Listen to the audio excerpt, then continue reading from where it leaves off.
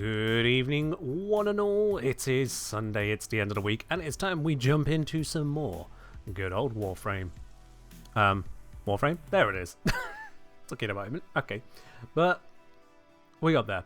Welcome everyone. Hope you're doing well today. And also, I think we shouldn't have to deal with any pre-roll ad at the start of the stream right now because I think Twitch has actually improved its system. Yeah, it looks like we should be through any of those early ads. So basically they've apparently finally added the ability to not only manually run an ad, but that manually running the ad removes the scheduled one they'd like to run immediately after the starting soon screen. So I think we may be able to get around that in future now, which is good. Red for the Lavos vibes? Sure, why not? There you go. Red is in the background. Where's your B button? Oh, you've had enough of that, Elsie. You've had enough of that. Now, as for today's plan is very, very, very simple. It is Void Cascade. Void Cascade, see if we can go level cap, and hey, maybe even continue beyond level cap, where you just keep going whilst the levels don't move. See if one can handle it. And in that handling, I am indeed going to be using, basically, my favorite go-to loadout, because why not? Why not? Fool's King also dropping their tier 1 sub over here. Much appreciated there, Fool's King. For 23 months of support in a row, no less. Cheers. Cheers indeed. Now, this is quite curious as to what tech Lavos will use to deal with it. Well, you see, I have a Lavos build ready to go for this sort of thing. It's in a Lavos video, no less. It's just some people might have overlooked it as, oh, well, I suppose, yeah, that works. Because it is the very simple Evade Lavos. Evade Lavos is able to get a 30-second duration just on casting it, and gains an additional 6 seconds for every weak point kill, which the Burst and Prime Incarnon is actually surprisingly effective at. So yes, indeed, rather than going for an armor tank Lavos, which is a hell of a lot of investment for something as ridiculous as level cap, we go for an evade approach to bully our way there. But to further help it out, in the event of mishaps and mayhem, I've also added on Arcane Circumvent. So I've lost a little bit of duration over the build in the video, because this Arcane didn't exist at the time. I can roll through enemies to steal some defenses. In particular, this means Overguard.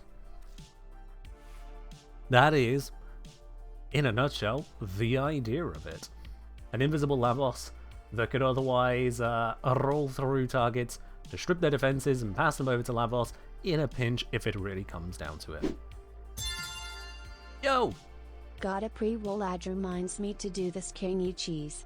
That is certainly a better choice than suffering more of the adverts. Absolutely there, Sir Kelton. Thank you very much for dropping your Prime sub over here as well, up onto 21 a month at that. Much appreciated. Much appreciated indeed.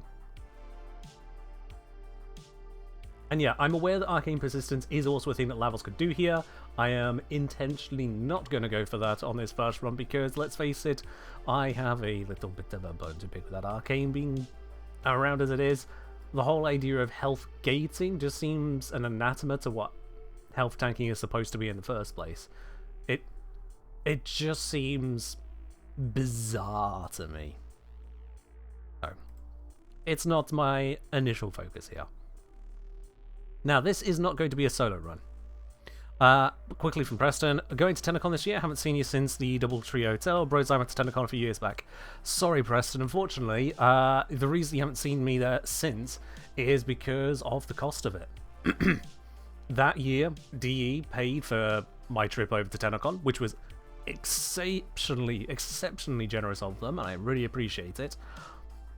But it's not something I can really repeat myself. Not unless this channel gets a hell of a lot bigger, because a total round trip there, if you account for the cost of me getting to Canada, the cost of me staying there, the cost of the bits and pieces, you know, the amenities whilst there, you add that all up, it comes to about £2,000. Which is a chunk. That is indeed a chunk. If we, even if I managed to get it down a bit, there's no way I'd get it down below 1,500. So if we just take 1,500 UK pounds, put that into dollars, because a lot of you will understand US dollars, yeah, that would be just over 2,000 US dollars, even if I managed to shave an entire quarter off the cost. Yeah, that is an obscene amount. An obscene amount for me to spend. Because I don't make the kind of money that allows me to just drop that on a annual convention. Yeah. Just saying they should pay for flights instead of doing concerts now? Well, you mean like DE should pay for the flights of creators in general, or just the random ones that get picked out of the hat when they decide to do it? Because they did pay for my flight back in 2023. They did. But they can't offer that to every creator every year without massively jacking up the prices, to be quite honest. Do you realize how many creators there are? Yeah, that would... I can understand that doesn't fit within DE's budget. I can appreciate that. And I had my opportunity. I got to go in 2023. So, yeah. Unless and until either DE decides to do that again, or I win the lottery, or the most likely case is this channel gets a hell of a lot more support from just so many more viewers. Unless one of those three things happens, I'm going to be quite honest, Tenacon is just a constant too far away. To spend the better part of $2,000 for a couple days at a convention is not something I can justify, unfortunately. Maybe I need to sell out more. You know, start taking some Raid Shadow Legends sponsorships, start talking about some energy drink I've never drunk and never intend to drink. You know, if I completely sell my soul, maybe then. Yeah, let's not do that. Okay, it's a 2 to 3 hour drive. It's a couple hours for me to get to the airport to start flying to Canada. It's a very different process. When I went to Tenacon in 2023, I left the day... Excuse me. I left the day before I was due to arrive because of the whole process of actually getting to the airport and then getting the flight over and arriving at Canada in a reasonable amount of time to engage with whatever's going on there. So yeah. It's just not on the cards. I'd like it to be. It ain't. Anyway, enough of that. Let's get ready for a Void Cascade. Now, this is not something I'm going to be running solo. I am going to open this up to those of you in the community here as well. If you'd like to join me on a run at a level cap Void Cascade, so do make sure you are appropriately equipped for that. I'm talking your main weaponry, I'm talking your frame, I'm talking your amp companion if it's relevant to you as well. Y'all are welcome to join in with !join if you don't know how to send me a message in game. Let's join into that. I realised I never actually put the gold command in the title. That's unlike me. Let me fix that. There we go. Wonderful. Alright then, we have an Alsu looking to join us. Come on in. No Phoenix Navy issue allowed for you here, but I'm sure you'll find something else to use. Typing a message on deck is hard AF. Can't you copy paste? Oh, I suppose if you're not watching stream on deck, no, you can't. Are Android players allowed? We don't need bots here, thanks. Oh wait, that's not what you meant by Android. But no, seriously, you're welcome to join in on a slower console, whatnot, or slower platform. But the simple requirement is that your game doesn't steal host. If it does, we're just going to have to abort and retry. And you still need to be able to actually, you know, keep up with the pace of the game. Alsu is apparently cloaked. So that's impressive. This happens from time to time. I never know what causes it. Never know what causes it. But it's very fitting. Alsu is the kind of player that you never see what he's bringing, unless he wants you to see it. Alsu is a cloaky, sneaky player in various games, at least like with EVE Online, so no surprise we're seeing this here. We've got 2 more spaces available. It might go to Zom if Zom can figure out how to type on the keyboard on... What's it? Was it Steam Deck? Yeah, on deck. And we still got one more space available. Press joy if there was a Void Fisher for Void Cascade, but there's not at the moment. Yeah, unfortunately, there was one around about 14 minutes ago. 14 minutes ago, it closed. I saw it as I was getting ready to do the stream. I was like, oh, you mother... But, yep, nope. It vanished. So, yeah. How long do we expect this to take? Like, hour-ish? Hour and a half? Something like that. So, yeah. Let's bring in Zom. Mod booster, it's alright. Yeah, no. I have mod, but not mod booster. I don't think I have one available in the calendar. On the basis of I didn't check. Nope. Oh! Huh. I could get a mod drop chance booster through the calendar. Interesting. I would need to kill 200 Tech Rock abilities and 75 Sculptor Troops abilities. Let's just get on with things, I think. And we got a Volt Mania. Is Nova Prime good? Do we want something else? Bring what you think will be suitable for the mission. That's it. That is it. Hello, Flashpoint. I am doing well enough today. A solid 8 out of 10. Can't be too mad with that. Alright, wow, that is... an interesting set of color palettes we have today. Very well then. Okay. Let's get loaded in onto this mission. Void Cascade is... Oh, hey, I got it right first time, 2 all commons. Just making fairly certain this is what I want to bring. Yeah, it should be good enough. It should be good enough. Let's do this. Someone just force started it. Okay. I hope everyone else was ready.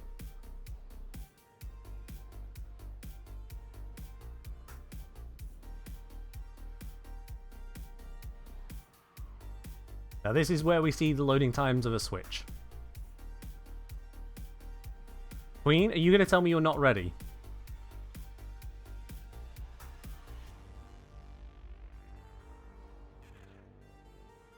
You're going to tell me you're not ready, aren't you? You're on Xenrica's Lavos Prime. And this, ladies and gentlemen, is why we do not force start missions. Alsu.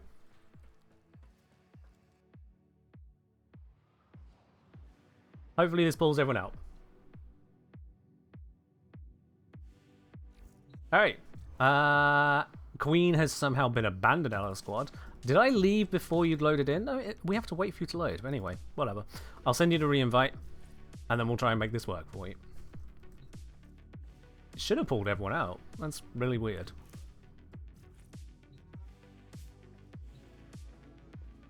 It did pull you out. Okay. We'll just bring you back into the squad. You get your set up. We'll all be good. But yeah. Whilst we load in, I'm going to ask y'all who are watching right now for your personal preference of an audio variety. Because usually I have my microphone actually a little bit further back from myself. I have moved it up a little closer today, just as a matter of trying things out. But here is the difference. If I move it to where I normally have it, let me just get the view on camera because it's easiest to see that. So I normally have the microphone that distance away. It just takes it where it's only just speaking onto camera. It's got a little bit of distance away, avoids more of the plosives kind of deal. But it does also affect the audio. I do sound more distant. But then we got the option of putting it pretty much right onto my face there, but still talking past it, which again should still avoid much of the plosives, not as much, but then also should also give a potentially cleaner sound. But then there's a third option,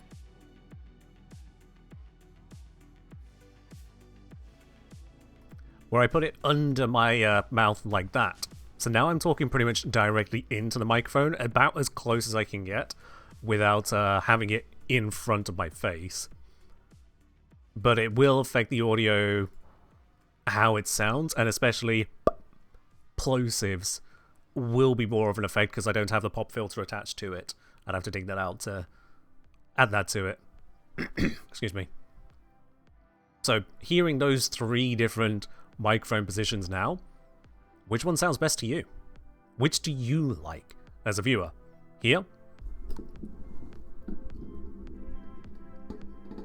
That was probably loud, I didn't mute that bit for moving. Here? In this position? Or here? In this position? These you seem to peak a bit with the closest one? Yeah. I would need to have a pop filter to get that a cleaner one. Excuse me.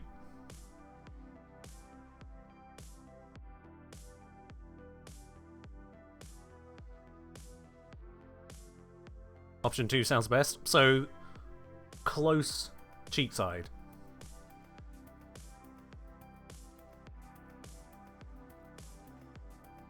Last option is quite a bit louder, the pops are a bit harsh. There's one where it's a bit close, but alright to the mic's preference.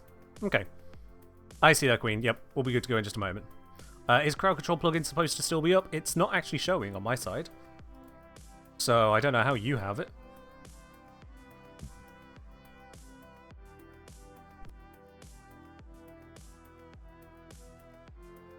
Alright, so if I put that back there again. There we are. Okay, in which case we are ready to go. Everyone's got their loadouts. 2 Wall Commons, Void Cascade, Steel Path. I'll be honest, I don't think I've ever actually taken this mission to level cap. Probably the worst moment to let these 3 know, but yeah, we're doing it. We are doing it. I mean, how hard could it be? If you can... If you've got the damage and you've got the tank, Invis tank in my case, then you basically just repeat the process round after round until the levels say cap. That's pretty much it.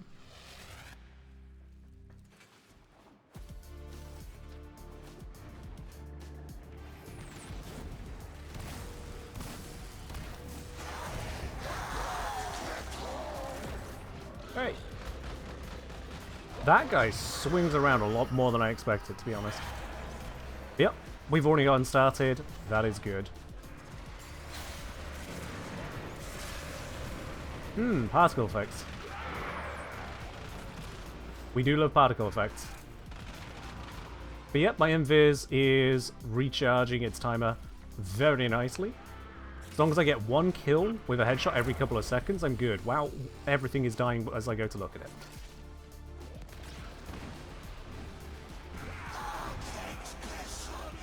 Where's the other thing stopping me from transforming?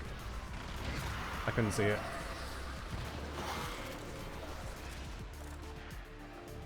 6 seconds on my invis. Where is an enemy I can headshot, please?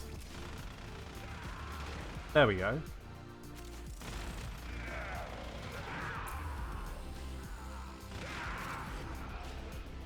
That was getting a little tight.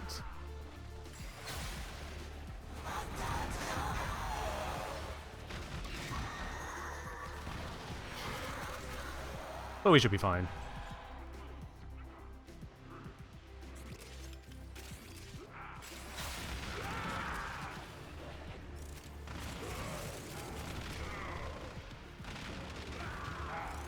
There we go. I mean, that's completely full in terms of duration.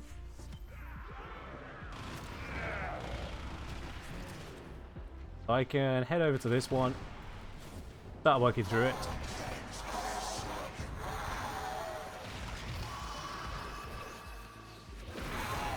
There we are.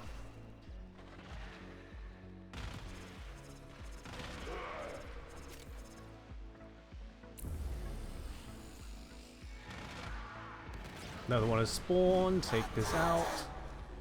Where is the other thingy? Oh, there wasn't another thingy. I just needed to shoot that. My bad. I knew that.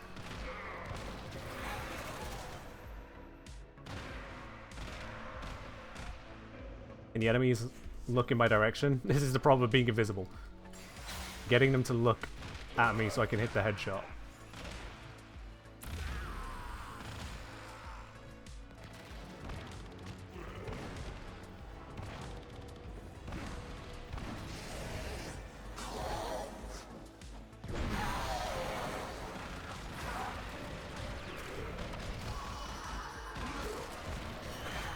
Another one taken out.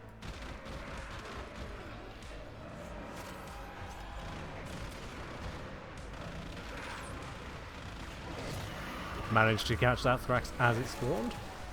That was convenient. And Invis is holding. Oh, a little bit further to this one.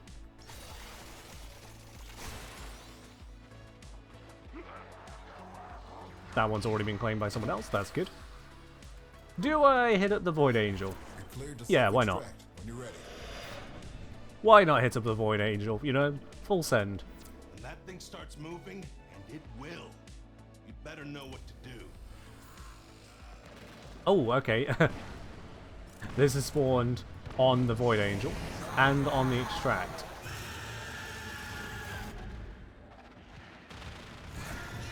There we go.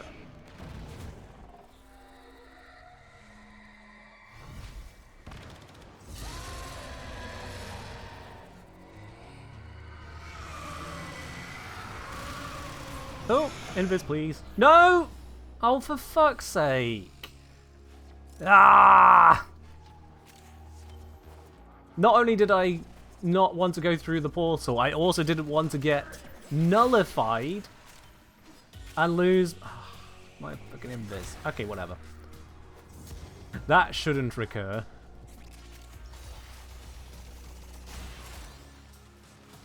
That was fun.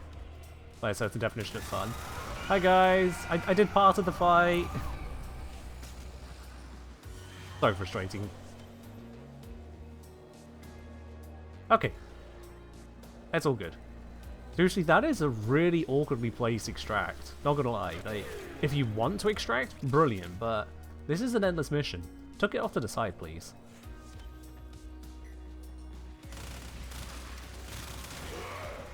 Alright, I'll re-up my Envis when something threatening appears.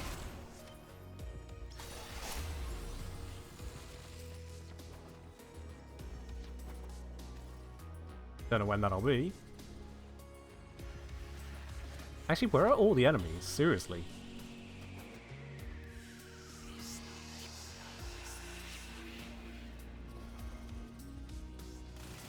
Hi, violence. You would have been a problem.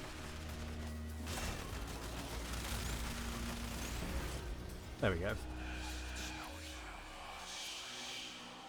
Possess Externalizer deployed. Wait, where? I'm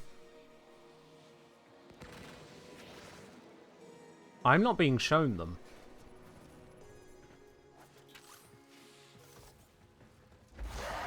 What? Is it just me, or has the mission just stopped?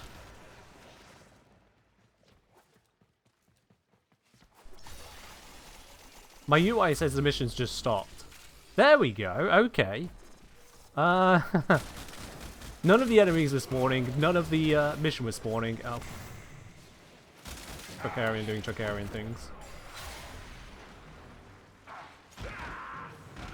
That was disconcerting for a moment.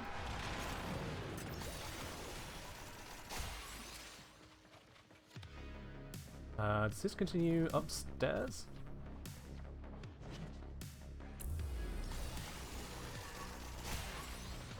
Alright, you got that one. I'll work on this one.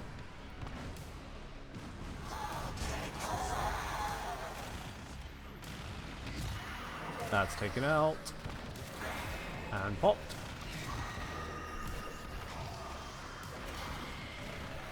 And popped. Need to get some headshots. There we are. Invis is maintained.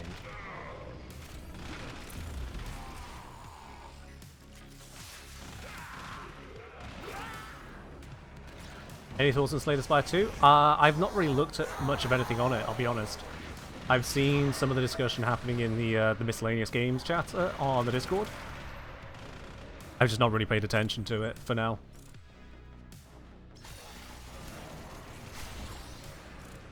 given that it is Slay the Spire, it's gonna be good. We just know that for basically a fact. Beyond that, I don't really know much of anything.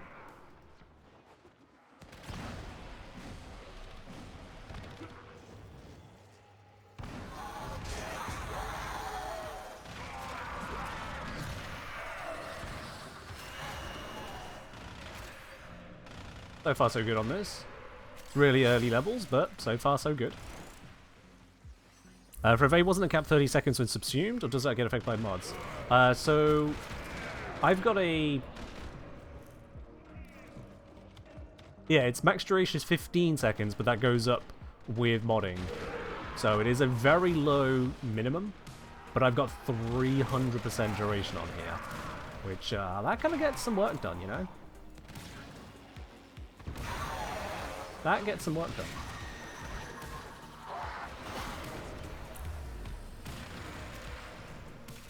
Hold on. I see you there, Thrax. And then pop in here.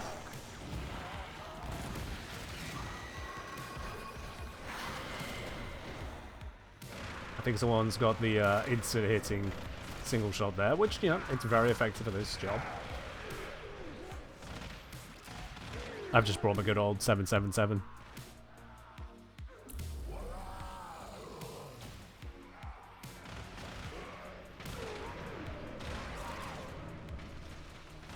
Yeah, it's still weird to me that the game just decided not to spawn anything of the mission for a while. That was disconcerting, to say the least.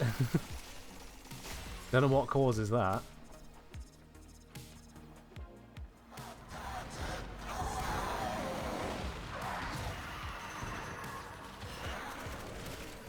X-Lies are under attack? Ah, they finally attacked one.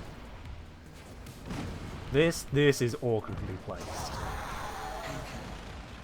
Yo! Lunaloo! Thank you very much for the raid there. Much appreciated, and welcome on in. Excuse me. Hope you've had yourself a wonderful stream. And thank you very much for bringing your community over. Hope you've had yourself a good time. For those of you who just popped in, if you don't already know, I'm the engineer, solver practical problems here in Warframe, and certified Lavos main. Hence why I'm playing Lavos for a level cap, because screw logic. Lavos it is. Couldn't get up there. That's stupid.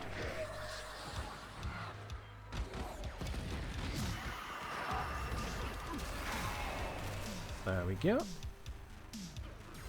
Had a great run? Lovely. Always lovely to hear. Oh, I appear to be visible. Let's fix that. Yeah, the enemy density is certainly troubling, especially as the main enemy I'm killing is one that doesn't count as killed for my ability. Oh, and someone's used the Naramon Focus School ult. Very useful to those of us who don't use melee.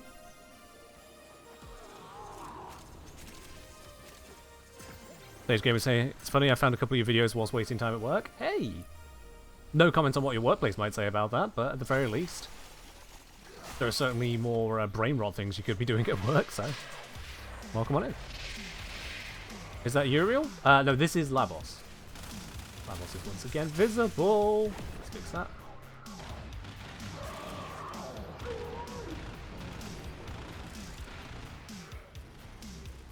And once again, the X-Lasers are running out. I was expecting more.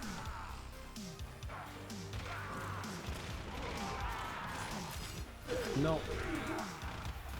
Damn it, that got me.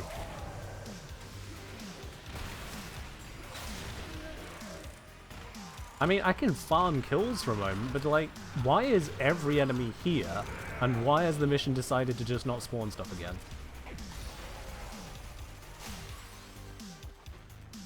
This is so weird. You work in a library? Oh, fair enough, fair enough.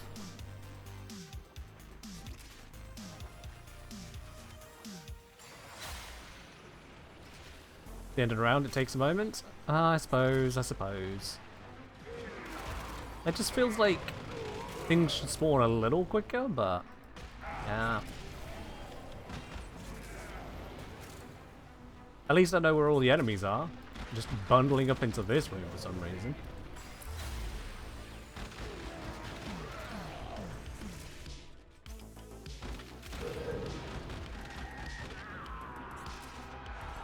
Alright then, X-Lines respawn. It is nowhere near me. Tell a lie, it's only 84 meters this way. There's gotta be a... There it is.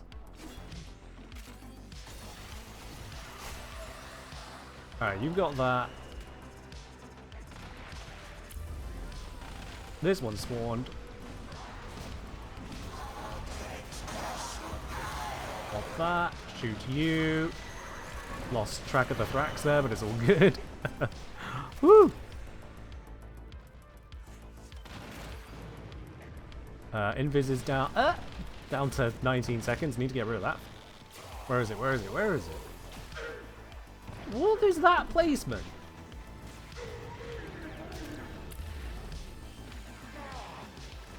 Oh, 3 seconds. Just about saved the invis there. She really put it in the door frame. Like, where I'm seeing out of bounds. That was rude placement.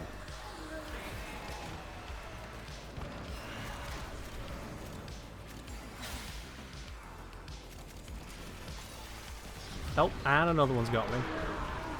And then everything's dead by the time I get here. Now I've got 10 seconds of invis. That's not gonna survive. Oh, never mind, I found a few. 45 seconds of invis. That's gonna survive.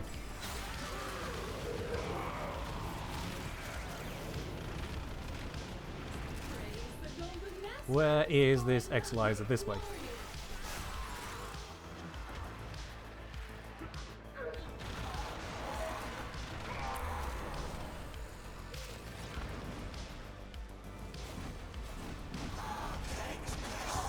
Take out the manifestation. Dunzo.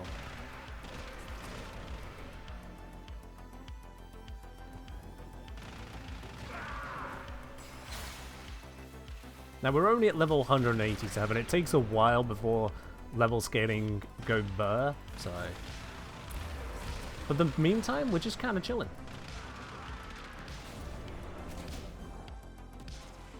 Trocarian off over that way. Not going to focus on it. We got this to deal with. Oop.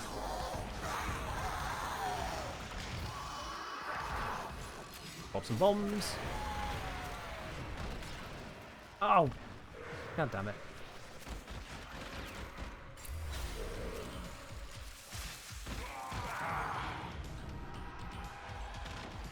And so far, so good. Those Trocarians are a menace for taking out your Warframe like that. Why Cascade for level cap when Disruption is over there crying in corner? Because I've done Disruption before now. I have never level capped avoid Cascade. I've never desired to do so before today. So that's why we're doing this. Alright. Possessed ones this morning. Let's go help with those. Miss that shot. Doesn't matter. Roll out.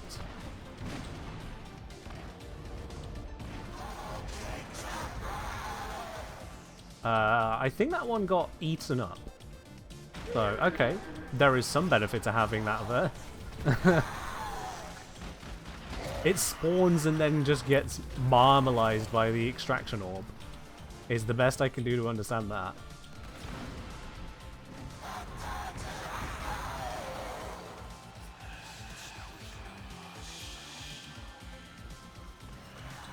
There it is. And where's Malice spawned? Is Malice with us? Malice is over here. Malice is no longer with us. Yup. Oops, invis ran out. Complete lack of enemies in the area. Or rather, complete lack of enemies that count as being killed by the Warframe. Yes.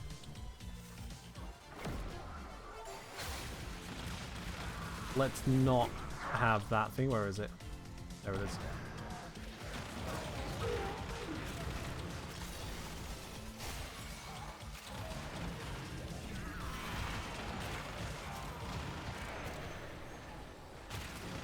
And we've got this fully under control. Is Warframe overlay not on, or is your Twitch playing up? Probably your Twitch playing up. Do a refresh. It should be active.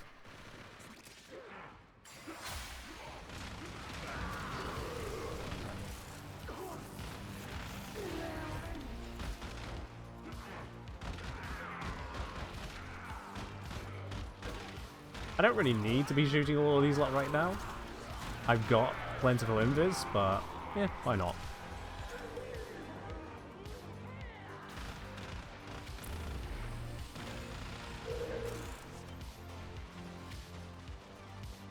What was that guy doing?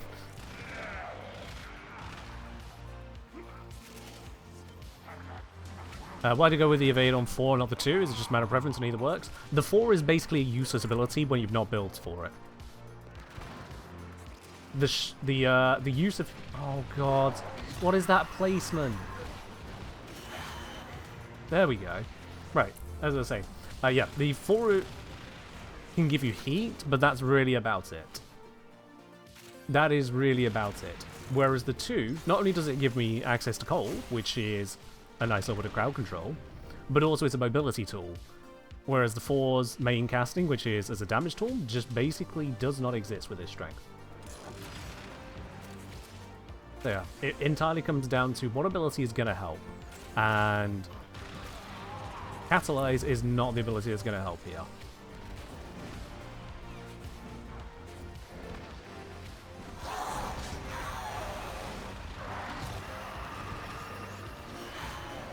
There we go.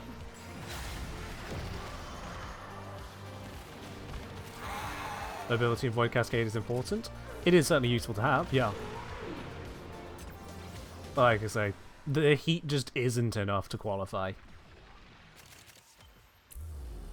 Let's grab that.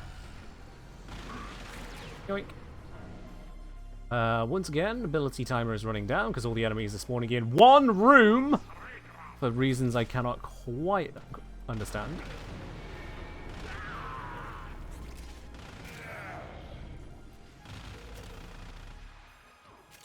Yeah, I have to come here to basically farm my invisibility ability. Make it make sense.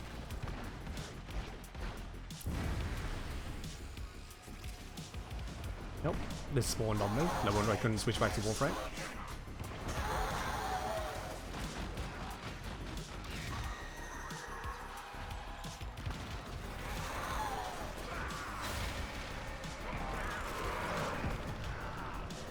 I really don't know what's caused all the enemies to love this room. Just this room. They are absolutely all over. Everything else may as well not exist to them.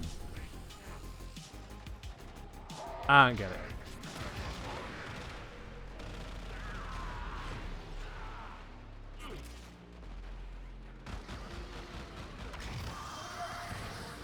Take you out. Get rid of this thing.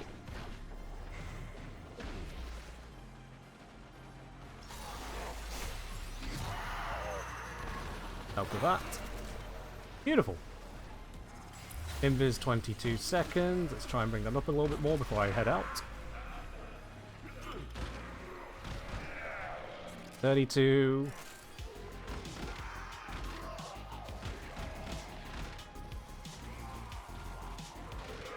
$45. There we are. Oh, let's get rid of that. Magnetic beams. How dare they?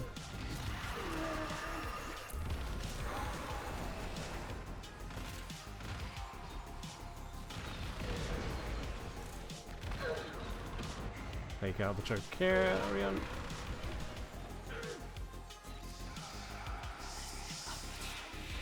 I don't even know where the Acolyte spawned.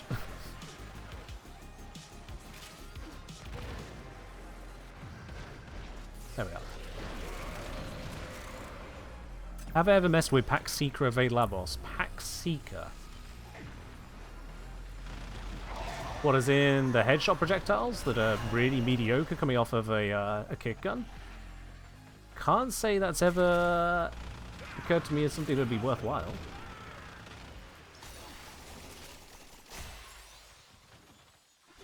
You're not skipping class for the marker, are you?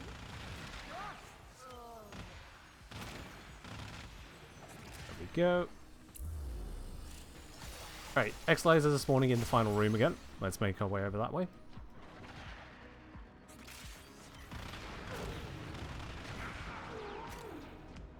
You can remove Tracharian Spear with Void Stings. You can, but that doesn't work if they are embedded in the terrain. So shooting and bombing them really is just the best way. At least for me. Alright, if I hang out in this room, I'm just going to go visible. So I need to get kills. Someone beat me to all of those headshots.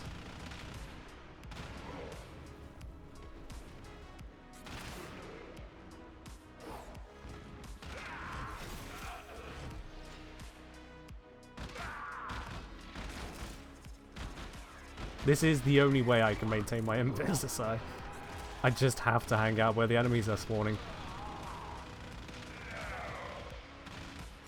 Oh well.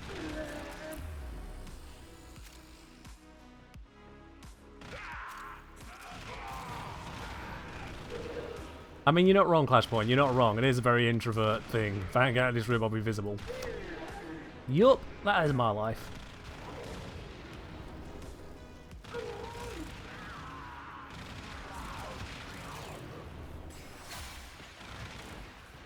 Some people get the idea that introversion means hates social situations.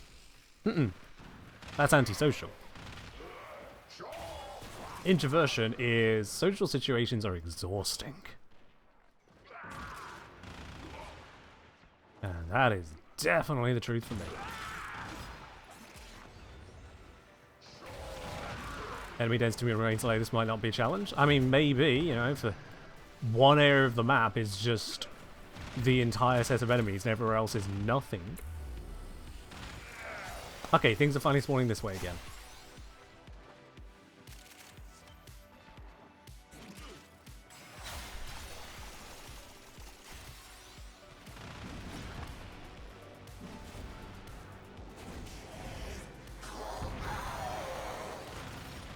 Take him down. Take him out. Beautiful.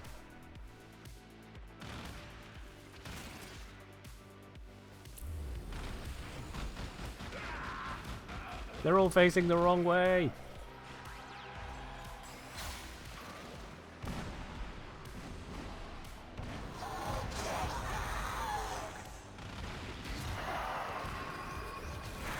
This is why stackless builds became a trend in Cascade. I mean, I get that, yeah. I get that. You rely on stacks for damage and enemies just decide to piss off for 60 seconds, you're screwed. Hell, not even 60 seconds. Some arcanes are screwed in half that.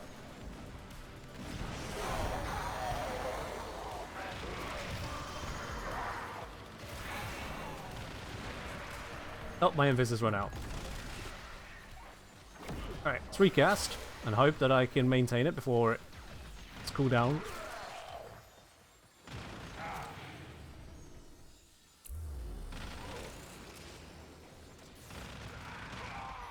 Okay, yeah. Between Lavos' cooldown reduction ability and 45 seconds duration, I should be more than safe from the cooldown right now. Yep. This is a pretty safe build for Invis, that's the whole point. I've got such duration and I've got cooldown reduction that I shouldn't be in a bad spot.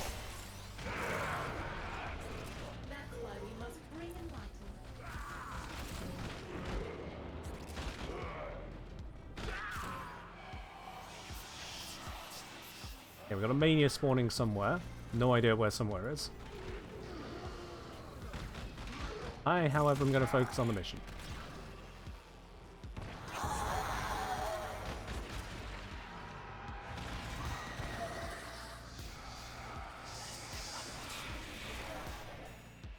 There we go.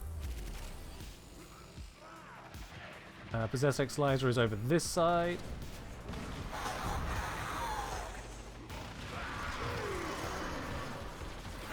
And it's gone. Virus under gas, so stupid. Well, crit damage on top of crit damage. Cold crit damage doesn't give you that much, but sure. the headshot kills.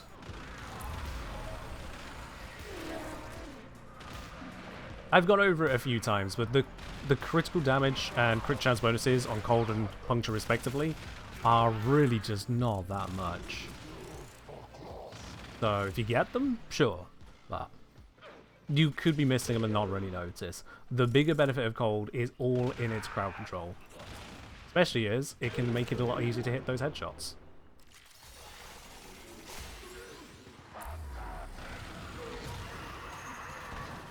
Headshots will do a lot more for your crit damage than cold procs ever will.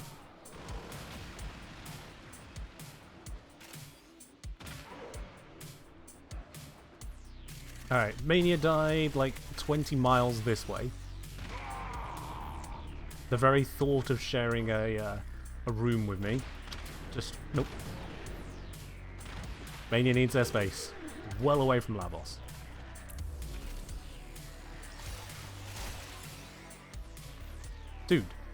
Dude, just because I'm invisible doesn't mean you actively look away from me. The whole point is you don't know where I am, stupid AI. Stop cheating.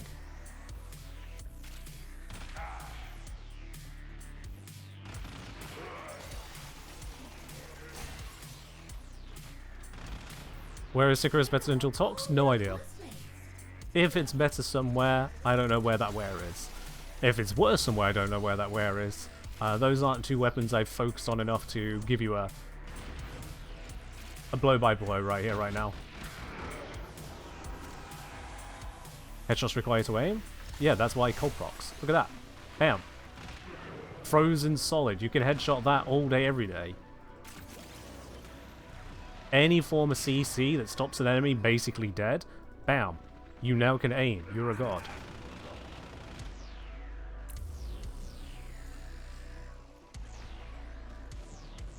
I'm back over where there's no enemies to headshot. Need invis triggers.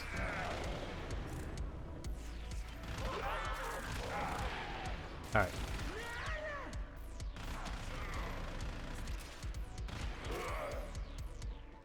Levels are now starting to climb. We're up onto level 350-ish.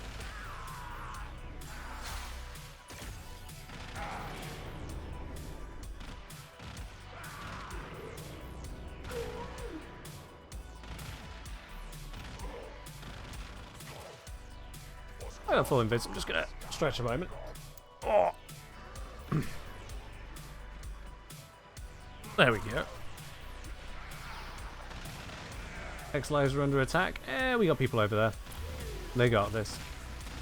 Means I can focus on keeping up my invis.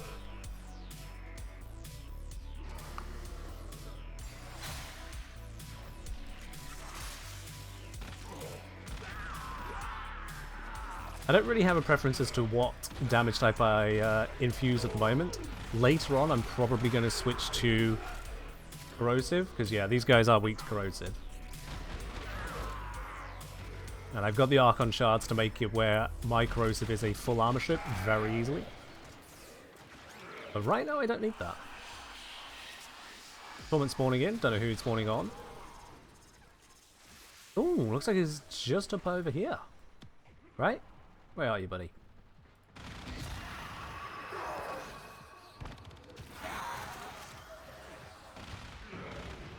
Okay, I've lost the marker. Where is the guy I'm supposed to be tormenting? There was a marker like 20 meters away from me. It's just gone. Oh well. Oh, wait. Here we go. No, that wasn't it. No idea where the Acolyte is. I play so much solo, I'm so used to them just spawning on me and then I just kill them. I'm in your base. Welcome. You have just shown how much of a veteran you are of this game. That's not how it works anymore. And it hasn't worked that way for quite some time now. The damage type bonuses to armor no longer exist. It's damage type bonus to faction. So if a faction is weak to corrosive, then you'll deal more damage to their health and to their shields, if they have any, with corrosive. In the case of magnetic against the corpus, it has a bonus against the corpus health as well as their shields. removing armor entirely does not change those damage vulnerabilities these days. So yeah, total armor removal is just good. 10 times damage, if they have max armor, that is. Drawing on 2015 knowledge? Damn, alright, that's going back a bit. I hadn't even heard of the game at that point, let alone creating an account. You might want to be checking out my my guide. Oh gods, that just knocked me out of it. My guide to all the damage types. Grab the recent one and learn what's changed.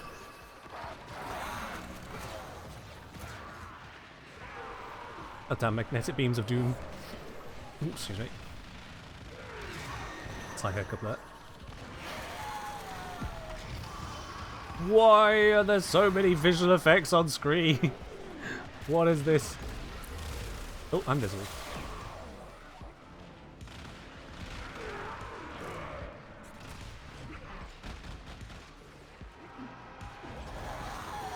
Nice, we got that before I fell into the zone. Made my life easier.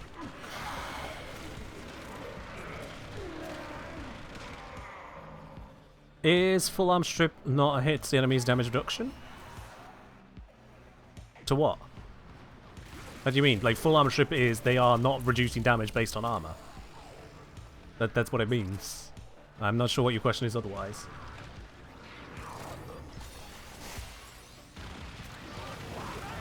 Re-up my invis. There we go. Grab some of these.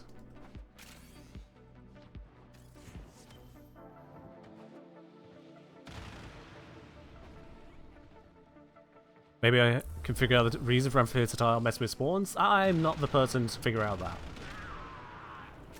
Spawning, algorithms, AI, that kind of stuff. I don't know enough to make a good assessment. Message last stream because I just got the new one today. Although I still have 3 days on my sub, so I don't know what that's about. Twitch is very, very weird, but all the same. We'll just be happy about it. Mythic Spirit, thank you very much for dropping your Prime over here for 35 months. Give or take a few days, apparently. Much appreciated. And I hope you're doing well today. Take out all of this stuff. Slap that down. And of course, this is the one that gets nuked by the weird exit spawn. Maybe it's something actually to do with this. The extraction. Wasn't there a thing where DE wanted to make it where fewer enemies spawned on extraction? So it could be because this counts as extraction, it's forcing the spawns off it. It could be something to do with that kind of logic. I'm merely speculating based on what I can observe, but it doesn't feel like a complete crapshoot of an idea. I'm currently invisible despite being visible. Oh, no, I'm visible. Alright. I mean, it's only level 523. I've got no armor tank. I can just exist around it, considering the enemies just aren't here. Once I see a threat, I can recloak.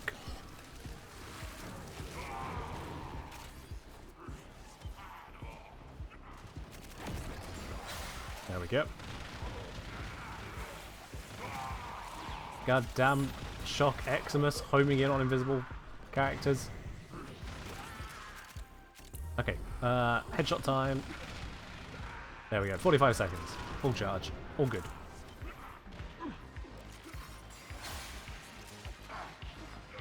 Yeah, Twitch is just weird when it comes to tracking time. In every form of measuring time, Twitch gets it wrong. I'll be quite honest. When it comes to when is it time to resub, it gets it wrong. When it comes to how long a sub should last, it gets it wrong. When it comes to how much people watch Warframe streams, it gets it wrong. In my dashboard today, it told me, hey, have you considered streaming Warframe? 29% of your viewers watch Warframe. Right. So about that. Where'd that guy go? There he is.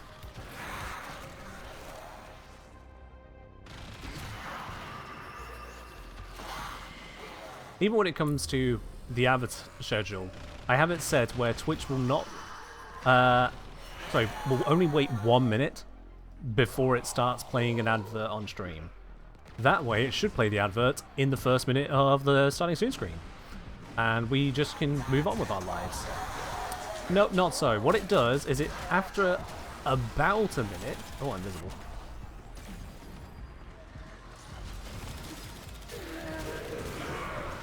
I'm back. Invis. There we are. Ah, damn, this is gone. Again. One moment, let me focus. There we are. Right. So yeah, Twitch will wait about a minute, then it'll give a timer to say it'll run an advert in about a minute. It counts it down to the second, the timer then vanishes, and it waits some random amount of time again before it actually delivers the ads. Meaning that by telling Twitch to run an ad on the first minute of the stream, it runs it on about the fourth. And I just can't make it any sooner. And there wasn't any enemies to protect myself on. Shit.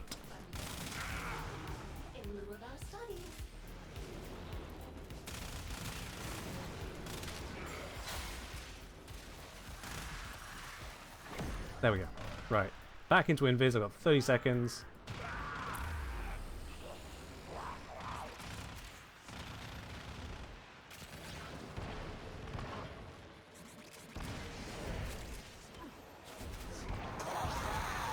Bring out the Void Manifestation, knock that down, take it out, back to headshot kills, I need the timer.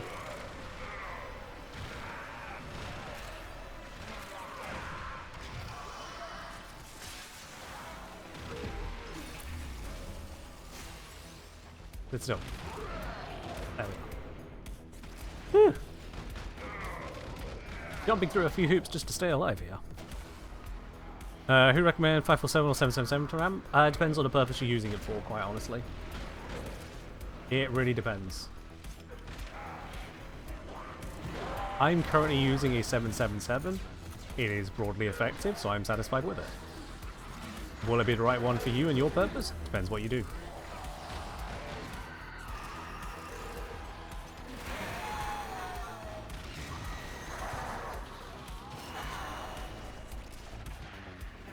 There we are. So far, so good. How does Invis work? What's the condition for it to be able to activate? It's an ability. It's called Evade.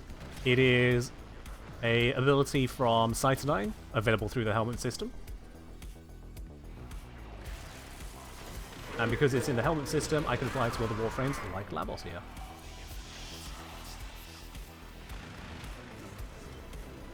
Alright, we've got Mania spawned right here. Mania is dead. Works for me. Oh, really? Pop some bombs there. Maybe I'll get it. 19 seconds of invis. Is there any enemies I can charge off of? 19 seconds of invis.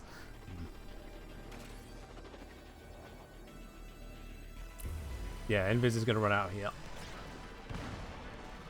This room just doesn't spawn enemies for reasons.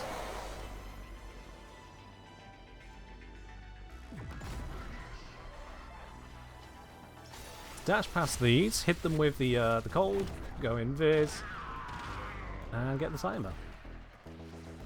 Can I activate it by just pressing the ability? Yes. However, to maintain it, it has a 60-second cooldown between recasts. So if I cast it, get 30 seconds of invis, and then it turns off, that's 30 seconds of visible. So what I need to do is I need to get headshot kills, and those headshot kills give me a 6-second extension each time.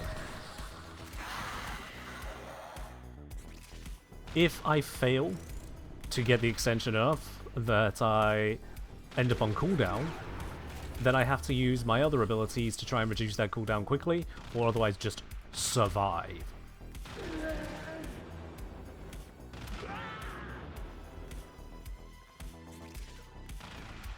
Lavos is the only Warframe capable of reducing ability cooldowns. So Lavos is uniquely situated to handle this better. Add on the fact that Lavos can get plenty done with a high duration build.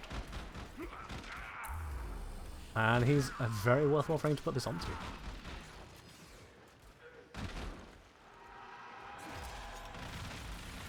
Because other Warframes, if your invis fails, whatever the cooldown left is, that's the cooldown you've got to work with. Deal with it. Let's clean up some of this. There we go.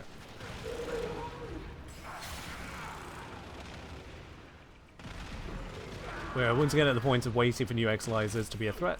I'm just kind of killing stuff until that happens, and that's finally happened. New Exilizer.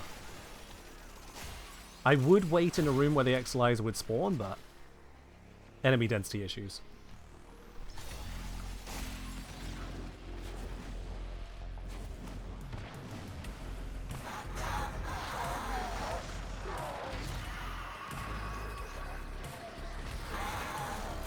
There we go. Next one should be spawning over here in just a moment.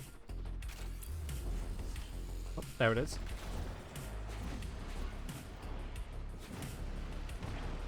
There's the other one. There it is. Take that out. Take out the corporeal form. Drop the bombs. Bomb hits it. It explodes. We're good. 6 seconds left on invis. Enemy around, nil. Yeah, that was not one that I can even headshot kill because of this form. Thankfully my invis is already off cooldown, so I can use it whenever I'm ready. Oh, where is this one? There we go.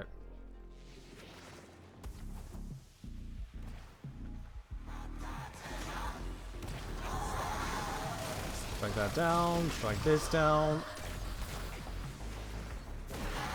And the bomb hits it, there we go. Beautiful.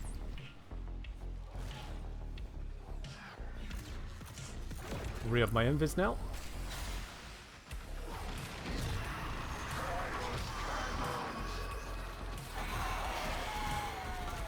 This area should be good, so I'm going to start migrating through. Get the headshots on the way. Anything to maintain the invis. And we're nearly at level 1000.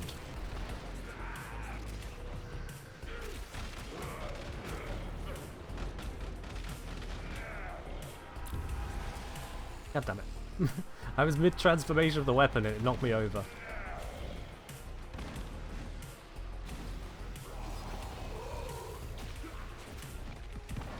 Oh, for goodness sake. Let's clean up in there a little bit.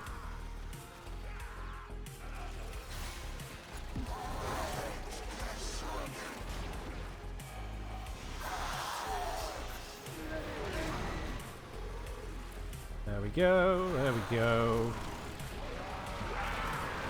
There's a torment on top of me on the basis of Hydroid Rain. I don't see where it is though. Oh, there he is.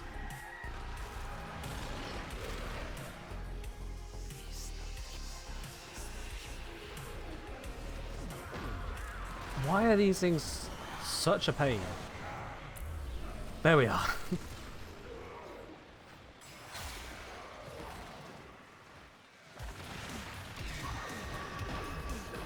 Oops. Okay, didn't mean the bombs to actually collide with it there and trigger too early, but still killed it.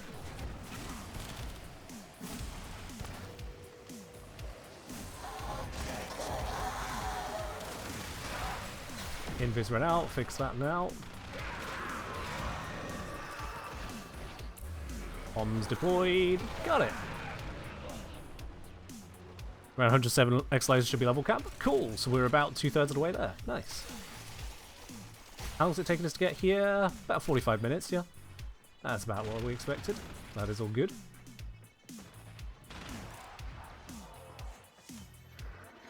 Just going to grab the loot from this area. I've not been here too much due to it being an anathema to my tank.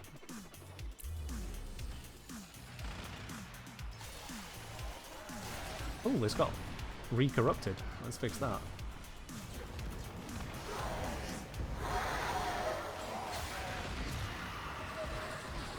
That should deal with that. I need a headshot in the next couple seconds.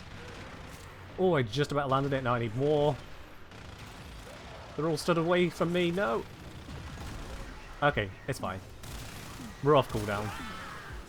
I don't know why the enemies are ascending to heaven, but we'll send them to hell.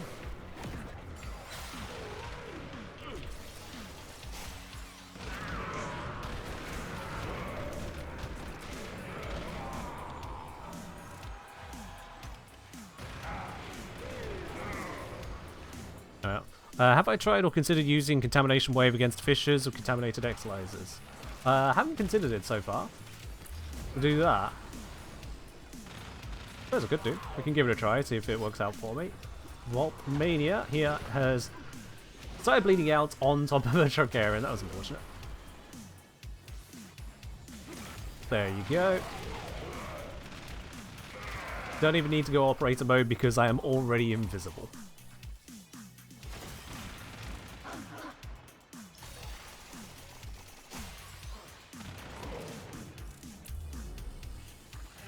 That one's dead. Can't farm the headshot.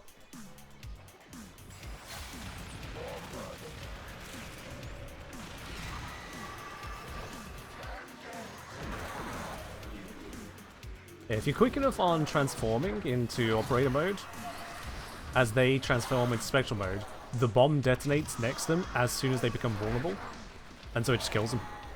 Which is one of the benefits of using a 777. I don't have to wait to really time it, I just drop bomb and leave. Like that.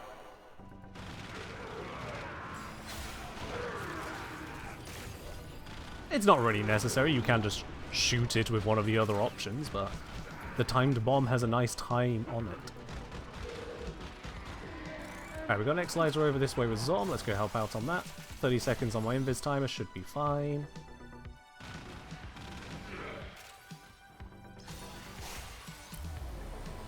Zom's got one of these. I'll deal with the next.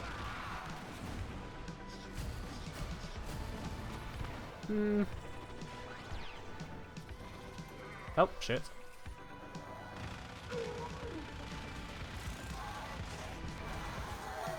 Did that a little wrong.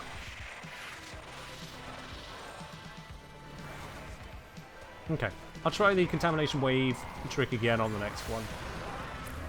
Running a little low on the duration here. Need something I can easily headshot.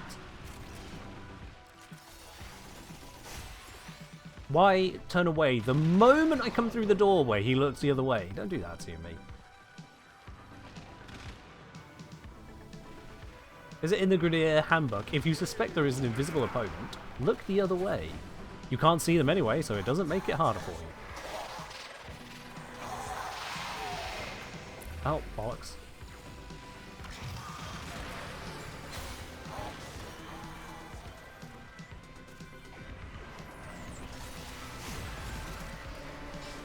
Ah, Shadow of Violence. That is not what I want to run into as a evade Lavos. Also, my Warframe is missing from my screen, but I'm fairly certain I'm supposed to be visible. I don't even know where the Shadow of Violence is. Oh. Was that? Where is the thing I'm supposed to be shooting? But cool, I'm now just... I don't have a form. There it is.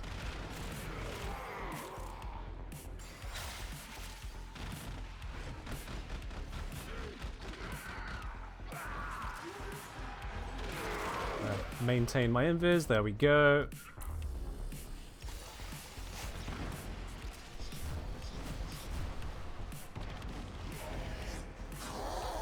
Yeah, Contamination Wave burns my operator energy up. I am not going to confuse in that one.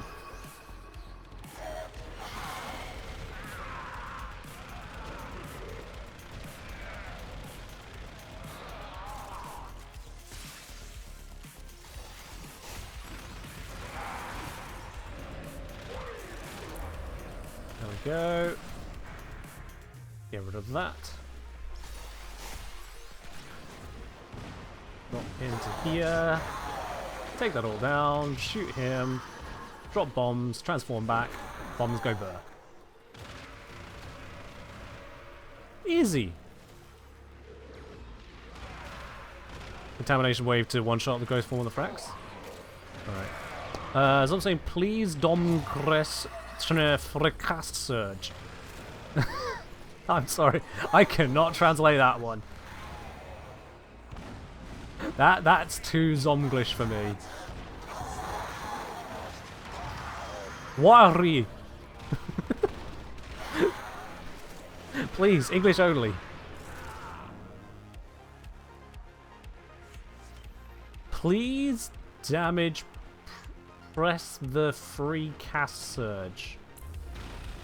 No, I that's the best I can do, and it's still incoherent. I got nothing.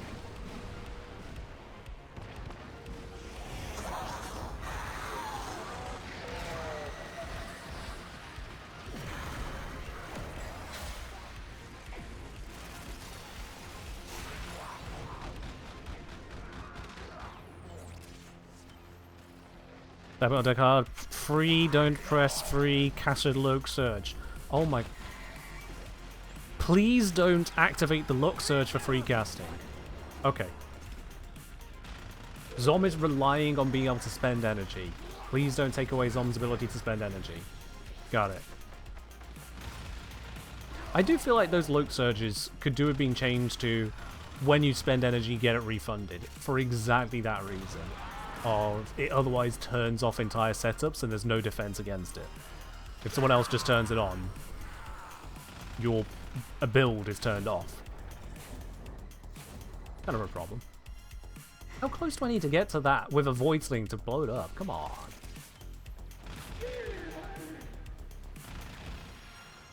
Alright. Enemies are all doing everything they can to not look at me, but I can still try and charge up.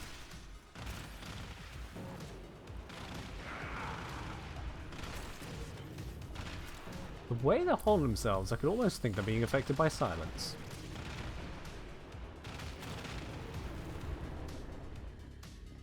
Also free cast on Xeneric? Yeah. The free cast on Xeneric, you know not to bring Xeneric yourself. But still, it's kind of weird to miss out an entire focus score for that. But yeah.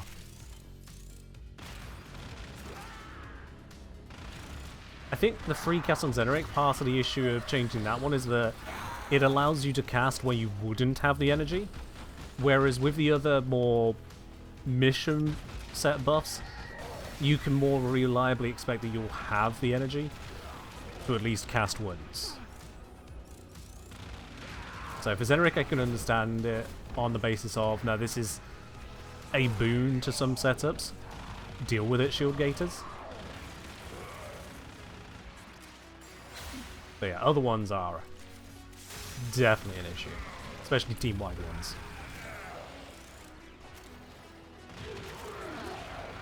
Yeah, it is interesting that for the Xeneric ability, you can't just choose to turn it off. Like, load Xeneric, but don't use the feature. It is a bit of an interesting one, isn't it?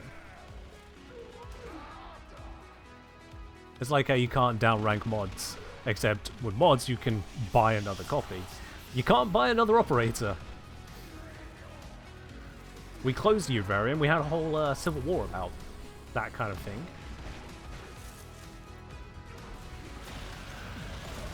Oh no, violence! Why? We just had your shadow, now we have the real you? Where is it? I can't... God, it's so hard to aim at him when the icon vanishes and he just blends in.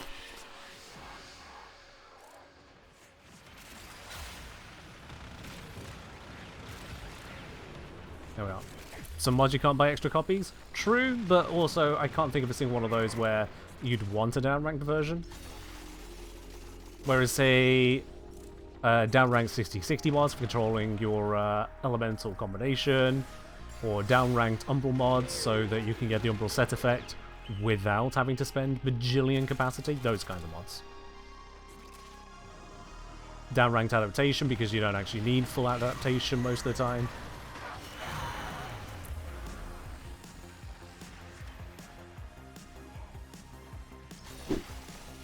That kind of thing.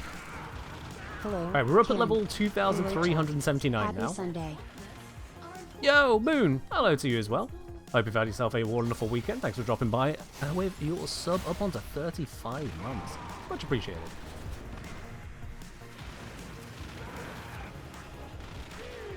Just Re-up my invis best as I can in this area. Got knocked out of that zone. I'm gonna full focus invis for a moment here. That'll do. That'll do. Yo, the Mondays! Thank you very much for dropping your prime here on this Sunday. Much appreciate. Enjoy your lovely blue sub badge, your emotes, your access to the supporter tea lounge over on the Discord, and no more ads for you. Cheers.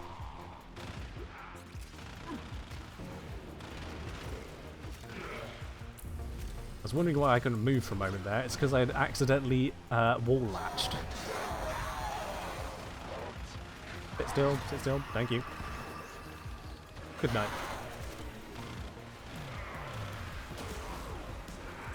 Let's clear this area. Dom is back. X-Eyes are under attack.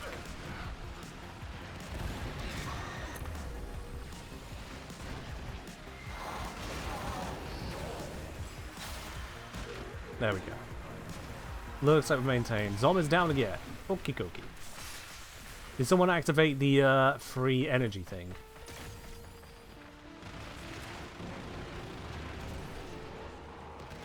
Because Zom said, please don't, they'll die, and now Zom's dying.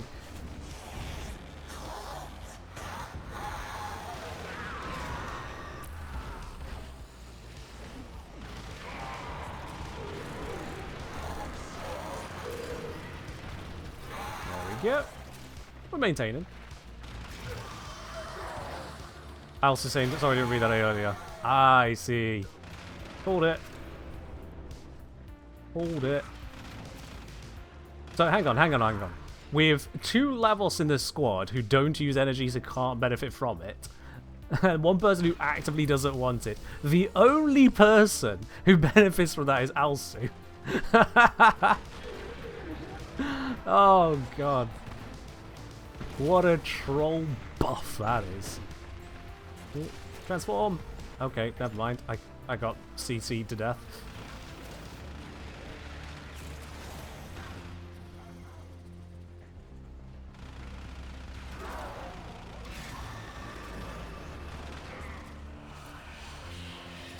Where are you?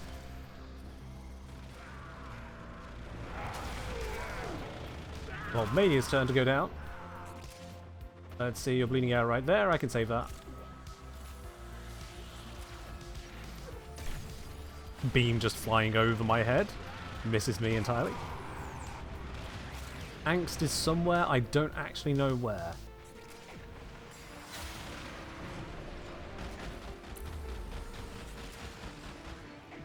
Yeah.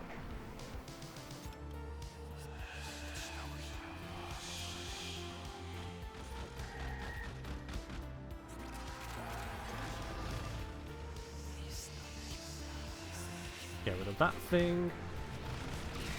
There we go. Bomb you. Oh, it missed. Even that's where it needs a second bomb now. I think we might actually be at the level where I need to use 2 bombs to kill these things. Oh, for goodness sake. It's like running into a nullifier bubble out of nowhere. No, a nullifier would be worse. It would take away my embers. That would be very bad. Have I preempted this a little too early? I might have. Oops.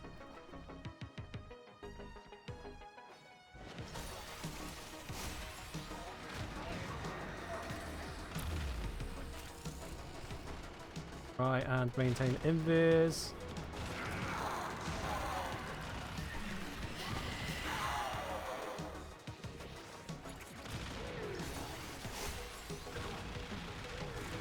Enemies are certainly taking a little bit more shooting. We'll focus a little bit more on the right things to deal with that. There we are, that's nice and fast again. Let's go get the rewards over this side.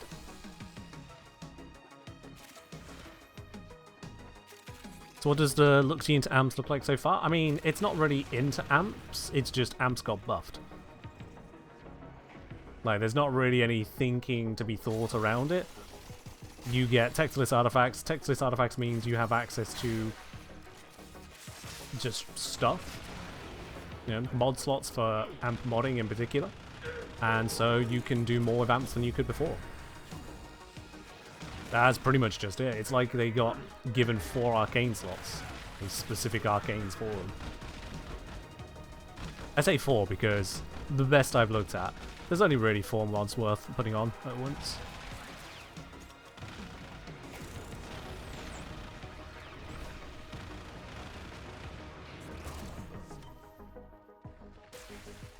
Exactly, yeah. This is Cascade, where Ken doesn't need to be min-maxed. I can now use Lavos and my 777 amp and still contribute meaningfully to the mission. It's like what happened with the Eidolons. It reached a point where we got so many upgrades and bonuses and buffs that I could use Lavos Burst in there too. And it was genuinely not a downside.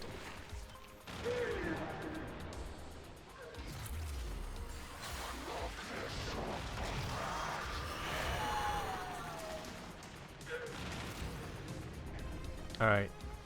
X-Layers are spawning over this side. Let's go deal with that.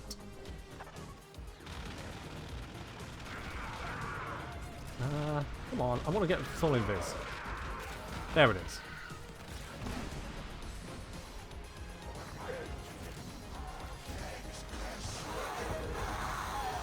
Whoop. Just about dodged that bubble. Gotta re-up this. There we go.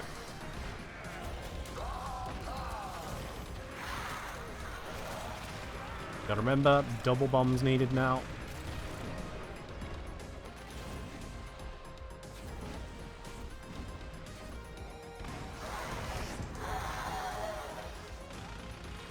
Take him out. Double bomb. Oh, that was a triple needed. Good thing I launched 3.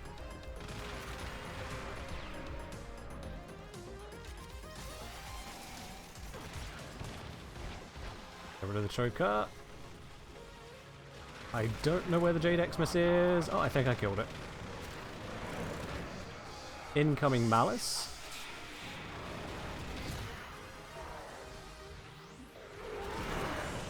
That looks like Malice right there. Malice removed.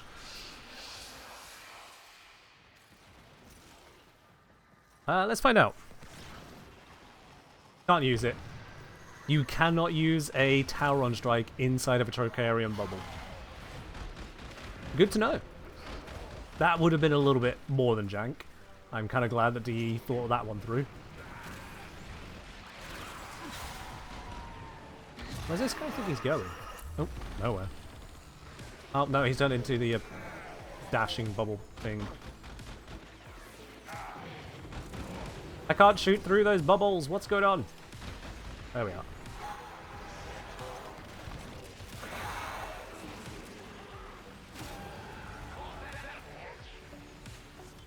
Something glitching its audio a little bit.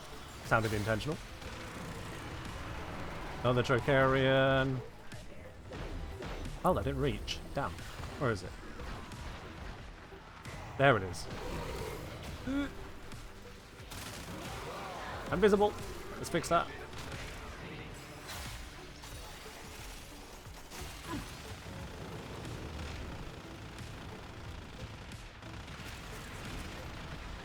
There we are, all good.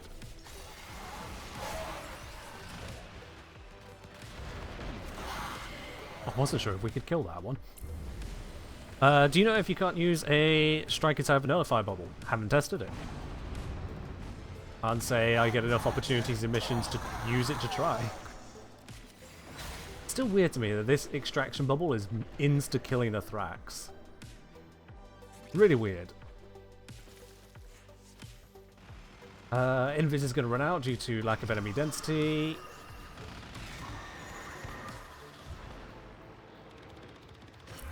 There we are.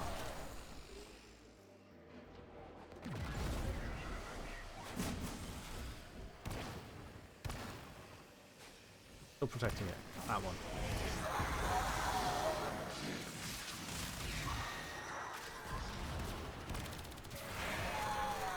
Lovely.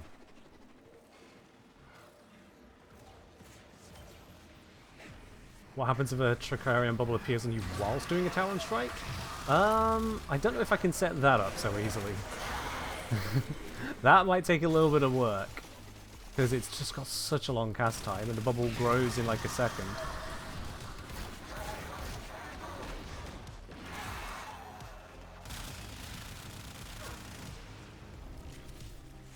Alright, let's get back into the thick of things here. Invis.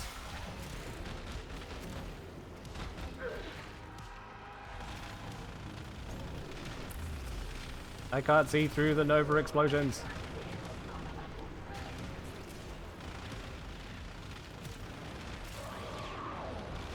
We are passing level 5,000. I'm seeing such a mix of levels on these enemies. Some are on the low 5,000, some are nearly 6,000. That one was 4.6.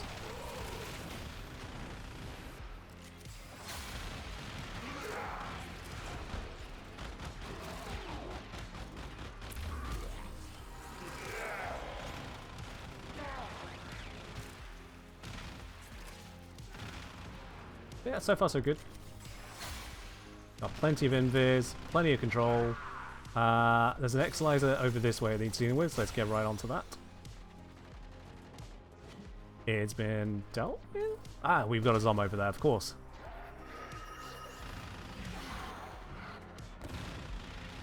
Give a hand with that. This one spawned.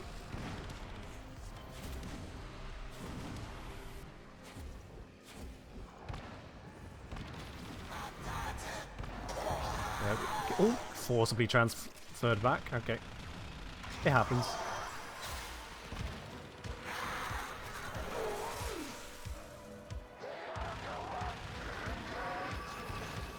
Oh, did not get that in time. I thought we had. And let's take out this spot. I think my invis is going to expire again. Yep. Let's go back into invisibility. Oh, my companion's down. I used that for fire rate. Bring it back. There we go.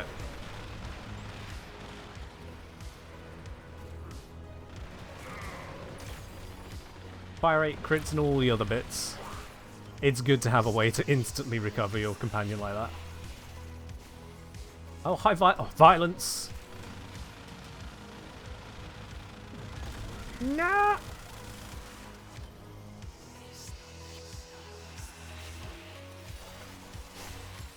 Only a few more seconds of being visible. I should survive that. You're in silence? Yeah, I noticed you were in silence. It causes the enemies to hide their head from me.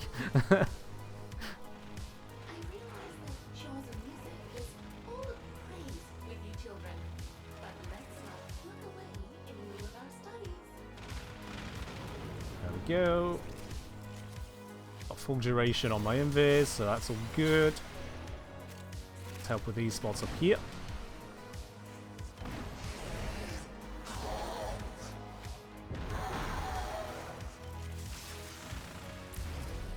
Bro is moving absolutely wildly. I can't track the headshot on that when he just looks anywhere else and moves like a bat out of hell.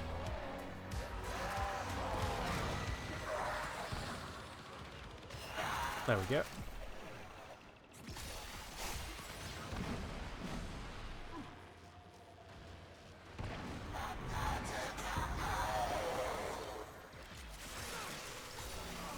Let's hit him with the cold procs, re-up the invis. Still, sit still, sit still.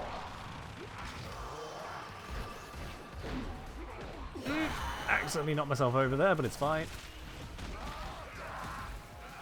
Not sure what that was aimed at. I thought I was invisible, but maybe he was aiming at the drifter. Oh, fucking Shock Xmas. I should be able to revive off of that. There we go. It was so close to dying and it got me.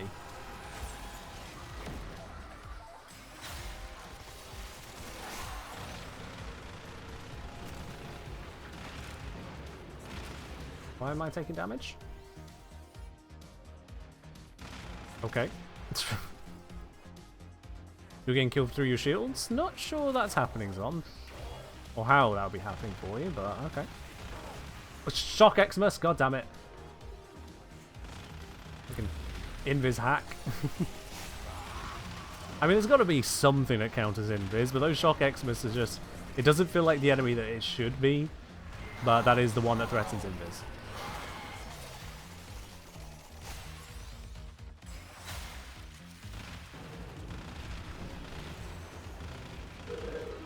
Alright, 40 seconds on it.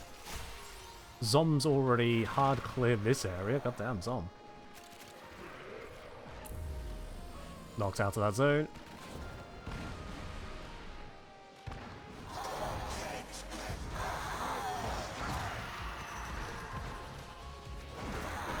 Beautiful. Alright, I don't need to stay there. Let's go back this way and re-up the invis. It's down to 15 seconds. 12.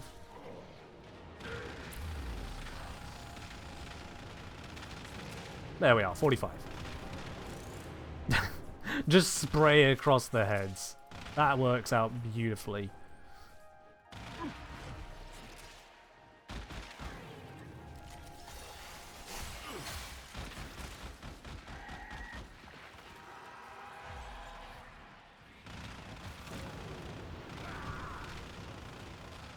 We are very nearly there. Level 9,244. Just a little bit further now, and then we'll be at level cap with a evade Lavos.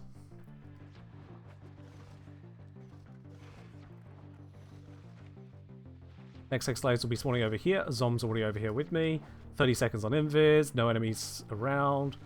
Yeah, we can do this. This will give me an enemy. Got it. Enjoy your red crits, everyone. Level cap! We are here! We'll do a round of this and then point proven, I suppose, yeah.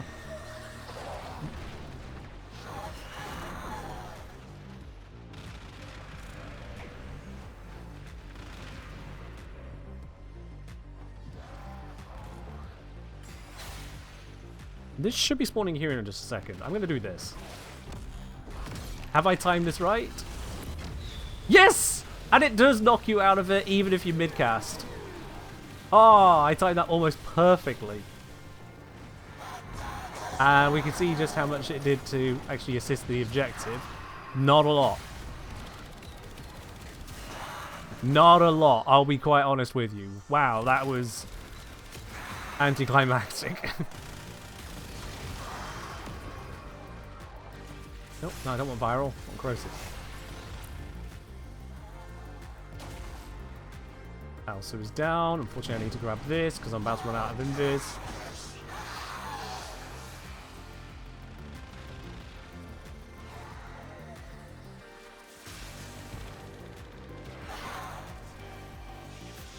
Has Alsu been revived? Can't tell.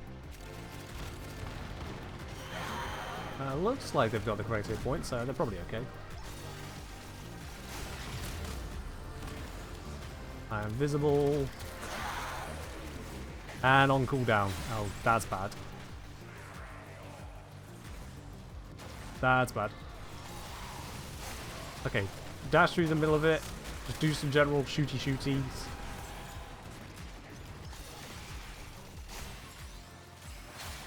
And I'm cloaked again. Whew.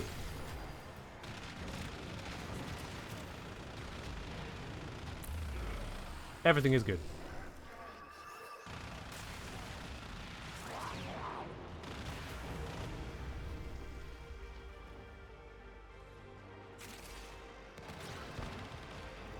Gotta dash through these.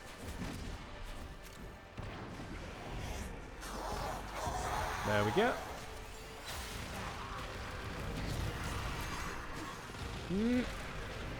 No. Bad, bad, bad, bad, bad. There we go. Stabilized. We're good, we're good, we're good.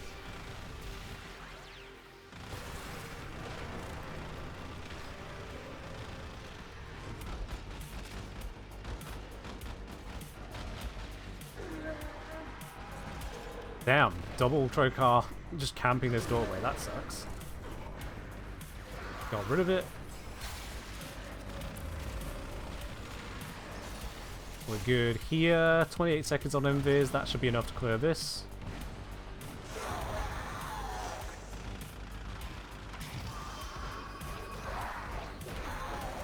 Didn't need the 4 bombs. Damn, first one took it out. Alright. We're nearly done with this round of cap. Oh, X-Eyes are under threat. Which one is it? This one. Got it.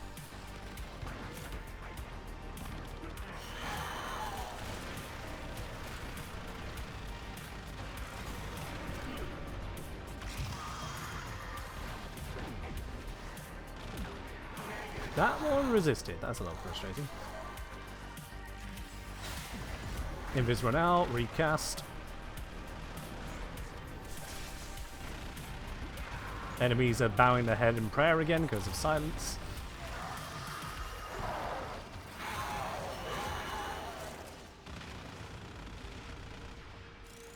"26 seconds invis. I'd like a little bit more before I go to other room.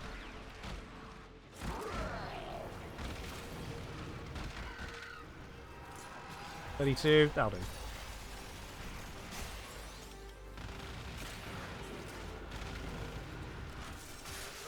I need to re-up the damage bonus. Get rid of the Leech Eximus. Couple things in this room need cleaning.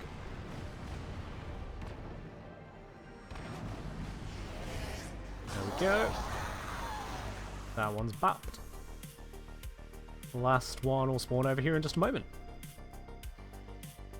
Oh yes, Samara scans at this point, yes, because we do 6,000 standing. 6,000. That certainly gets you there very quickly.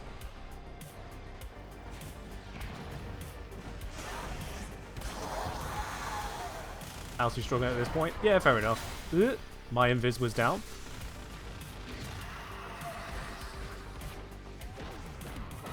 Oh, didn't quite get the third bomb on him.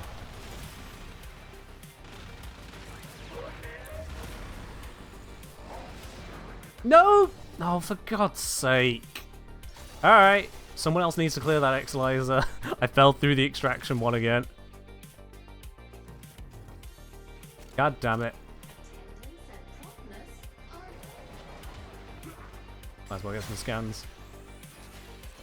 6k.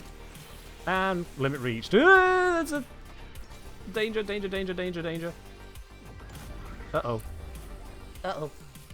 All of that is bad. Alright.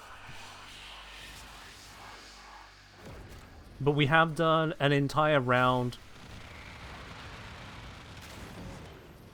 Huh, okay, yeah. No one else was here. I definitely shot that one dead. So we've done an entire round at level cap. Kill him. And then also taken out the Acolyte at level cap. Yeah, I think this is success.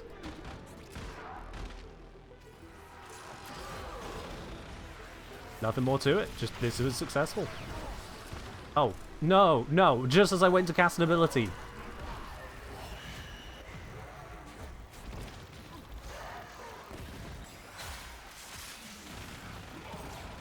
Oh, shit, shit, shit, shit, shit, shit, shit, shit, shit.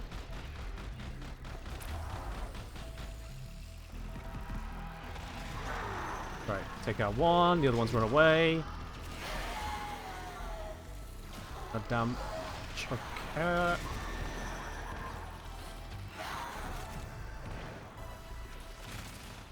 Alright. Calling GG's. Just on the basis of we've done what we came here to do.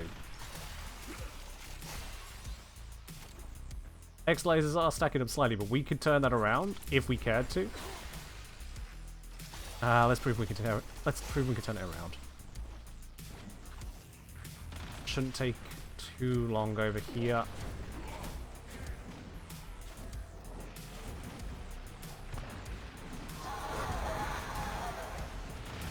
The Void Cascade has surpassed the tipping point. It's lethal now. Leave the area while you still can. Come on, transporter.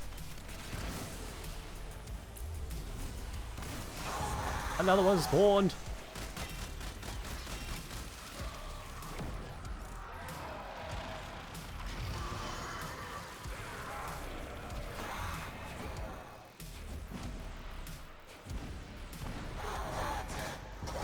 There we are, and we've turned it around. Cool. Oh, he's invulnerable for a moment. Let him do his thing. He's up in the sky. Can't roll through that.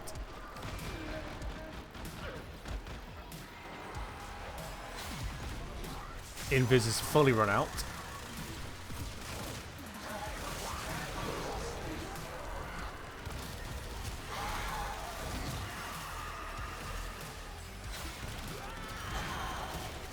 Yeah. Alright. GG for real this time. Let's go, let's go, let's go. I can see that others are also done with trying to hold.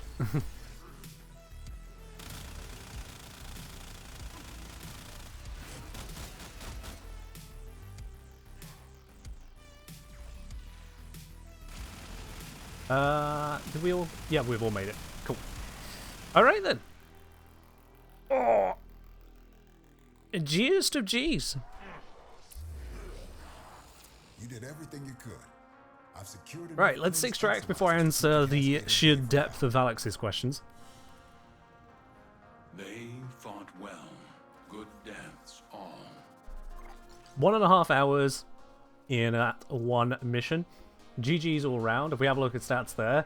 Wow, okay. 531% accuracy. What?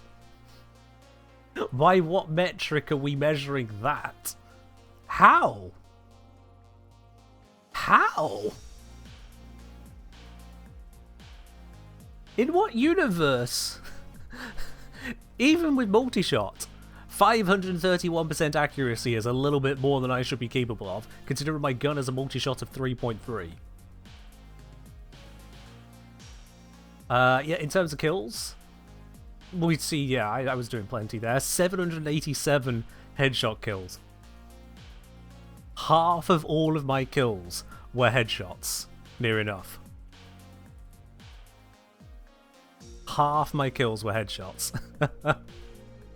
That is a bunch right there. Somehow I got a singular melee kill? Oh, that was the mercy kill. That's what that was. What's the KPM on that?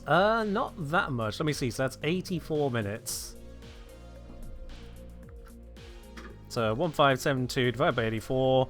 Only 18.7 kills per minute. Only 18.7. So not very many kills per minute there. But you also have to remember, there was a lot of downtime I was dealing with. There were many times over my invisibility ran out because I simply didn't have an enemy in the room or the next room over with me. There was just nothing I could cast it on. Or keep it up on. 746 abilities used is actually low compared to the rest of the group there, but fair enough. Pickup count, I only picked up like 3,000 things, so Zom's 4,000. We all got to hand out revives, so that's nice. Only Alsu did a true death, which is unfortunate. And despite being invisible as much as I could, I took 40% of the damage.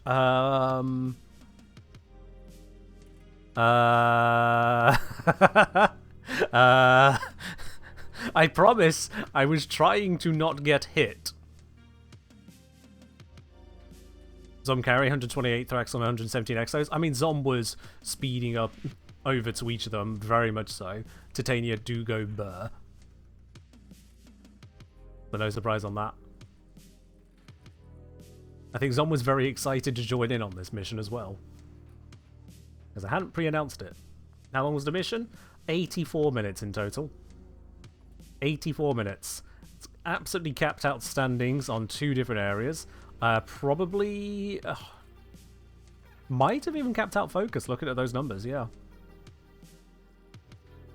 And in terms of lootage, Weird that I have to switch to stats to be able to grow and shrink that. But hey, whatever. It was level cap? Yes, it was, yeah. So we got 6 lenses out of it, all basic lenses. It is what it is. Wasn't really the focus. 500,000 credits. 3 Misos, 2 Neos. Does it drop axes? It does not. Got a Hespar handle. Fair enough. Those are probably cheap given how many people are on this mission. And then just a bunch of mods. 28 Entrati Lanthorn, so that's not going to be a problem for anyone. And I think that's increased my Thraxplasm by a third. Is this with any boosts? Define boosts. In terms of loot boosts, I had a resource booster, so I was doubling what I was picking up there, yeah. I didn't have a resource drop chance, someone else might have. Did we have a mod booster? Did we have one in the squad? Those of you who are there, because I didn't have one. Zom, did you have one? Alsu, Queen?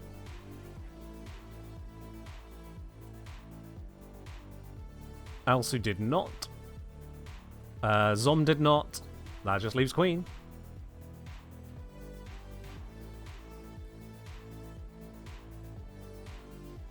This wasn't a Fisher, no. This wasn't a Fisher. A Fisher expired like 5 minutes before the stream started. Queen also did not have a mod booster, so this is without any mod drop chance boosters. So this is half as much as you could get. A quarter if you account for the fact that also Fishers give out even more bonus. Just is what it is on that. Just is what it is. Did I use a caster frame? I used Lavos for this. I used Lavos. Of course I did. And 24 ribbon slivers. Oh, ribbon slivers. Yeah, not bad. Honestly, not bad all told. We went to level cap. It didn't have... What's it? Relics to crack open, but who really cares that much about that side?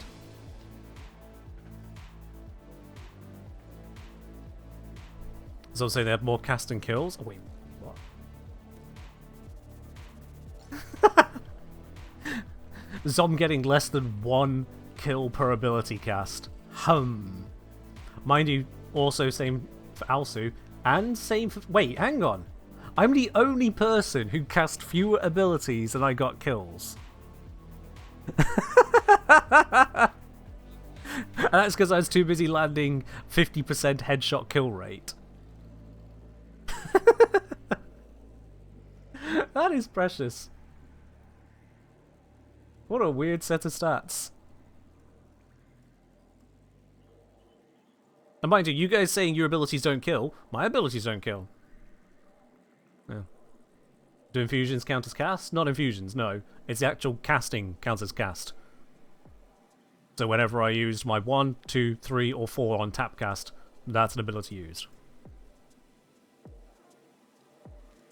Queen was spamming their abilities. I mean, you cast fewer abilities than everyone else in the squad, but sure. 1 melee kill? Yeah, so that's when I did a finisher kill to get my companion back. I have cooldowns, I can't just spam blindly. I mean, I do have cooldowns, you're very right. However, Lavos can reduce those cooldowns. If you've never seen a full caster Lavos go at full tilt, you can spam abilities out when you do it right. But yeah, none of that is really the focus. The focus is we took it to level cap. And as evidence, at the very least by overall stats, I sure as hell wasn't carried there. Still weird that I took the most damage though, considering I was playing Invis. But, it is what it is. How did you get 166 melee kills as Titania? I'm gonna guess you had a companion. No, wait, you've been flying and your companion was Nautilus. And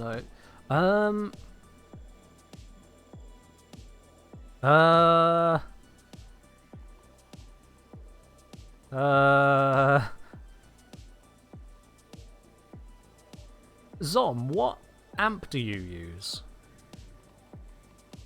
Oh wait, were you the one using the Naramon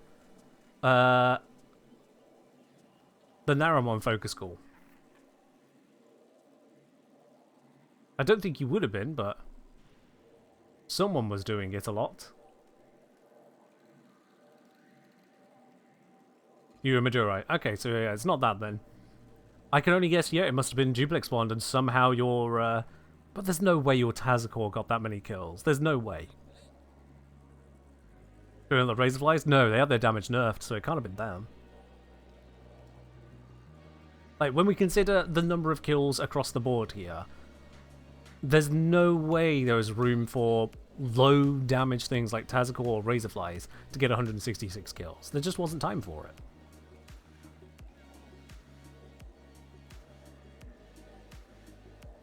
I genuinely don't know how you pulled this off, Som. Because it certainly doesn't count amp kills. You have a 547 amp. Ah, the 4. What did I get with 500% accuracy? So I was using Burst and Prime Incarnon pretty much the entire time. And then otherwise a 777. But yeah, it could be that it was your 4 amp. Yeah, your X4 amp there, Zom. I think that'd probably be it. At best, Madurai buff from Talon buffing Razorfly since it scales a level. But that would be Madurai doing the damage and getting the kill, which shouldn't count as melee. That shouldn't count melee.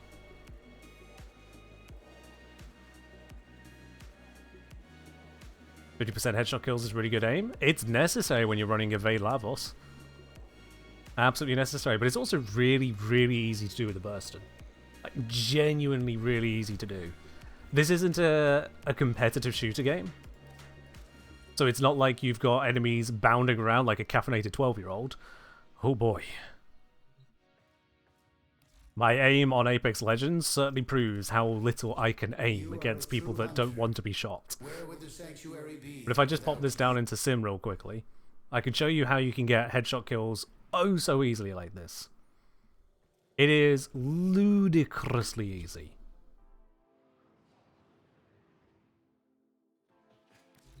Let's spawn in, yeah, Exogoxads, why not? I'm just going to stand at the back here. So we're just going to charge up with this laser beam of a weapon. Fully charged.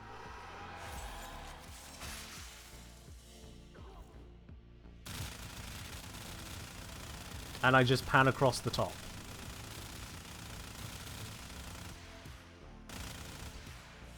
"17 out of 20 were headshot kills there. 17 out of 20. All I did was just pan across at approximately head height.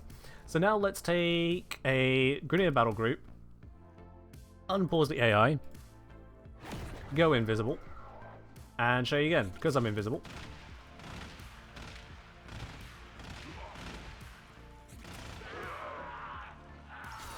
This would be the kind of interaction. Oh, look at that. They're all kind of getting CC'd. I need the ones looking not into a wall to actually hit the head.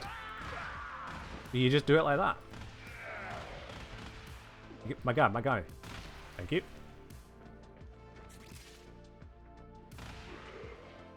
Are these guys still frozen looking into the wall? It's really annoying.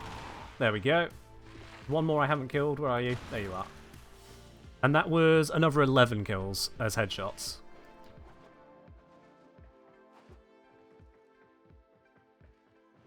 Yeah, it's actually really, really easy. You don't think that looks easy? It's easy. Genuinely. Point and click adventure. The enemies are barely moving. I'm happy to see through the graphical effects more than anything. If you can click on an icon on the taskbar, if you can open a program on your computer, you can click on heads. The enemies are barely trying to run away. I think I just went from... was it 28 to 43 there? Yeah. And again, if you got a group like this at a distance, you just kind of paint across and just work your way down until everything's dead.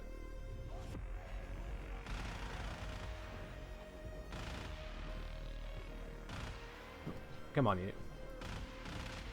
Stop being short. Yep.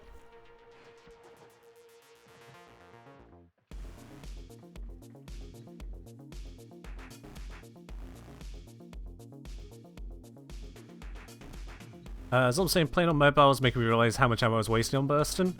Because it auto-fires and stops when a target isn't in your sight. Oh wow, it auto-fires? Oh. Oh. Huh, okay. You can't do this? Practice in the simulacrum then, like this.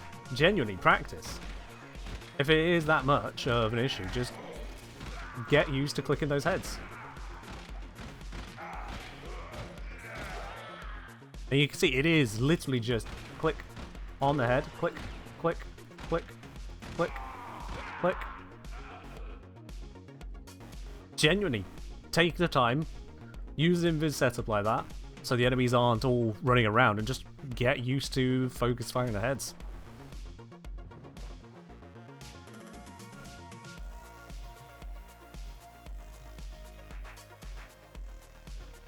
And like I say, some of these weapons have absurdly low recoil, or you can give them absurdly low recoil. In the case of Burston here, I'm using Primary Deadhead, which has minus 50% weapon recoil. And then I've got Evolution 3 Kinetic Battle, minus 50% weapon recoil. Literally a laser. Zero recoil whatsoever. At all times, it's just shots go there. And you can see there is a spread. There is a spread to it, so it's not going to be perfect at long range. But once you get those initial charges, I mean, just get off those enemies, and you switch to the Incarnate mode, again, I've got... Thank you for the particles. Just that entire area taken out. There is a spread to it, but in close range, you don't notice. It's just everything in that particular direction, dead.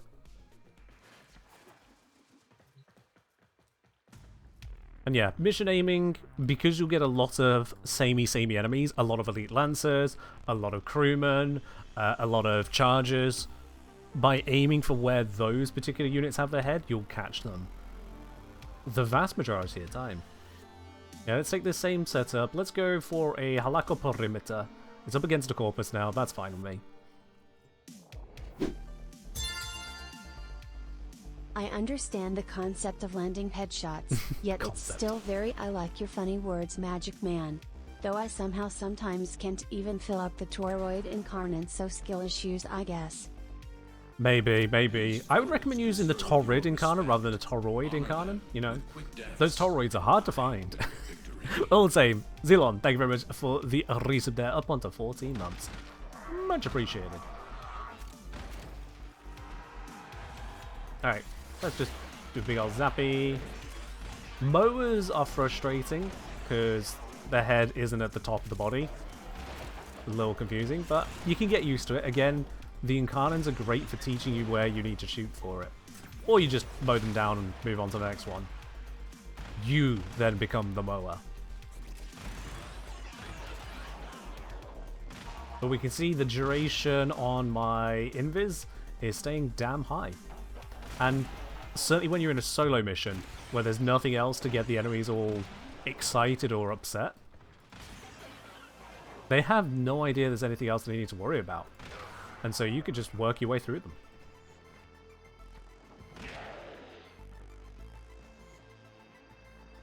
Again, this is great aim training for Warframe. It won't get you ready for other games. Other games, enemies, certainly players, if they're your enemies, they will not be quite so dumb and easy to shoot. But here? Yeah, absolutely.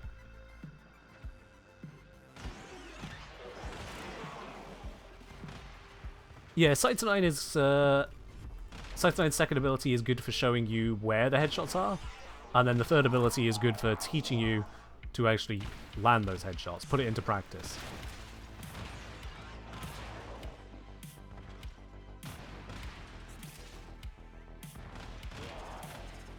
They haven't cast another ability yet this entire mission.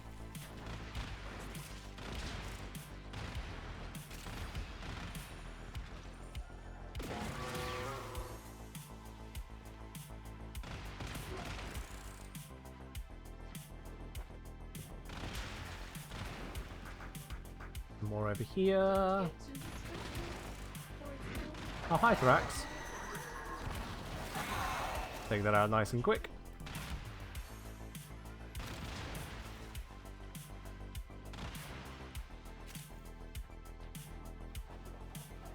I'm doing this with Hush. Yeah, that is also part of the intention. This is why, despite it not being a DPS increase, I have Hush on the weapon all the time, is because enemies just have nothing to react to. They just see their friend get immolated in front of them, like, what? How, what? And then I shoot them, they're dead. They stop caring. They move on to a better place. The farm on Europa.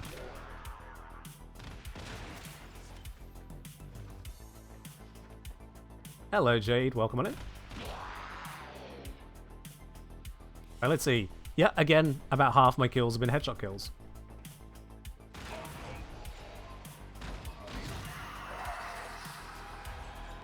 It's not some magic. It's not some trick. It is just as I'm showing you here. And it doesn't need to be all of them headshots. Far from it. Just a little bit is enough.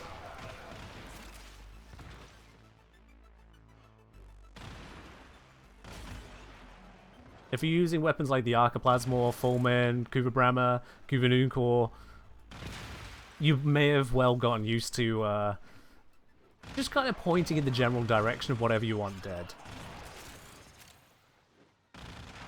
Aiming for the headshot really ramps up your damage on weapons which are headshot capable. It's worth getting used to.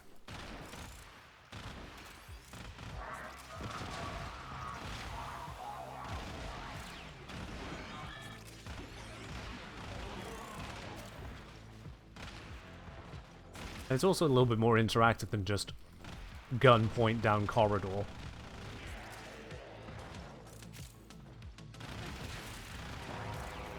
Corpus goons are going back to Daddy Parvo's empty-handed. And we're good. Alright then. 147 kills, down to just 59 headshot kills there. I think I had a fair few flying units in the end. But yeah. Whole mission, one single cast of Evade. Jobs are good.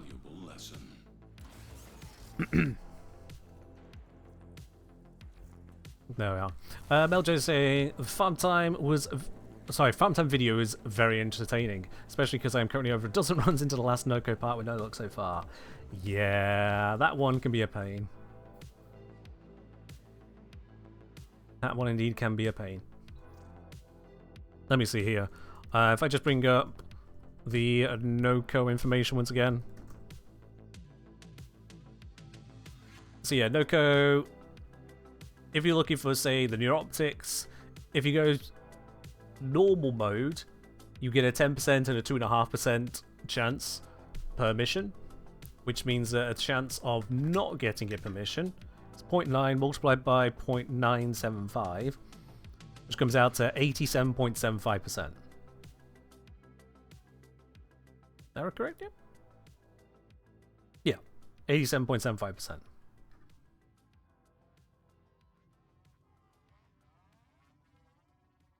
So it's not quite, but very close to a 1 in 9 chance that you just don't get an item each run. And so a dozen runs into that is unfortunately quite reasonable. Do 0.8775 to the 12. That's still a 21% chance of no success. It's slightly unlucky at that point. Yeah. I'll say Amp feels bad, needs to sort that out. Honestly, I was just using a Brain Dead 777 in combination with further modding over here and the amp mods I have here. Energy Depleted wasn't even coming up because I wasn't casting my Operator 1. So it was just on critical hit, chance for extra crit damage, and because of the sheer spray on it, of course it's going to hit that. Further compounded with crit chance, crit damage, that one doesn't matter, multi-shot, and fire rate and ammo efficiency. So yeah, just the amp mods all reliable Amp Arcanes and all reliable 777. And these two here are for healing. One for healing the Warframe, one for healing the Operator. Avidity, very nice. Exact opposite of the pain I'm getting from speaking with this damn ulcer.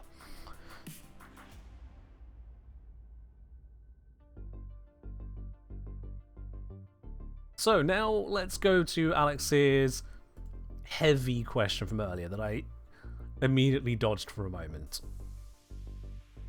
Where was that?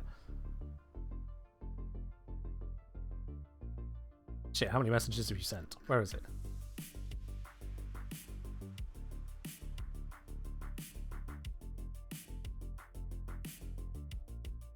Okay, so after that... There we go. Right then. So, ... Was it fun? Did it feel any overwhelming? I won't speak for the others in the group. I believe Zom has more experience in this. Queen and Alsu not sure as to their experience level in dealing with Cascade, let alone level cap Cascade. Towards the end there, I did see that both Queen and Alsu were expressing some agitation or certainly increased pressure from it. For me, because I knew the process, I knew how to keep my invis up, I knew so long as I was invisible, I was basically alive, and because I could rely on my gun to actually kill things, no overwhelming to it for me. Because I can trust in my loadout, because I can trust in my ability to deal damage and handle the incoming damage, I took a lot more than I expected there, or maybe everyone else was just better at dodging it, but yeah. Because I could trust in my loadout, there was no real overwhelm to it. The biggest struggle for me wasn't so much playing the mission as it was fighting the mechanics of the mission, looking through the effects and particles and everything around my screen to try and find the headshots to land. Dealing with enemies, deciding they're all going to just spawn in one spot continuously when I'm running a build where I need to be continuously killing enemies to maintain my survivability. And those weren't overwhelming, those are just Warframe be Warframe. You get used to it. You make your way through it. You can, on the effect side, turn things down. I've intentionally left them up high. But you can go through your, what is it? Yeah, your various bits and pieces to just bring it all down. In fact, I already have some things down as it is. Volumetric fog, just disabled. Honestly, for me, this just gets in the way and doesn't really add anything to missions, in my opinion. Motion blur, obviously off. Things like that. But you could take this much lower than I have. And you make it easier to see.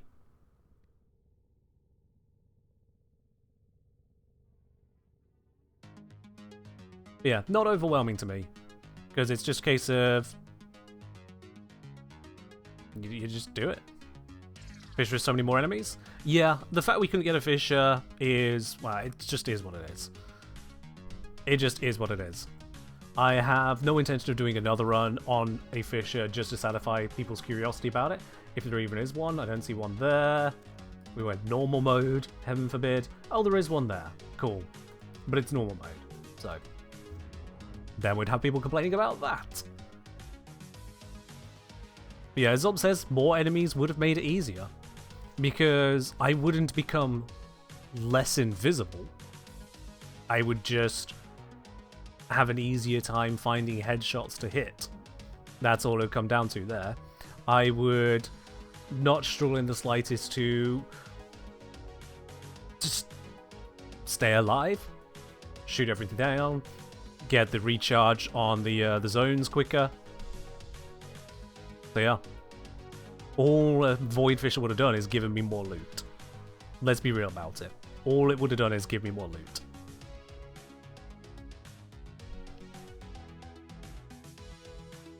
So not particularly concerned. Also, I've heard that the available hardware people in the group can affect spawn rates. My understanding is it's supposed to be based on the host, but it could have been affected by having Queen join us. It could have been.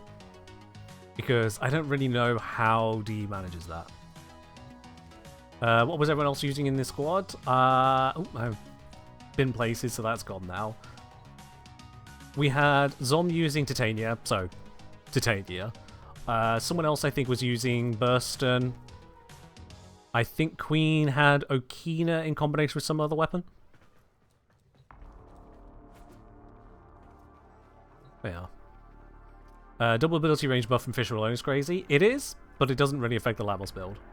It just means that I can dash double distance with the two. The rest of it is duration, duration, duration. Just all of that. Alsu was running Nova, Slow the Silence, Burst of Nuke Zaris. Yep. That'll do it. Okina Nova? No, it was Okina Lavos.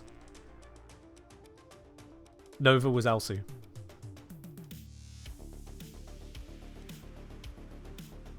Yeah, we had a double Lavos in that squad.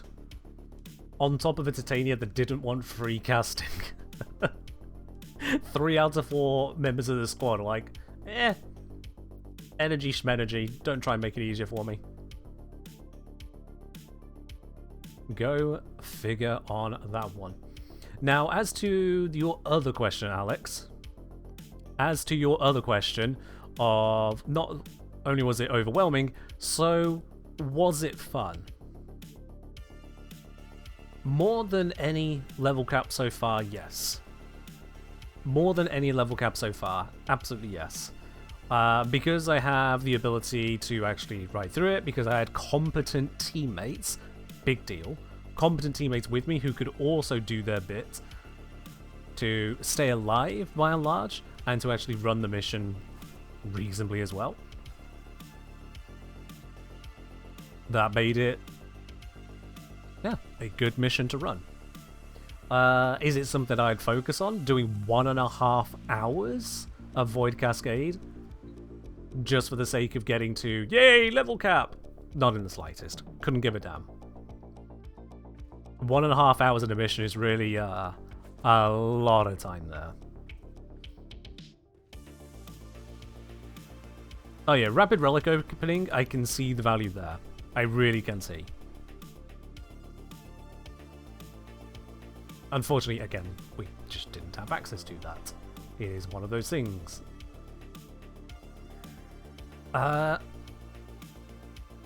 Does it make me care anymore for level cap? No, honestly, this just reinforced what I've said all along about level cap, though. We had Zom tanking via Titania using shield gating. Alsu, what was your approach to tank? Were you hit point tanking or were you shield gate tanking? I'm thinking shield gate tanking, but I could be wrong on that.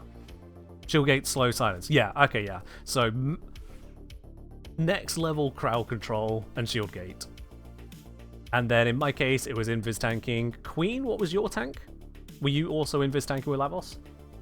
Because you certainly weren't shield gating, it's Lavos. But it's not shield conversion gate.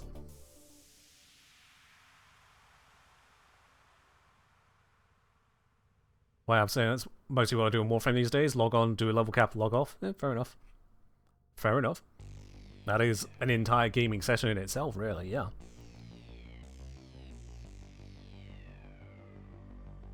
Do I have an Oko build? Exclamation mark Oko.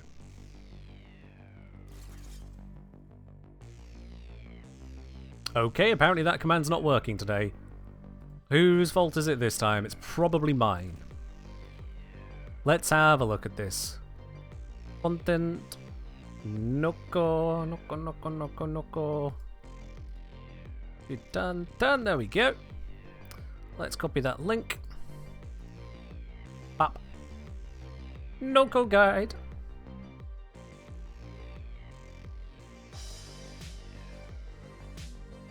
Bot's asleep? Hold on. Okay, yep. I see.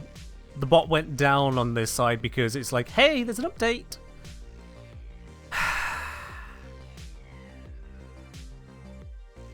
There it is. Okay. That bot's up and running again. Now that's going to work. Let's see about this chat command. Yep, that one wasn't added.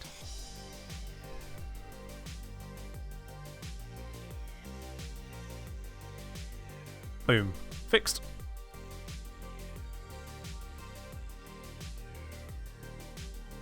There we are.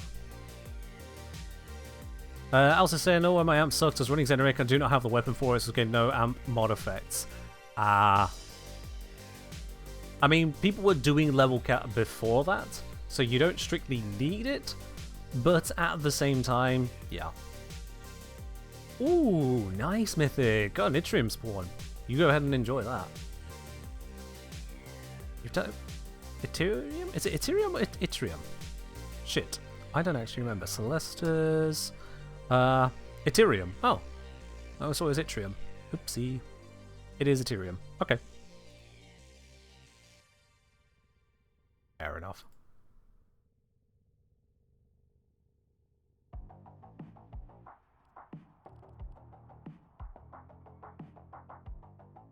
Yttrium IRL. Let's see. Search Google for Yttrium. With a double T, but yes. Yeah, atomic element. So they've named something based on said atomic element, which has basically no relevance to it. That sounds very Eve. Okay. That is very, very Eve. But yeah, in terms of amp upgrading, if you're running Xeneric, you don't really have any bonuses to your amps, because that's not what Xeneric does in itself. Yeah, it's operator energy, op. Disarming sling doesn't really matter to that same amount. You can slow enemies, and you get extra headshot damage when they're slowed. Yeah. Whereas Madurai can do Madurai things. You know, it's that kind of slaps. That kind of slaps. An iron armor model you almost used? Yeah, understandable. They are effective as well.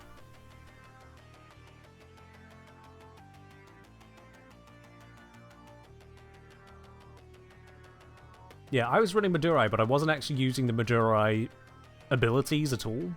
I used it, I think, like, twice. Once to self-revive, and once by accident. Most of the time, it was just my arcanes and this go burr. I also used a Tower Run Strike, was it once? I think I used a Tower Run Strike once, and I got 30 seconds of invis. On the invis frame.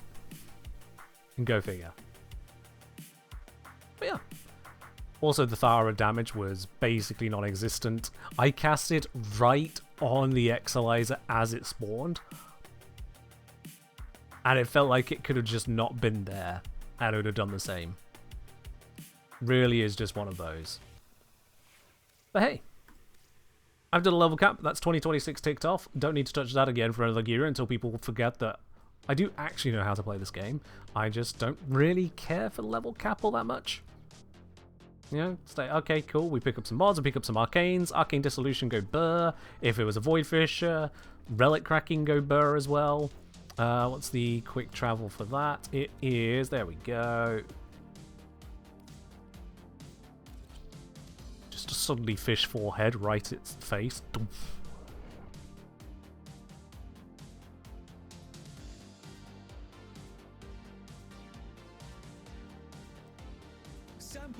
She remains as she was. Yeah, if I had changed... Nope, not that. Arcane Dissolution. Dissolving of Arcanes. I don't even know how many I picked up in that mission, if I'm quite honest with you.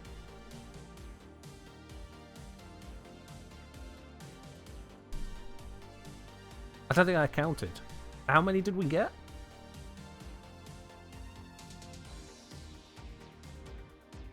Was I... How many arcanes did we get? I probably have to go back in the stream replay to see that amount. Whatever we got, you can roughly multiply it by 4 for a mod drop chance boosted Void Fisher. Wait, no, actually, I say that. Does a Void Fisher give a mod drop chance boost? Void Relic. Oh, Void Fisher. Void Fishers. Endless missions.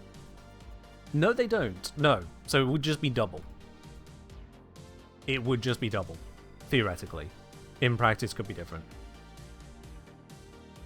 But at the very least, because Arcanes are considered mods, they'd be affected by a mod drop chance booster. If any one of us had one, then we could have got that bonus, but we just didn't have it. So it's fine. Anyway, I'm going to be back in just a moment, because I have been sat very, very still whilst focusing on that mission there. And legs do not like that, or just a body complaining, so I'll be BRB. Don't you go anywhere. We'll continue on for some more stuff in just a moment.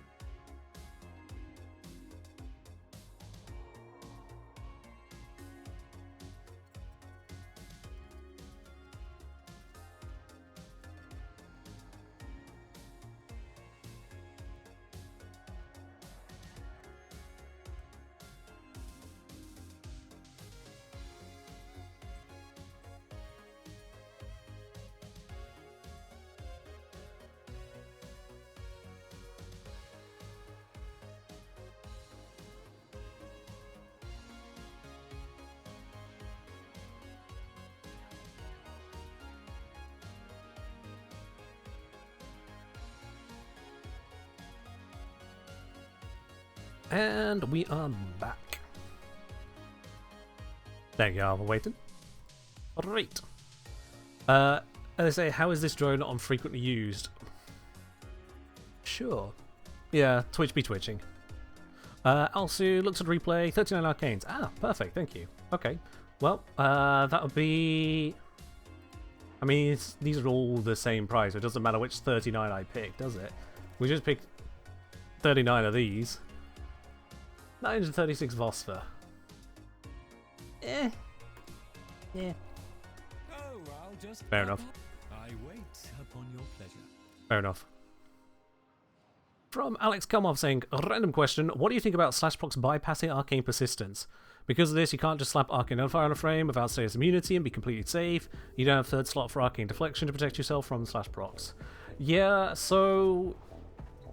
it seems like it's not supposed to be that way, is my honest take. The Arcane very explicitly says what it is vulnerable to and what it is otherwise doing if it's not turned off by things. And the Slashproc situation is bypassing that. Excuse me. If I recall correctly, that a Slashproc can deal more damage than you're supposed to be tanking. I think we looked into that another time.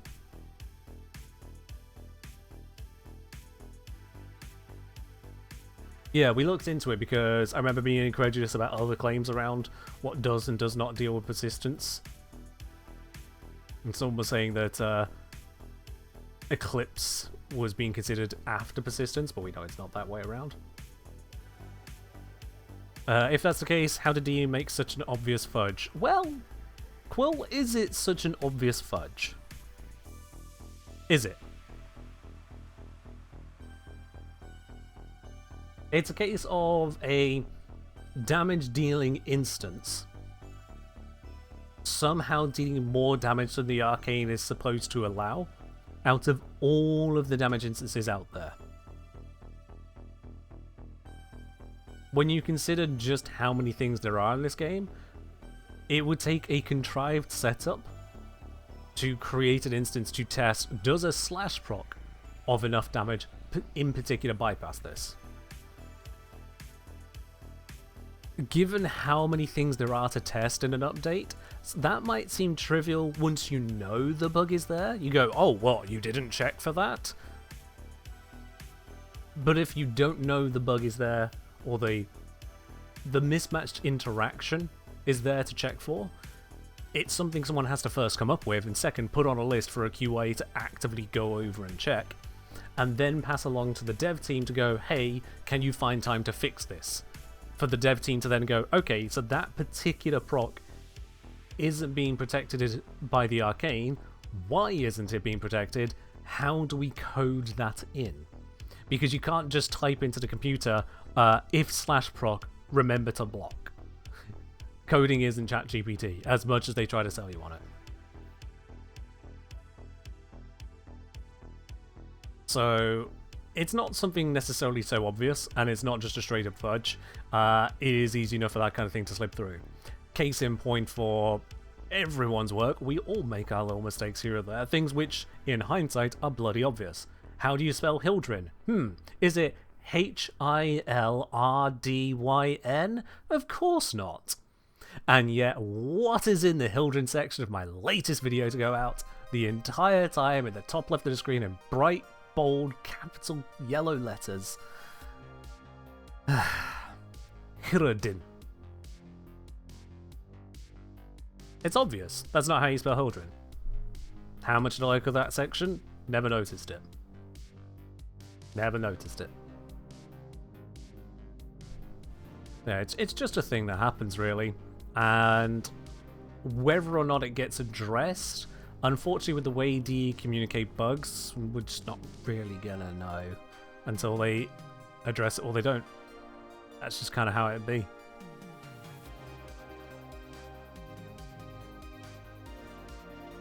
YAP saying I heard persistence right now it's not working damage per second but damage per instance. No, when I tested it, it was damage per second.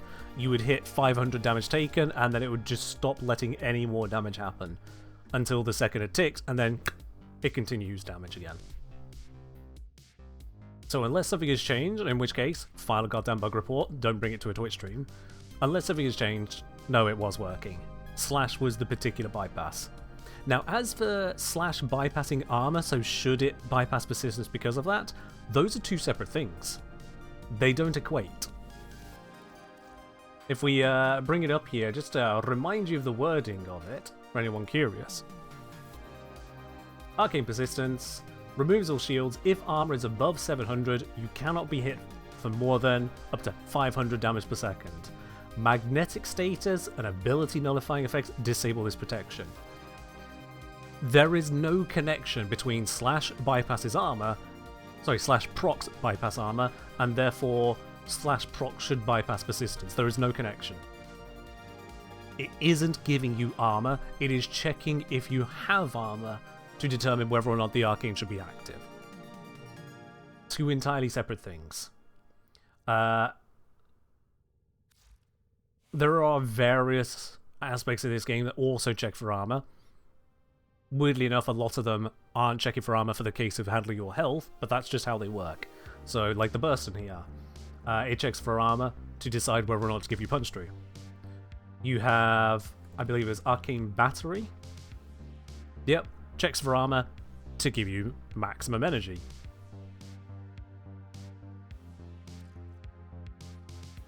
That a slash proc is getting through it is entirely separate to the description of the arcane. And if anything, the whole slash proc bypassing armor, so that's why it bypasses persistence, at best would only be tangentially correct on the basis of slash procs don't deal slash damage, they deal a type of true damage. And because that is a type of true damage which largely ignores a lot of other circumstances, that in itself can also lead to ignoring persistence, but not intentionally. What I see here.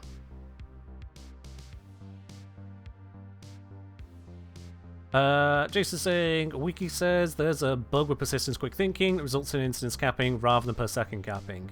Right. God knows what interactions are leading to that, but again, bugs go bug. When you combine things together and it works differently than expected, welcome to bugs, hand it over to DE. File the bug report.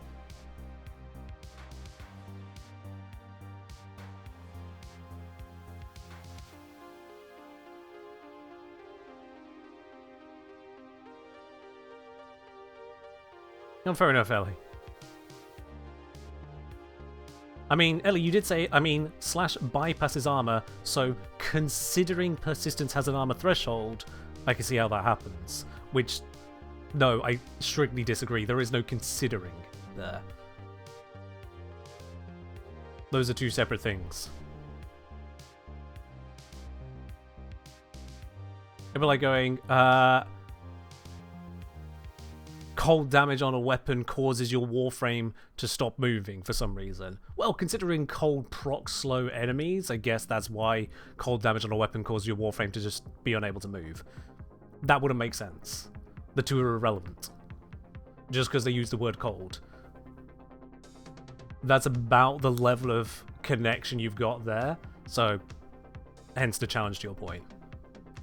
At least as you wrote it.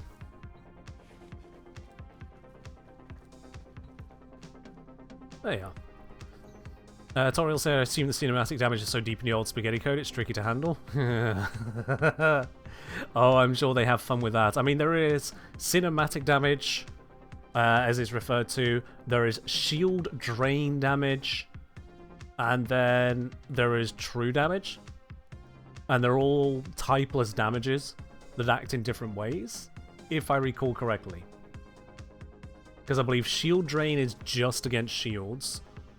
Cinematic, I think, was just against health, and then true damage was against both.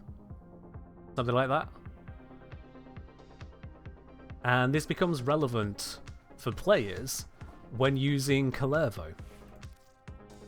Of all frames, this is the one where it becomes super, super relevant because of Collective Curse. Collective Curse will share across the damage to other enemies based on the type of hit points you hit. So if you hit their shields, you'll damage the shields of connected enemies, but not their health. So, it can seem a little counterintuitive as to what damage is going where, when, and how. Can't Leech Xmas bypass persistence since it's percentage-based damage? If they can, they shouldn't.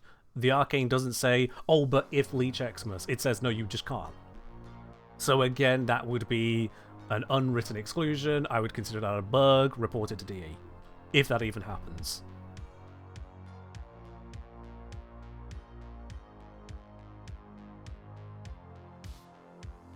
Submuffin saying collective curse is counterintuitive to what type of enemies you should be targeting. Not entirely sure what you mean by that, unless you're referring to curse a bunch, target a weaker enemy to damage stronger enemies due to armor differences. That's the only thing I can think of you meaning there.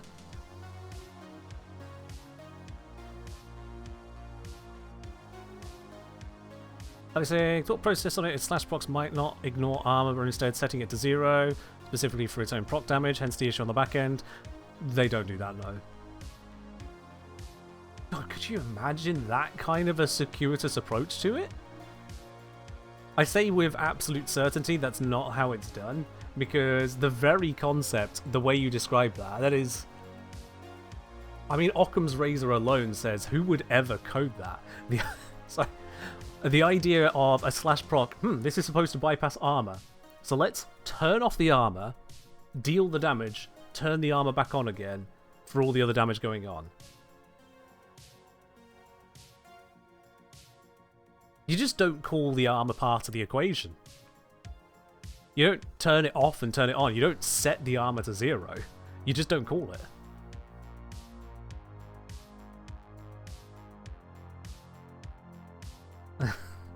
God, that'd be terrifying to come across someone coding damage reduction avoidance like that.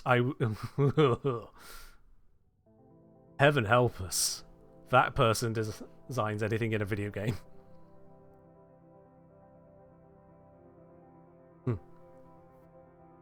Stop for saying collective curse is counterintuitive to what type of enemies you should be targeting. Follow up, targeting weaker enemies instead of targeting Xmas, etc.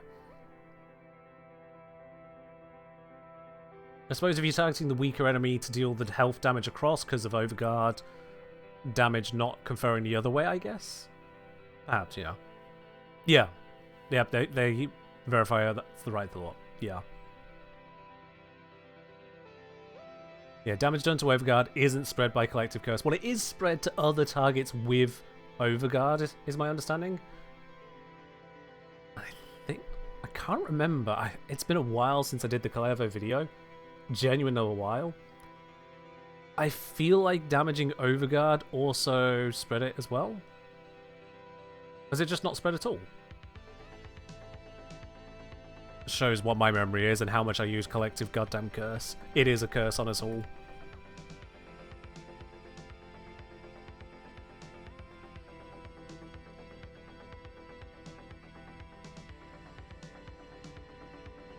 Damage to overguard's not spread, according to Wiki. Okay.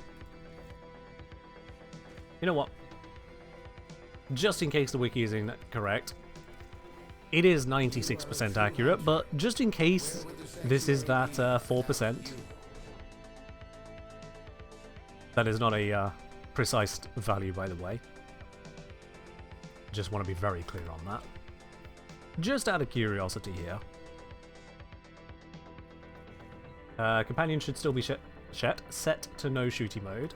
Let's grab us some Xmas.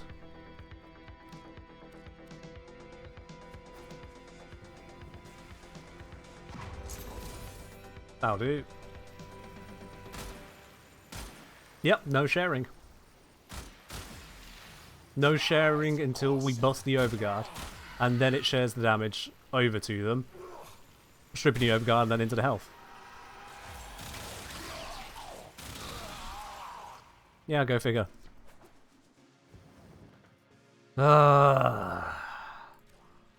So weird. And then if we go a Arid Trooper Xmas, a Bombard Xmas, but then also a Corpus Tech and a Corpus Tech Xmas, and a Charger. Here we go. Okay. So, lovely variety of enemies here. Lovely variety in terms of hit point types. Okay, fair enough. We'll sure, be friends. So if I just do a very gentle tap to this guy's arm, his overguard, 0 damage to anyone else, anything else. And if I tap this one just gently, the shields deal 0 damage to the charger. Actively 0. Let's just let that recharge. But this time, because I landed a stronger hit, we bust through the shields, we're hitting onto health, and now this guy's taking damage.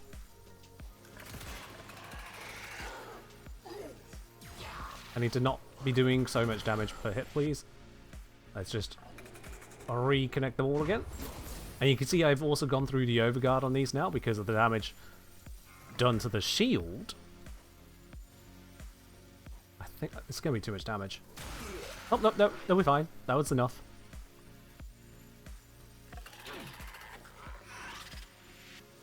So yeah, this is just weird to look at. All that damage, all those zeros. Now we're starting to get some damage on this guy here, but I think that's because I've somehow burned this one with the AoE. Yeah. So when I don't burn him with the AoE, there's no damage to share around. It's all burning on the shields, but it's hitting this one's shields. And this one was taking 0. It's trying to damage their non-existent shields. It's so weird.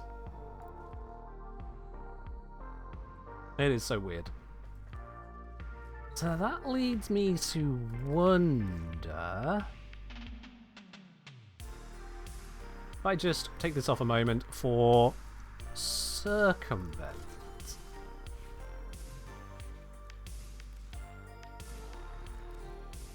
Leads me to wonder. Do that. Again, the charger gets knocked over, but whatever. So, if I roll... yeah, so I took his shields away, but that did not appear to hurt the others. Also, yeah, it can't give me the buff because Lavos. Interesting. Very interesting, okay. But then, against the Overguard, it should do nothing, because, yeah.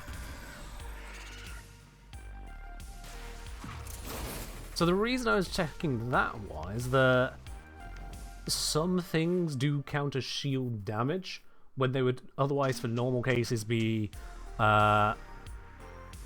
defense reduction.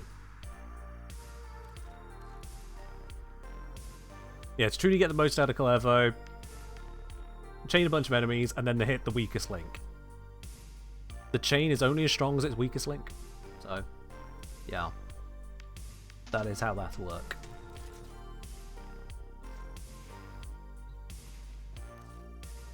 If we refresh these enemies once again. Oh, and I want to switch to a Nairu. I think this also denies shields rather than damages shields. This will just verify that. I do that, and then the shield one was number 1. Yeah, so that just denies shields. Doesn't deny the shields through Overguard, which is curious, but I imagine as soon as the Overguard is gone... It'll take a while with that one. The shields just vanish anyway. Although, they might have just vanished to the damage. I don't even know at this point.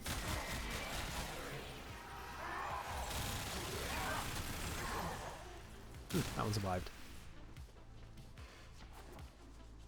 There are some features where defense strip shields is damage. But I guess I'm just not picking up on those ones right now. Or they're not relevant enough to Lavos. That's fine. That is fine.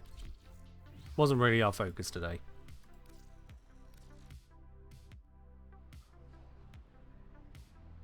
But yeah, stud buffing. You're absolutely right. Collective Curse against an Xmas unit. The last thing you want to shoot is the Xmas. Go figure. Oh, upgrade.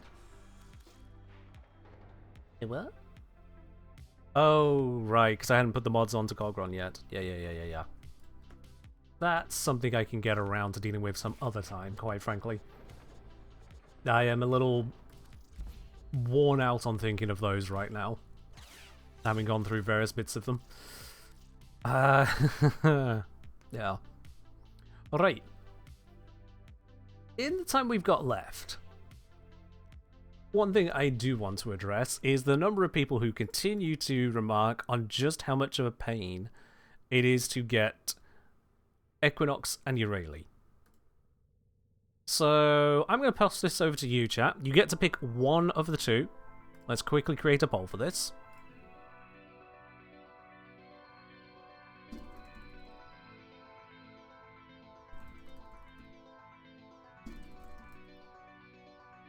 Quick little 1-minute poll. Which one? Wave Rider or Equinox? Because people were complaining plenty about both in the comments. Of the, what's the longest Warframe to farm in 2026? There's plenty of people going, oh, Stylax isn't that bad, you only have to wait 3 weeks. You could just go and do other things. It's like, well, yeah, but you're still locked out of it. If you wanted to get Stylax, you're still told, okay, do a thing, come back in a week. Do a thing, come back in a week. Do a thing, come back in a week. And then do a thing. And then make sure you also spend time getting these resources. I do mention throughout that the whole point of the star rating system is that for those of you who don't care about time gates, that you could just go do other things, then sure, why not?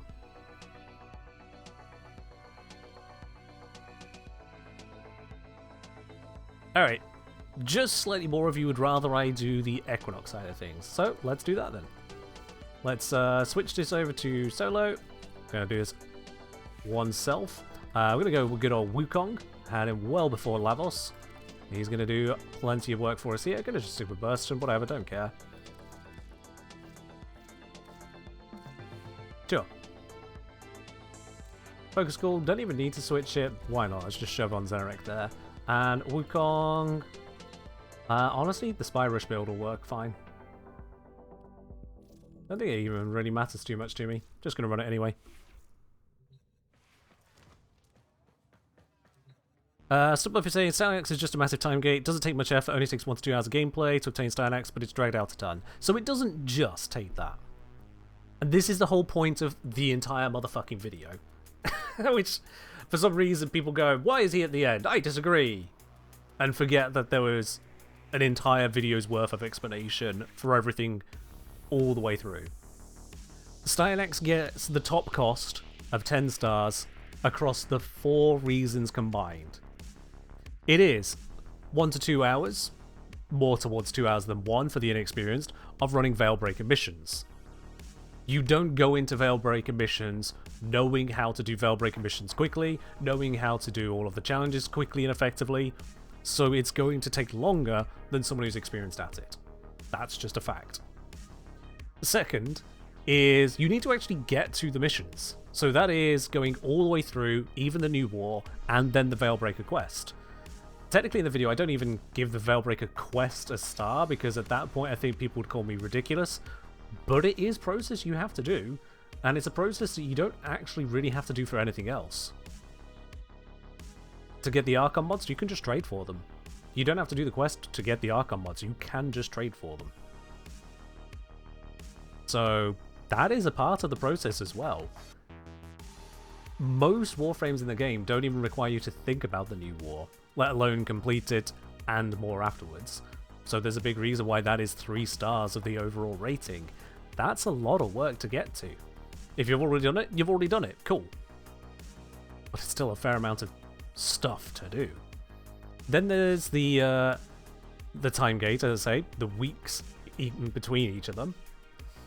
And then finally, you need to go through the resources.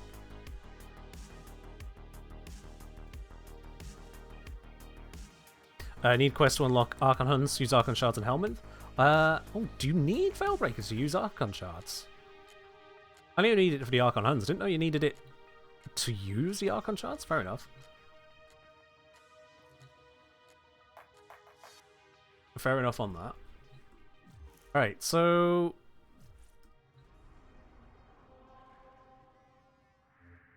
let's just pop down to here real quick.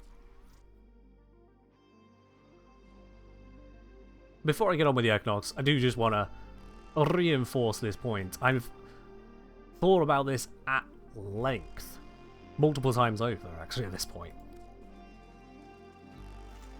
These pieces are pretty much everything Carl. So, Styanax systems. 1200 Reburrito, everyone has it. Just everyone has it. 5 Radiant Centirum. Okay, so you need to go out and get yourself some Centirum, and you need to craft it. Or you could trade for it, but if you're going to trade for it, there's a lot of things you could trade for in general. Thrax Plasm, sure, we have thousands of it. Got a couple thousand from doing 1.5 hours of a Void Cascade. Very nice. But you need to go and get it. 15 Void Plume Quills. Sure, I have 16 of them right now, but again, you have to go and get it. These don't just end up in your inventory unless you're doing those specific things. This all recovers 2 different locations. We've got Cetus and Zaraman. Then we come over to here. You need Argon Crystals. Yeah, they take just a moment, but they still take a moment. 3000 Ferrite. That's nothing. Buoyancy at tier 3. That's nothing. Purge Dagonic. Okay, so now you need to go out and get the 40 Dagonic, mining from Deimos. And 5 Nor Brains, which is fishing from Cetus. So now we're split into 2 open worlds, plus the Void, kind of technically, plus the Centirum, plus the Void Plume Quills and Thrax Plasm. And then you need the Styanax Chassis, which is in Thrati Lanthorns. Sure, you can pick them up from the Zaraman as well. Hespersim Alloy. So now you're mining on the Old Valis. Star Crimson. Crimson, if I recall, I think that one is a Cetus one again. And that's 20 of them. And you need the Auction 1200. I've got absolutely shitloads of that, but people trying to speed through won't, which is again why there's the tier stars. It is effort. And then lastly, 12 Orokin cells, because fuck you if you haven't farmed up Orokin cells, or if you spent them all on trying to build Prime stuff. You can get Argon Crystals from Iso Vaults on Deimos sometimes. Very true, Commander Knight. Unfortunately, doing Iso Vaults on Deimos for Argon Crystals is not a very effective way of getting Argon Crystals. It's a way of getting other stuff that happens to also give Argon Crystals. That other stuff doesn't help the rest of this, and so you end up just taking longer. It's one of those routes which it exists, but is it better?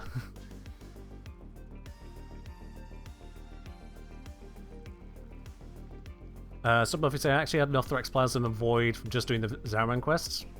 Cool. But like you say, you've also not leveled up the Syndicate, so you've not focused on stuff that side instead. You're mentioning it? A lot of people love to mention things. A lot of people really do love to just mention things.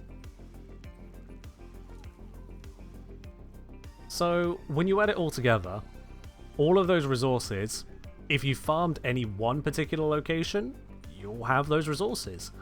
Will you have the resources for each of those locations? Maybe not.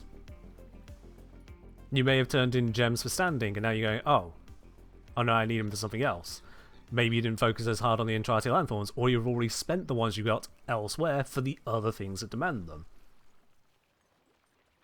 It's not a small amount, and I don't just say that from whimsy feels based. I did a survey of this a few years back. There. When you add it all together, it deserves the full amount. People may disagree on adding 3 stars for tier across the place, but then tell a brand new player that Styanax is only worth 5 stars. Go ahead and tell a brand new player that Styanax is something they'll get maybe in only 2 stars. Some people want to discount the mission, discount the materials, discount the time gate, discount the quest. I'm like, you can't ignore everything you do to actually get there. That's not how it works. That's just not how it works. That is why I rate Styanax at 10 stars. If someone is happy and willing to deal with all of that, is separate from the fact that they actually have to go through that process. Or just walk to the market. 175 platinum. Technically less if you would also... I've typed 175. Come on. Technically less because if you were to purchase the slot and the Orokin reactor, then there's discounts in that as well. But yeah, I've got a lot of people disagreeing in various aspects, and quite a number of it comes down to, oh, but I had a different experience. Like, your individual experience is not statistics, is not how this actually works out. It's just not how it comes together. Right, Equinox. Also, there is a veritable essay written by someone in the comments of that video. If you want a good laugh, check out the essay. Not going to go into detail of it myself. They don't deserve the time from me, but I read it through, and my god. There is certainly some opinion in that one. You must be feeling guilty. Certainly some opinion.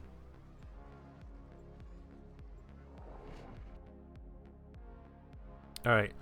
Night aspect, we need aspect, new optics, chassis systems. Day. I need the aspect, new optics, chassis systems. Got a notepad ready to mark it down as I get it. Grenier researcher Tile Reger has made alarming strides in the field of gene repair. I could switch to an even faster Arcwing for this, but whatever. Go. Excessive cloning, but also allow for stronger and deadlier genetic molds. Eliminate Regor. Now, you genuinely cannot complain. No one can complain about me using Wukong to get through this bit nice and quickly, because Wukong is available even earlier than Equinox.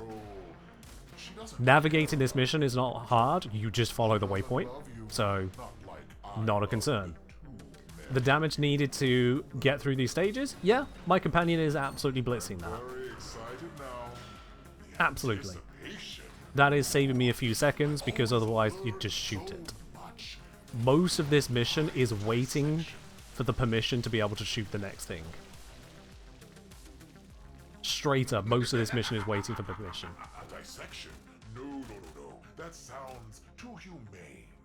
Your death will be... Teleporting. That one's down. That one's down. Come near me, and I'll pound you into a tiny cube. There we go.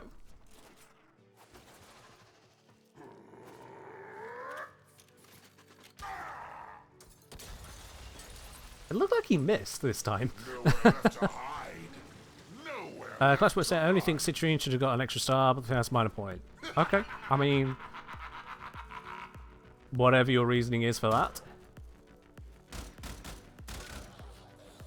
That one down. He's teleporting around because he's burning. I think we're good on this. Here we go. Teleport. Donk. And we exit. Which is, again, just navigate through the exit. They won't be bothering us anymore. Ta-da! 2 minutes 19 seconds, Equinox Day near Optics Blueprint. Done on that piece there.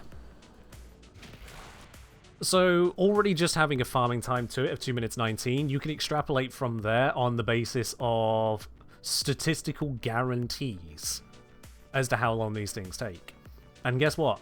I ran those numbers. But we could just keep bullying him for a bit. I got no problem with that.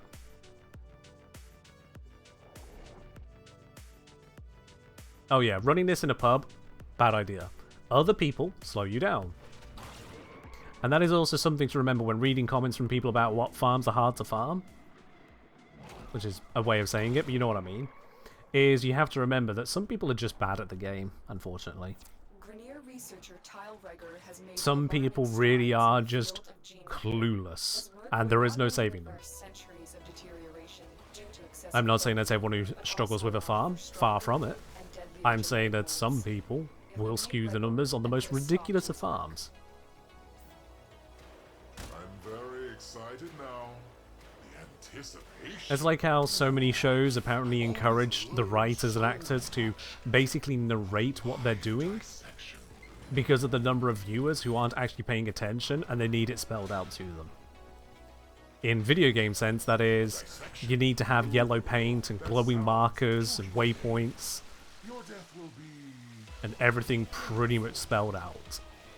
You must be Now, I'm not lamenting that. I'll be honest, telegraphing is a great thing by and large. alive.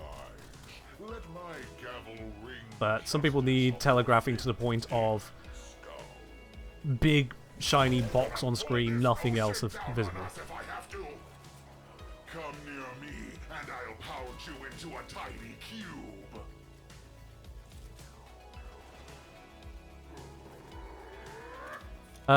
Minty, I'm pretty sure I had weapons as part of my TTK deficit compared to what you got going here. Yeah. And that's why I didn't say in the spreadsheet I put out that it takes 2 minutes 19 seconds to run this mission. I am doing this efficiently, absolutely. I have a companion helping out, which makes it more efficient.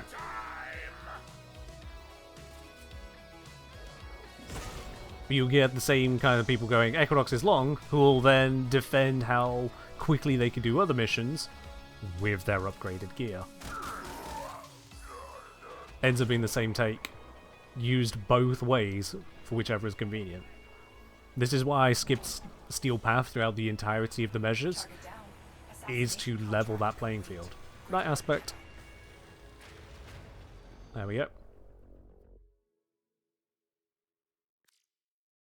Let's do a quick prediction before I get into the next mission.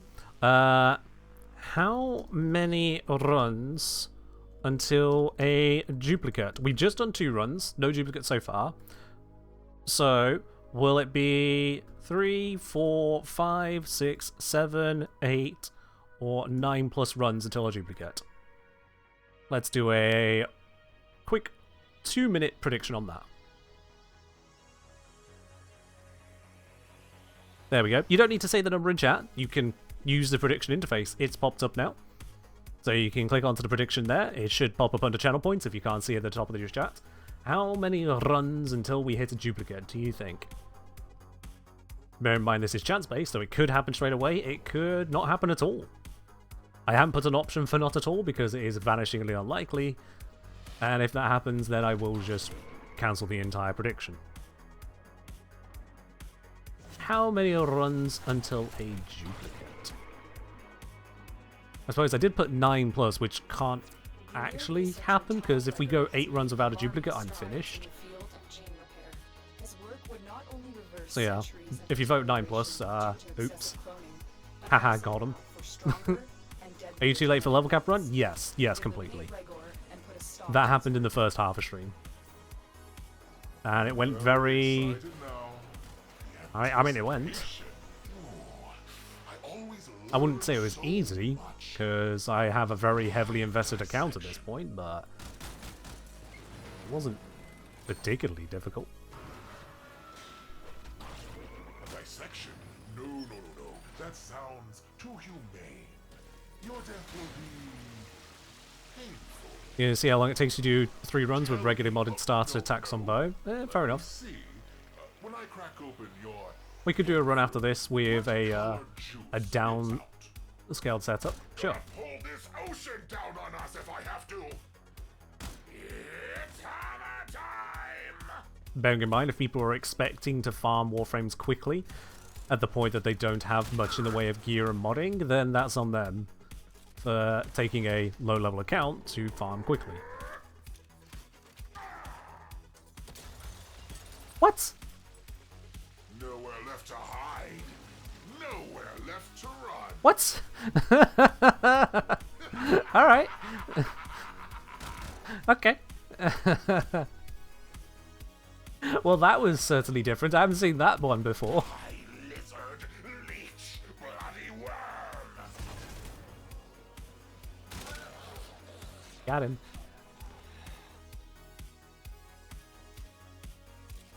How can you use the operator? Is there anything you have to do to use it in a mission? Don't know why the engineers are there. Okay, so... Tia, have you just completed the second dream quest?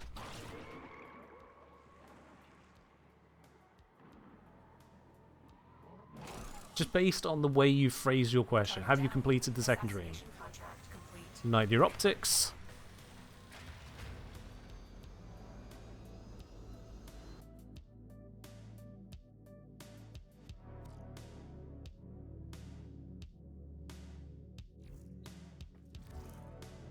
Fan mail. Alright then, let's just take off the companion. Don't need the companion. Let's swap this out for a...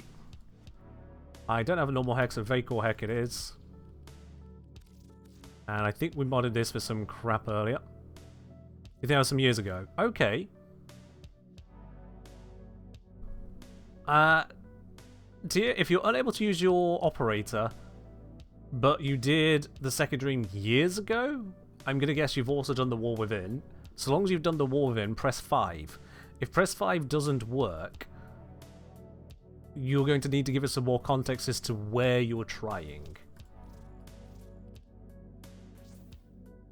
Alright, let's go like this. Like this.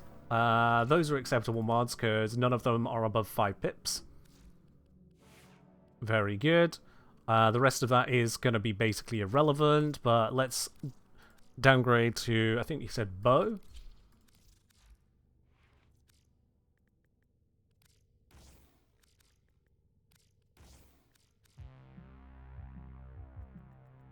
Let's go with a Fury. Reach. Let's see. That's all my names, all my drain. There we go. Cool.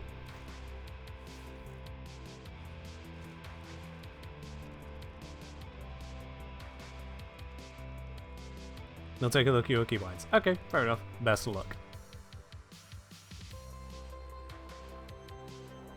On console, it's both right bumper, left bumper? Okay. Well, on PlayStation, I take that then.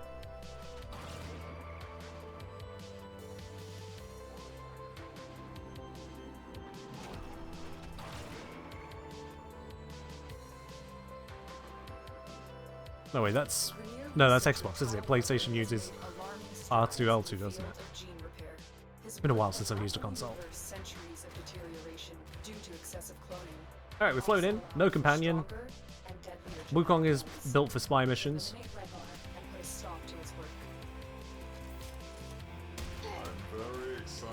That's that stage done. Now for stage 2.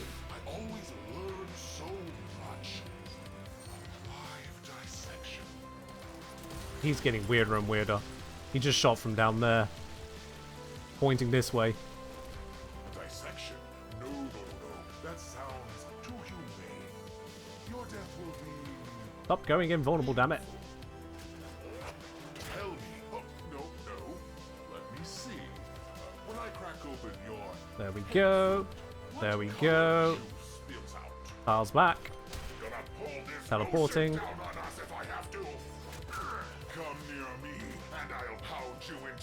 Oh, he teleported.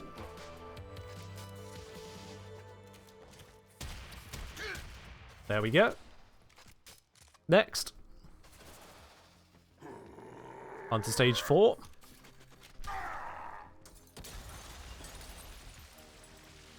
Nowhere left to hide.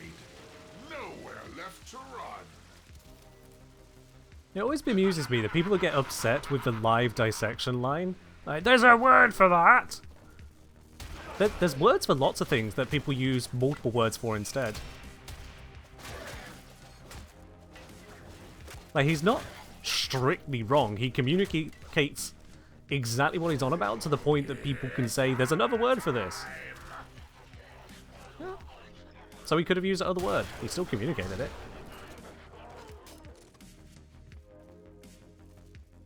What effect is on me?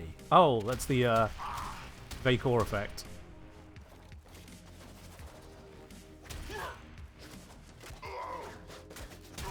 Got him. Let's go. How do I have my enemies highlighted in red so vividly? I went into the settings, I turned on enemy highlight. Straight up. So yeah, that took me 15 seconds more. Are you satisfied, Moon? I think that was Moon who was making a point about that. Moon or Mythic? It was Moon. Yeah, I was right. 15 seconds more using a bone of Vacor Heck, not even properly modded. Sensibly modded, but not properly modded.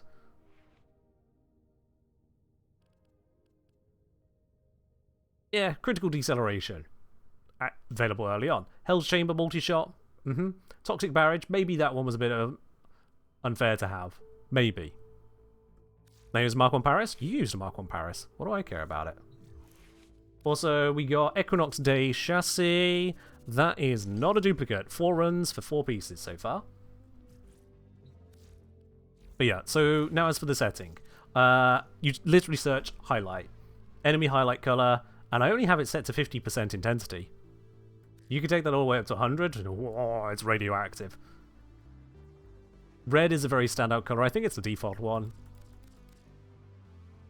And that just makes it a lot easier to see what's going on in the game. Just a lot easier. Excuse me.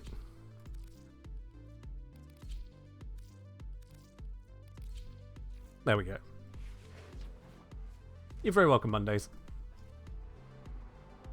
Alright, let's bully this guy again. Mission 5. Multi-shot mods can be not quite accessible. Some of them are a little more of a struggle to get. There were 2 mods which were recently added to one of the junctions, but I think they were casting mods.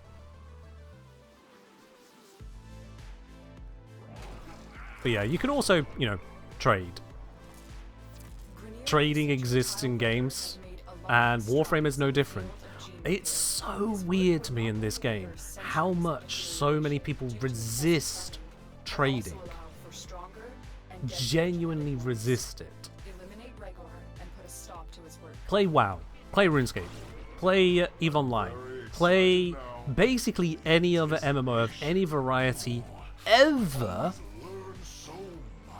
and people go, oh yeah, you can trade for things. You play Warframe, and half the player base, it feels like sometimes, go, ew, I don't want to trade. Ew, trade chat's a scam. Ew, what's a Warframe market? I was like, oh, fucking get kidding. Quite honestly, I'm a little tired of hearing it. The person is quite scared of trading? It's buying and selling items. I can't. And when it comes to the absolute basics, yeah, if you're in a clan that's even slightly worth its salt, you can just trade with your clan members. They'll have the vast majority of everything you could need to trade for, or could help you get it in moments. Number of people that are painfully resistant to the slightest bit of trading is honestly upsetting. 50 plat is actually significant. 50 plat for which mod? Oh, they realized the first 50 plat's not tradable. Yeah, that is on DE's side. They could make it a little more obvious that the starter plat is untradable starter plat. Don't know why I was trying to shoot that guy through the wall. But that is mostly separate to just trading in general. It's why I ended up making that guide, How to Trade, because I know there are plenty of people who need more guidance on how to trade than how to buy a sandwich at Subway, which, granted, itself was a bit of a weird experience when I first went to one.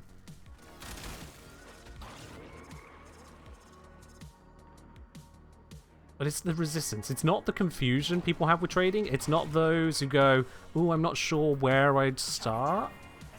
It's those who actively refuse to trade, like it is some kind of cheat code. Equinox Day chassis is a repeat! On our 5th mission, we have a repeat. There we go, completing the prediction. There we are. 5 missions, we get our repeat. Congratulations those of you who guessed 5. You're getting a 10-to-1 return on your channel points there. Ooh. That is a juicy return. Who is our big winner there? Macho Mouse. Macho Mouse has just made over 9,000 spanners off of that. That is a return you can be happy with. That is indeed a return you can be happy with.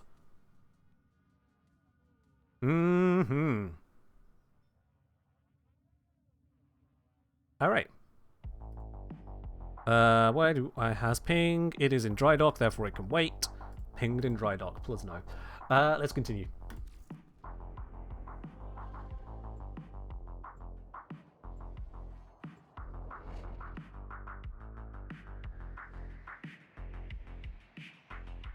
Also, yes, Hilly said, I am basically flex farming Equinox. We're gonna go this way.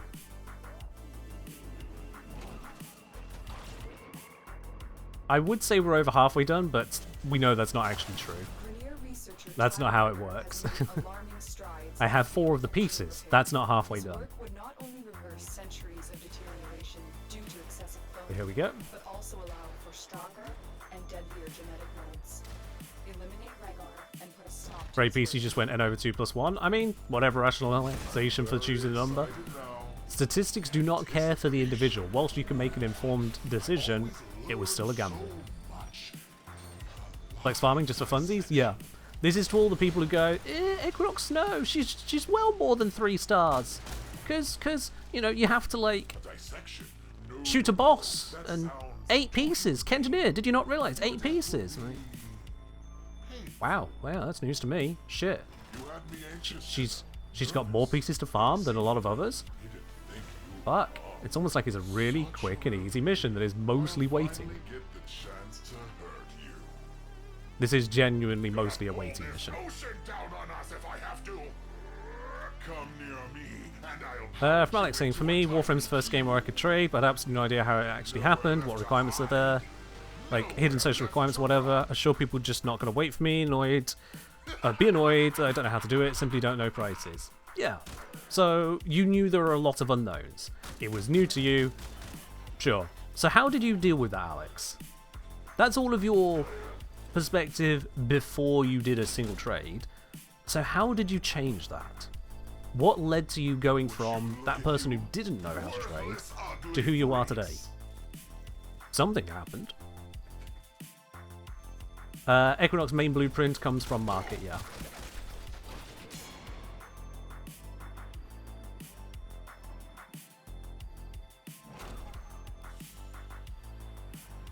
There we go. 2 minute 9. Equinox Knight Neuroptics. Equinox Knight Neuroptics. Ah, that's a duplicate. Unfortunate.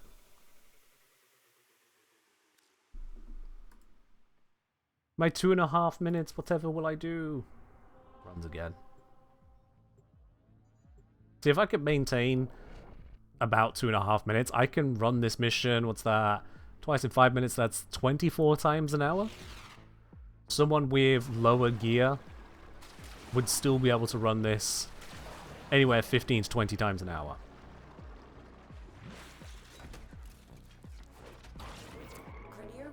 Is it frustrating running the same mission over and over? Sure. I can tell you what's more frustrating is going 20 whole minutes in a survival for a 22% drop that doesn't happen. Now that just sucks.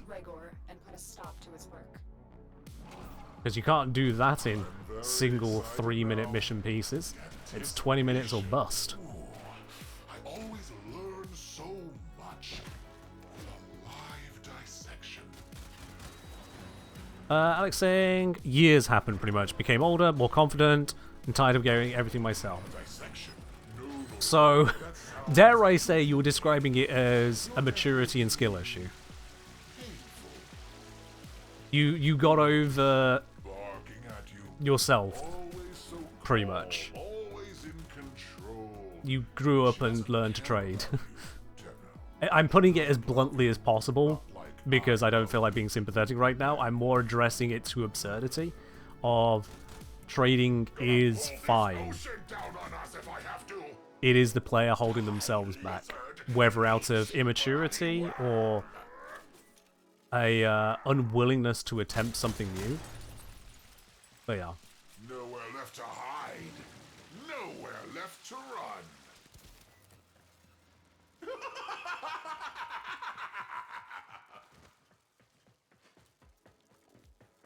Go into something new.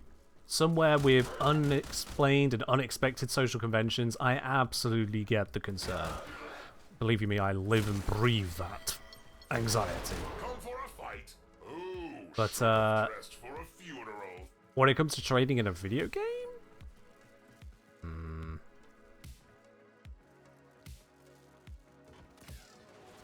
oh, there he is.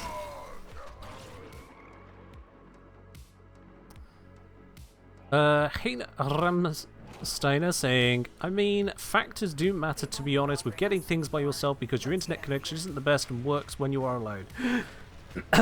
Oh, Equinox Knight Chassis. Is that new to us? Equinox Knight Chassis. That's new to us. There we go. 5 pieces. Alright, so factors do matter.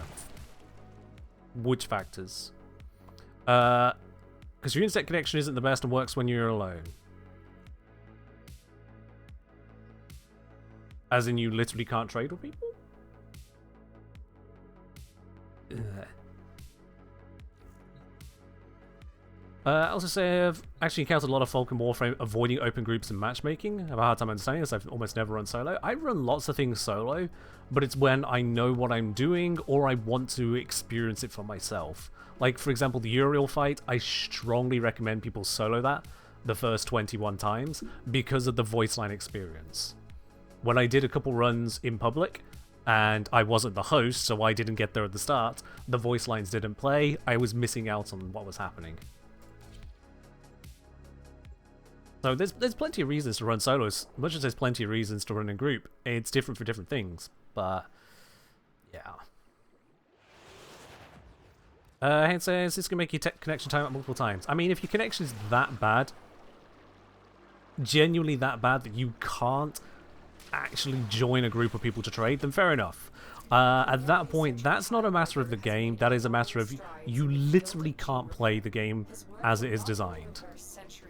You lack the equipment. Your connection is that bad, you can't engage in the M of an MMO. Eliminate Rhaegar and put a stop to his work. There's not really a Very excited now. different way I can look at that. It would be like someone saying, oh, but Ken, I struggle to play Warframe because I don't have a keyboard. I just have a mouse.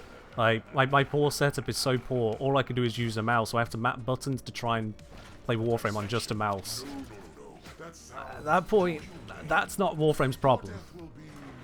It's something I can be at least a little sympathetic to. You can't just fix a bad connection. But it does reach a limit where one has to acknowledge nothing else is getting you out of that. There's no amount of the game that should really be changed to account for people who literally can't do anything but solo forever. Oof, sorry.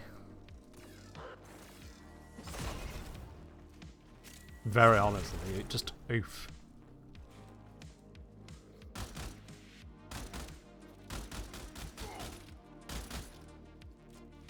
Got him.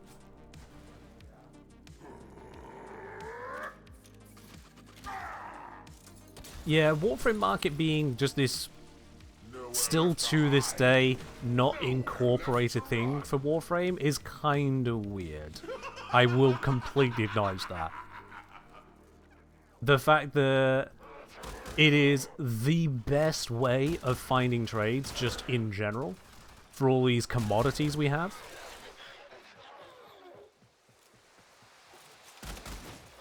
I can understand D not wanting to endorse a third-party website. Would you look at you? It is a little weird that they've not taken steps to kind of compete. That does seem odd to me. I fully understand, and I have constantly advocated in favor of not adding something like a RuneScape-style Grand Exchange, whereupon trades are auto-conducted for you once you put the trades up on the listings. Also, Day Chassis. Ooh, we've had 3 of those. Oh well.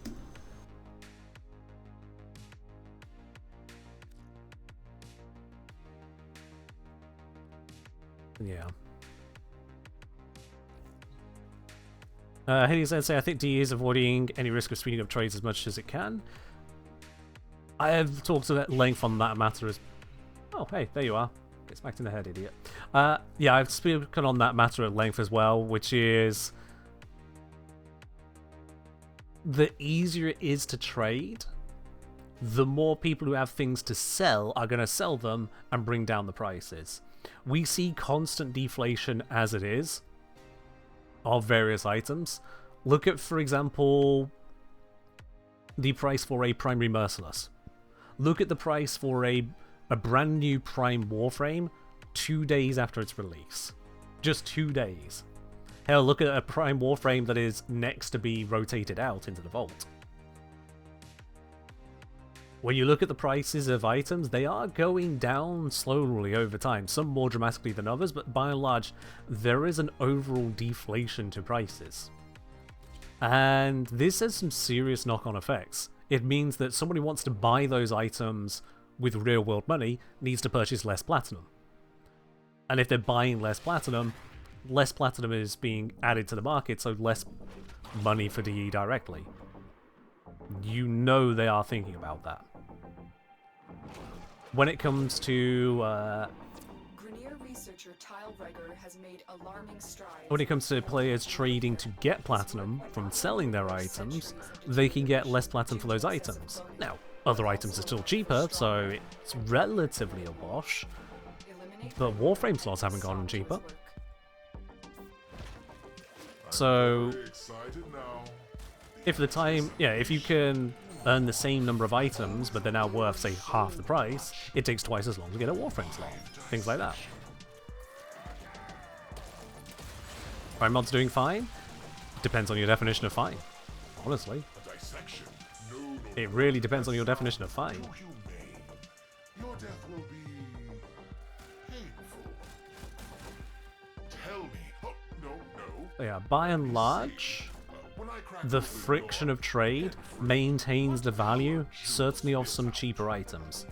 Because items get so cheap that some people decide they just can't be bothered to trade them. The friction of trade actually supports free-to-play players. Straight up.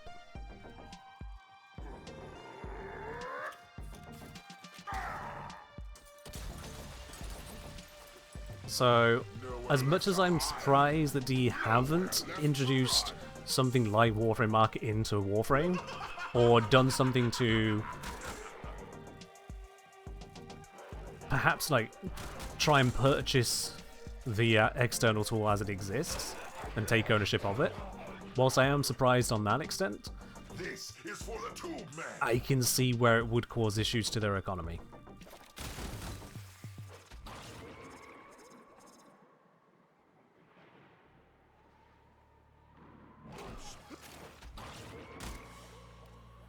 And game economies are difficult.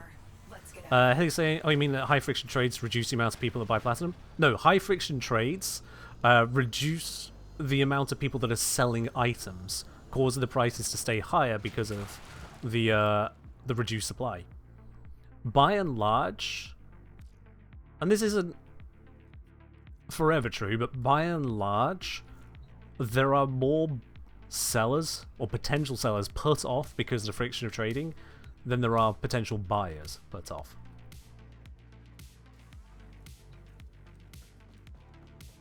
The friction of trading, even for people who do trades, the friction of trading means that most people don't use all of their available trades every single day. Because there's just so much effort to go through. Whereas for a buyer doesn't need to exhaust their trades per day so much. They just purchase what they want when they want it. So, take for example, I went, oh, I need a bite mod, I don't want to farm for it. I could open up trade chat. Let's just close up all these. I could open up trade chat and be like, want to buy bite? And probably get some ridiculous price. Or I could open up Warframe Market, find someone selling bite, reach out to them, reach out to the next one because they're offline, reach out to the next one because that one didn't respond, and on the third person I get the item I want. It's a fucking hassle, but I get bite. I go from desiring bite to buying bite. Done. Selling bite I don't have a spare one at this point. That's cool. Some people may have some spare bytes lying around. They've just not got around to selling because... effort. Byte is an expensive mod, so more people will sell that, but... Let's see... Any here that would... Grab it? Sovereign Outcast. How much does that one go for? Because apparently I have 2 spares. Sovereign Outcast. I can find someone selling it right now for 4 platinum. Next one's a 5, 7, 9, 9, 9, 10, 10, 10. So we're a couple people away from the price nearly doubling in the moment. So why am I not getting my 4 to 8 platinum out of this? I don't want to put in that effort.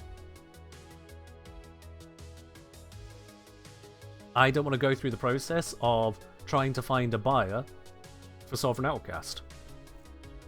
And that effort isn't exactly all that much. I put it on Warframe Market and wait for someone to message me. Same for all the other items. But it is still effort, which buyers are happy to go through because it's a one and done. For me, it's sit and then see when it happens. So this causes prices to be higher than they otherwise would be because a lot of people like me aren't putting in that effort despite having the items ready to sell. And because the prices are higher, players who are looking to sell their hard-earned items, like a newer player with a Sovereign Outcast spare, is now able to command a higher price for it, and so it's easier for them to get to buying items from here, like their slots.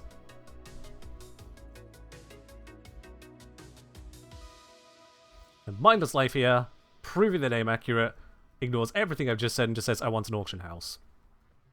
Good for you, buddy. Good for you. Right, Equinox.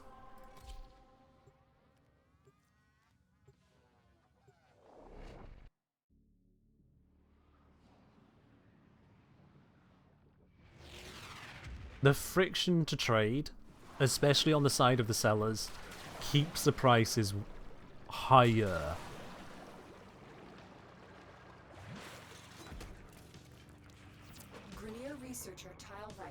Just how it is.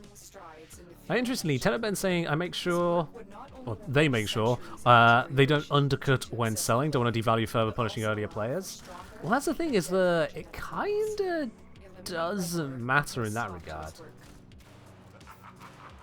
Because see, if you're selling, whether you undercut or not, you are competing with the other people selling.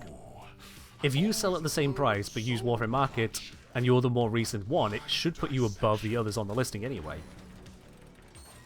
And so, if they want to beat you to the trade, now what they're going to have to do is undercut you, regardless.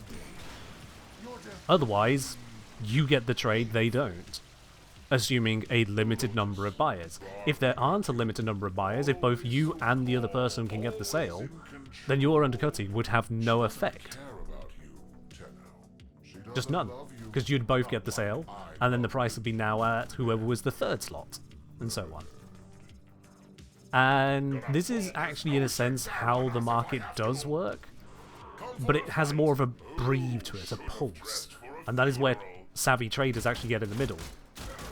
They buy when there's loads of sellers online, they sell when there's loads of buyers online. That kind of thing. But more broadly, yeah, when it comes to the whole undercutting, it doesn't have that much of an effect until there's too many sellers. Only then does undercutting actually change the price. Because then you've got a cascade of people bringing the price down, all in response to a complete lack of buyers, until eventually you change a buyer's opinion. Only then do you find a new equilibrium. Only then. But if your undercutting isn't convincing an increase in the number of buyers, all you're really doing is trying to stay on top of the trades, because you and someone else have saturated the sales for the moment. Yeah. Equinox Night Systems, let's grab that. Night Systems, everything Night is completed. We just need the day aspect and the day systems. Yeah.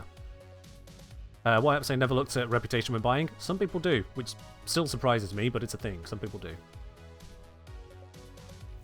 At least I think it's also a matter how liquid the item is you're selling. I mean, that's a function of what I was describing there, the amount of the buyers that are there, yeah.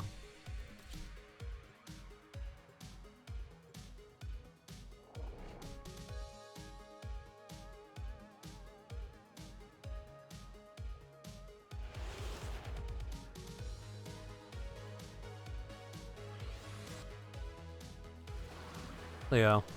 As much as a auction house would make it easier to trade without having to interact with people and the game system, it would cause a lot of difficulty for a lot of people. It would be a race to the bottom.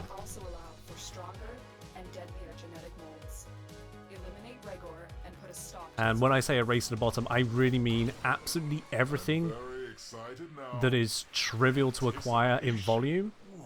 God damn it. Everything that is trivial to acquire in volume would probably be down at 1 platinum.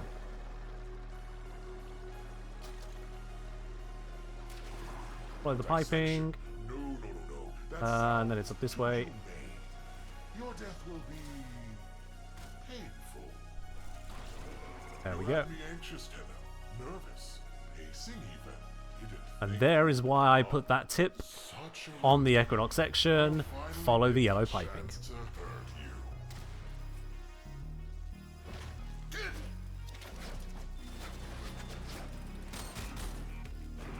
Gonna pull this ocean down on us if I have to. That got a little weird. Hey, hit the correct spot this time.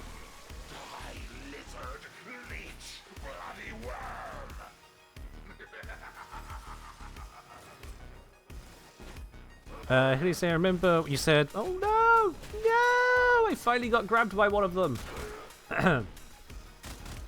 Remember what I said about put something to sell, people buy it, transaction takes place without your continuous attention. Definitely much more comfortable to trade this way. Yeah. It's what exists in a lot of games, and it does lead to a lot of stuff being reduced down to literally the minimum you could trade it for. Not the spot he misses? No, over this way it smashes that one and drops some water out of here, and then the next one is over here, which fills up that area. This is a small one, and then the big smash. Here's 2 spots, Moon. Smash. Don't fall. Prices seem like they're dropping all the time.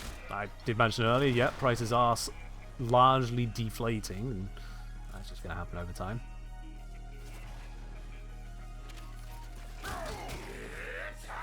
Ainsley wouldn't have managing issues.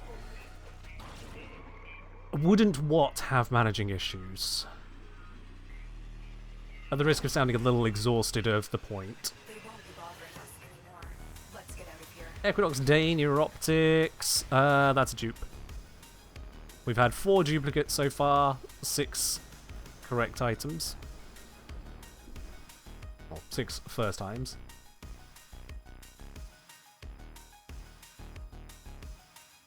Arcade events did recently have impacted the arcade market. Oh yeah, massively. The supply on those was changed on a gameplay basis rather than a market basis, yeah. The interface that lets you buy or sell without attention. Okay. Hein Ramsteiner. Let me do something. Let me do something to demonstrate this for you. We're going to do something rather unusual here for everyone who is unsure as to how this could work in another game, because it feels like some of you are unsure as to how this could work in another game. I'm going to take a moment here to load up another game instead of Warframe, just to show you what this looks like. And this will probably be faster than trying to sell something in Warframe, just to demonstrate.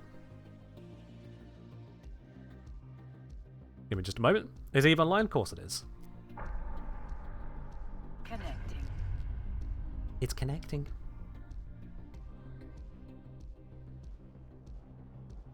Alright, here we are. Just logged in. Don't actually care where I am, what I'm doing with it. That's irrelevant. We're going to sell a single unit of Kernite. Right then. Unit of Kernite. Sell this item. And I could just sell it like that for this much. Done. This is 87% below the market average because I'm selling it in an inappropriate station. That's how EVE Online works. In a Warframe auction house like people are on about, it would be a case of sell like that. Or if I don't want to settle for that shitty price, current prices people are selling, cheapest one in the region, 490. Cool. 490. List it to actually list it. Job done. That quick.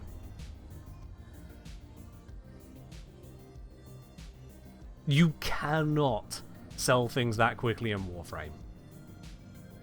You cannot.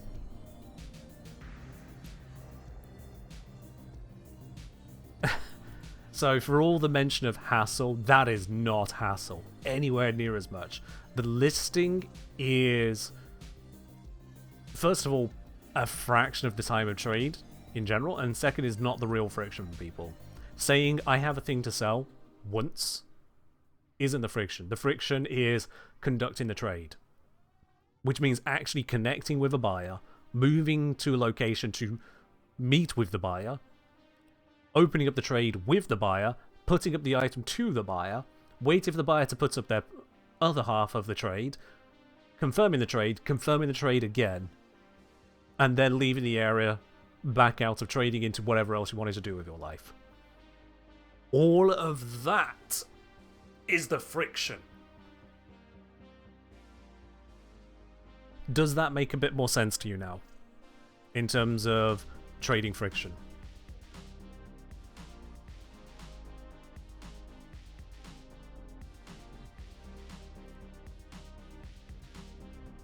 Yeah, even just taking the dojo out of it would remove a lot of friction.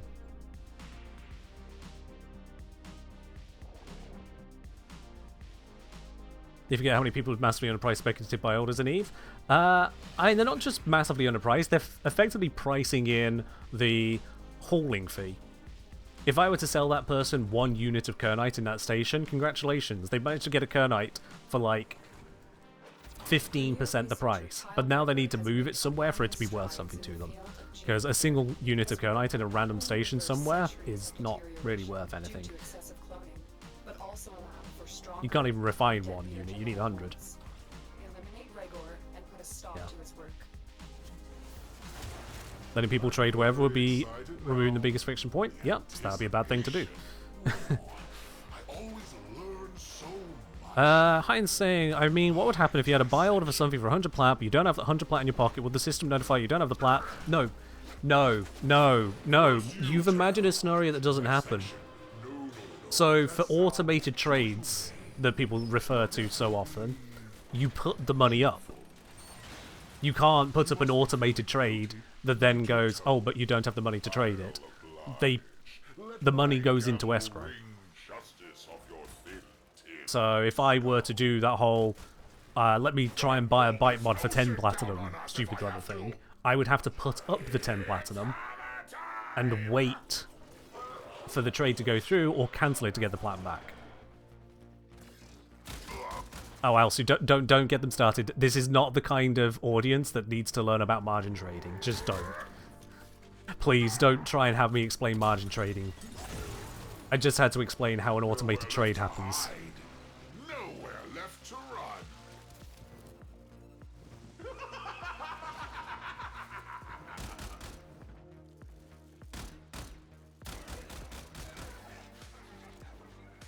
Kylo, no, no, no. If you want to know, you can ask on Discord. Or Alsu can explain it to you, but just no. Margin trading is not something that I'll explain in a minute. Margin trading almost needs an entire video to appreciate the levels of interaction that goes into it.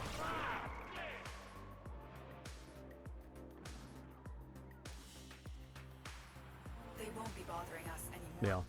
Alright, Equinox Night Near Optics. I think that's a dupe. Yep, we've had 2 of those already. That's unfortunate. Go again.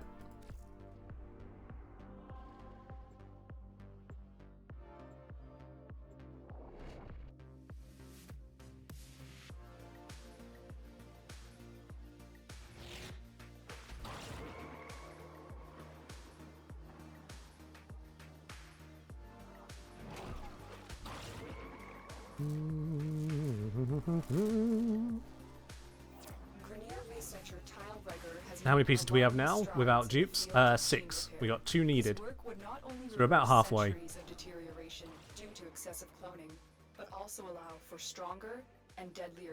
We're gonna go regardless of time? I mean, honestly, I'm kind of committed to the bit, aren't I? I realized as I made it an option that I was committing to something a little longer than schedule, but sod it, why not? If y'all love these market discussions, Warframe farm flexes, and level cap stuff, hit that subscribe button. That's what convinces yours truly to run these longer and longer streams. Hit that sub button, why not? Wasn't there a player run stock market in EVE that turned out to be a massive scam? I mean, if there is a financial institution that could be used and abused, it's been reinvented in EVE multiple times over, yes. Including EVE still does have, I think, literal corporation stocks. That mechanic is completely unused because there's no regulation whatsoever. You can't have a stock market without people being able to be held to account. It just doesn't work. Have I ever used a trading post in Varzia to do a trade with everyone? The trading post in Varzia is actually called Maru's Bazaar, where Maru was. Varzia got added later. And yes, I have traded at Maru's Bazaar. I demonstrated this in the How to Trade video.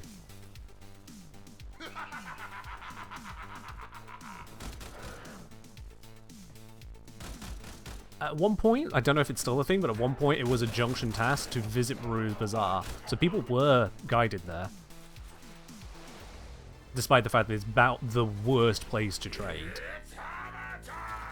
Imagine loading up a Warframe market where you can only see random items one at a time. And you can only see like 10 sellers at a time. Equinox Knight chassis. Duplicate.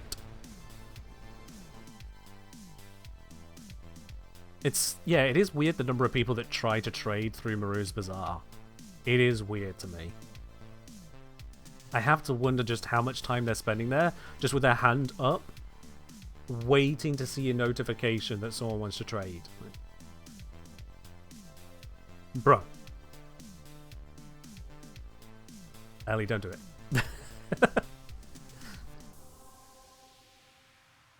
Yeah, going to Maru's to conduct a trade because neither you nor the other person you spoke to can go to the same dojo for some reason? Sure.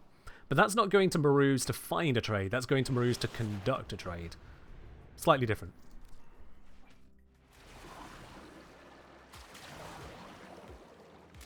Yeah, Maru's is a weird place. Researcher Tile Reger has made it is a weird place.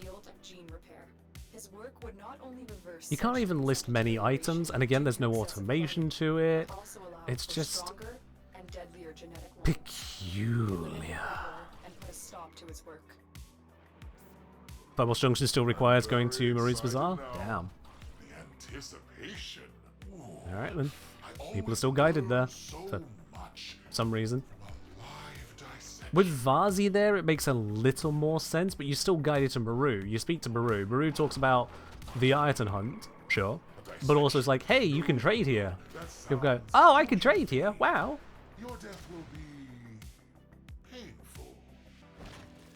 The Lotus barking at you, always so calm, always in control. Exactly, Elsie, yeah. When you go to buy something, you're looking for a specific thing. There is very little reason to believe your specific thing is going to be available at Maru's Bazaar, let alone at a reasonable price. And then as a seller, you're selling up to 6 groups of items, because some people group items like they'll show a Warframe Prime blueprint, and they're indicating they're selling the whole set, not just the blueprint. But even then, they're choosing 6 items and hoping that someone who wants one of those 6 items will walk through those doors in a reasonable amount of time. Nowhere left to hide. Oy, oy, oy. Nowhere left to run. Haynes saying even going to Varzia is a thing because you can buy things right through the market. You can. You'd be surprised how many people don't know about that. They just don't know. It's not really advertised by the game that it exists. This is for the tube men. What is? Just bro despawning in front of me. You can trade Aya? No, Zom, no. You can sell... sorry, buy things for Aya from Vazia through the market, not Warframe market.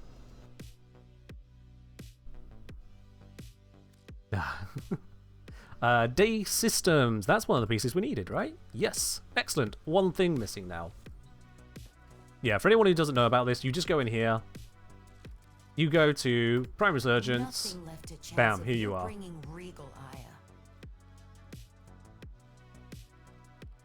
You can just get your things. Damn. Sure I can't tempt you?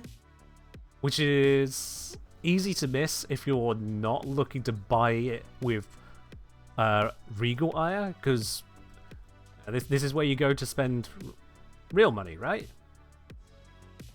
You don't expect to be able to spend your Ire there. And you do visit Vazia, it tries taking you to Vazia herself.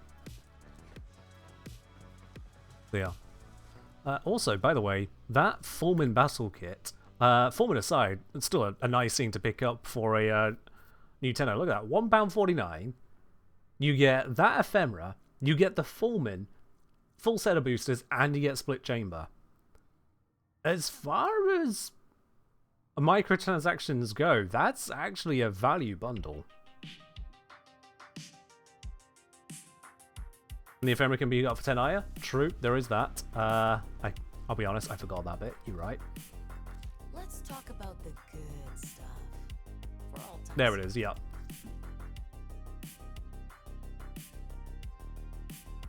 Let's just grab that. Why not? Speaking of, don't think I have this one. You've bled enough. I can see why I don't have it. Let's get it anyway. To reality, quick as a bow shot. Done.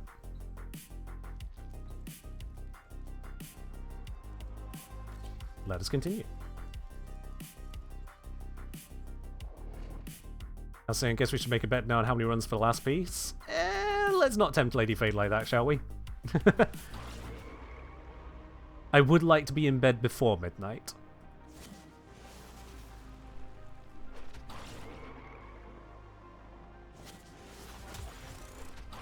Grenier researcher Tyle Reger has made alarming strides in the field of gene repair.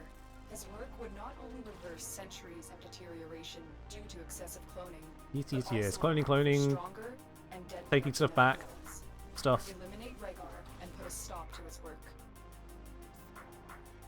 And was there so much higher? I do have a little bit, don't I? Yeah. It's 1 hour 5 minutes to midnight. Correct. Yeah. I'm very excited now. The anticipation. Where's he? I always learn Bruh. so much. Actually teleported onto the map to get away from me. There was nowhere down there. A dissection. You know, just loot the room. 103 credits. That was worth my time. Your death will be What we got on this one? painful. 113 credits. I'm gonna pull this ocean down on us if I have to. Curious what the worst value for money market bundle is? I mean, there were the high roller credit bundles, but I think they got pulled, did they? I can't remember if they actually finally deleted those or not. There's also the purchase of those blueprints for making, like, Orokin cells. Not Orokin reactors, Orokin cells.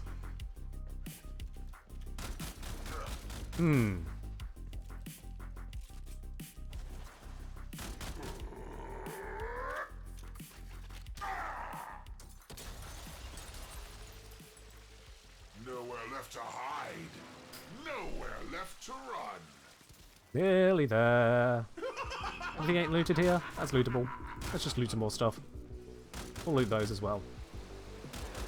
Shooty looty. Looty looty. Oh, 22 credits? My god, that was worth the bullets. How did that not hit? Come near me. I didn't even deal 0 damage. I just didn't hit him. Yeah.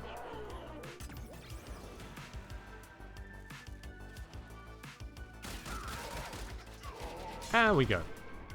A blueprint for Orokin cells? Yeah. Let me show you just how ridiculous that blueprint is. Because so many new players were like, oh my god, yeah, that's a way to get it. Equinox of the Night, Neuroptics, another dupe. Oh, put that on the wrong one.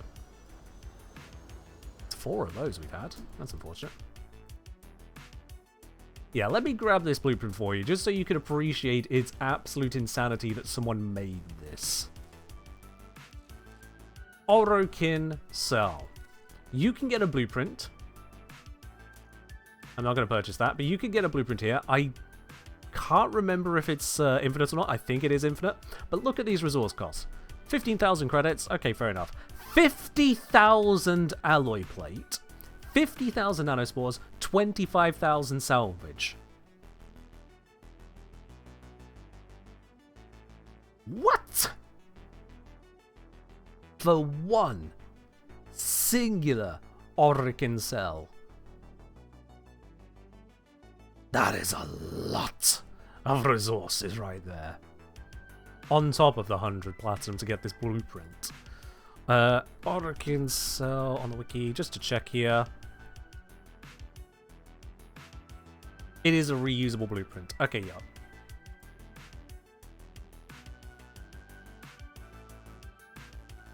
That is so expensive for one. Does it say the build time? Ah, I've just checked. The wiki has the build time. 1 hour! 1 hour of this blueprint after all of those resources.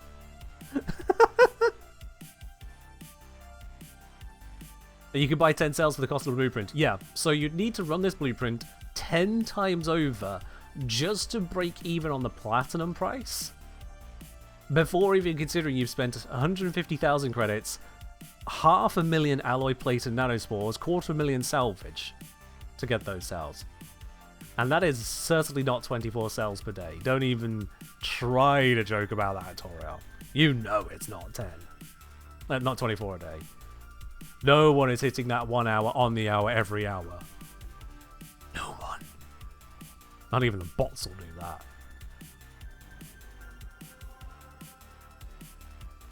So yeah.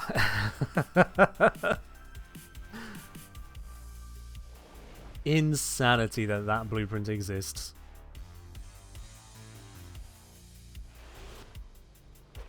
Insanity.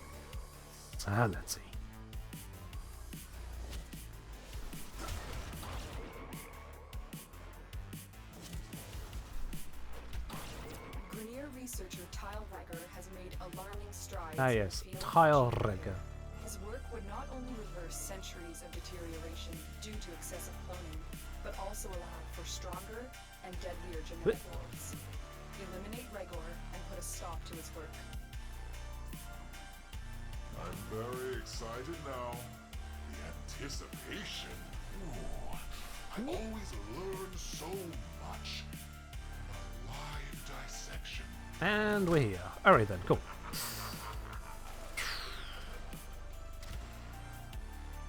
A dissection. Orokin Cell Blueprint feels like 2013 to 15 era content. Yeah. Oh, companion already marked this stage. Fair enough. And doop. Smashes that. It drops down the water.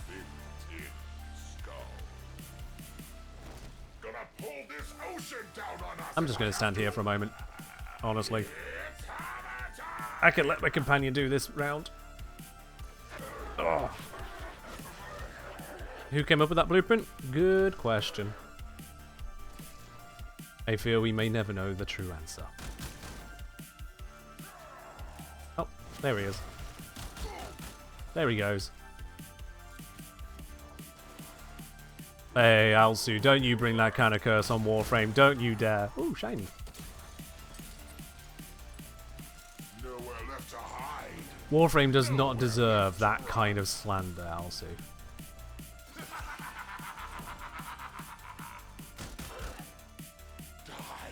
Ellie saying, trying Lavos, fell in love with the base, torrid, weird prime firestorm using gas valence. gas valence can certainly get some work done. Oh yes.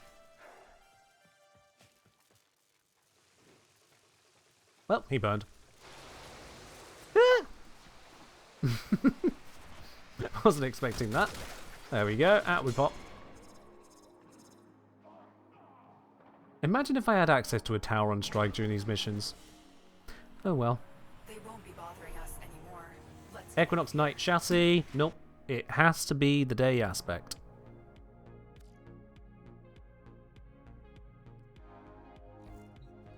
Redo. I'm not even going to pay attention to Wally at the moment.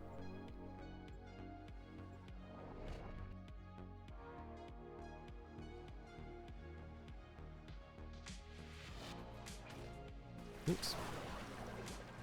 I've cast Benevolent Decoy. Didn't mean to. I forgot that I sometimes start in a Arcwing mode. Let's go. Grenier researcher Tile Reger has made alarming strides in the field of gene repair. His work would not only reverse Oh, by the way, centuries of just to get distracted a deterioration moment. due to excessive cloning, but Every also time you come allow through for this corridor, stronger and you all know and it well, genetic molds. there's always a Eliminate Curia right there. stop to his work. Always. The Lotus. Just jump up. barking at you, It's right there. Always so calm, Waiting. always So in patiently. control. Just wants you to scan it. She doesn't care about you, Tenno. It's not the only one there. You, not like I loved the two men you murdered. There we go.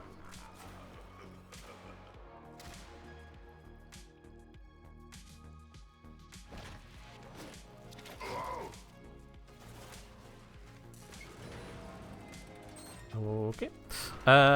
Benze always bought ducats with Ire because I misread the UI. Thought 250 was what I get from one Ire, but 250 was what you had at the time.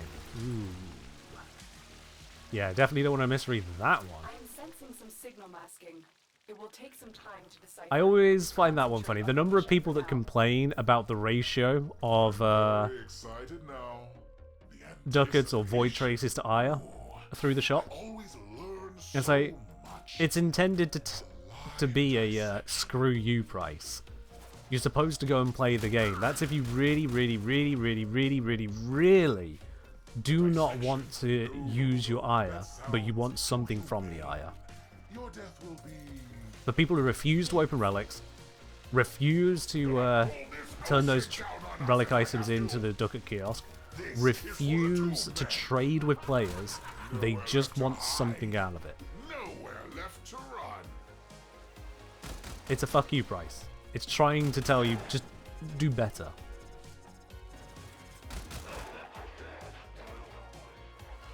Yeah. Is it a ridiculous price? Yes. It's intended to be ridiculous. Leech, bloody worm.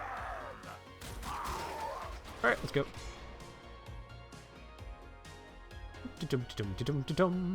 And oh. Wow, I was turning around to shoot him just out of bad manners. My companion beat me to it. Night chassis, dupe. That's the one we got last mission. God damn it.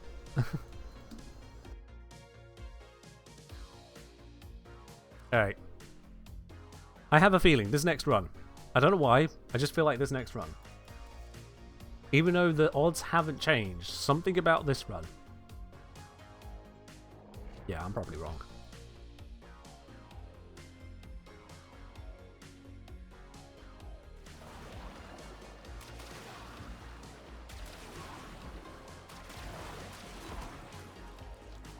Else do you think it's going to be 3 more? Haven't you rolled a d20 and got a 3? Okay, maybe that's another bet for 3 more. Researcher Tile Reger has made alarming strides in the field of gene repair. His work would not only reverse centuries of deterioration due to excessive cloning, but also allow for stronger and deadlier genetic molds. Eliminate Regor and put a stop to his work. Don't you worry, Lotus. We'll get right on to eliminating Rega. He'll never ever be seen again. Totally. Such a relief. I'll finally get the chance to Healy, have something to say about the unreliability on the passive. I'm assuming you mean Lavos' passive? Just don't rely on it. His passive isn't so much. supposed to be total status immunity, so don't rely on it. If you want more status resistance or immunity, bring something else that does that. A dissection? No. That sounds too humane. Hello, Warlock. I'm doing well. Hope you're doing well yourself. Painful. Don't worry. There ain't no gambling going on here. Just an understanding that RNG is at play. Come near me, and I'll pound you into We're gaming, but we're not gaming.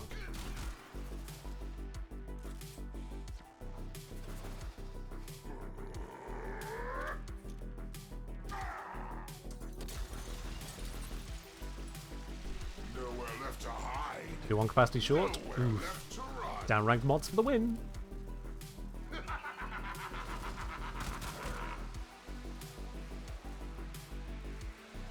I'm just braced against the wall here so I don't get knocked in. Oh, there we go. Heatprock's gonna do it.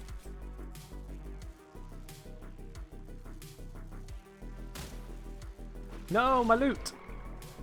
Got it. 36 blasters and 144 polymer bundles. Worth it.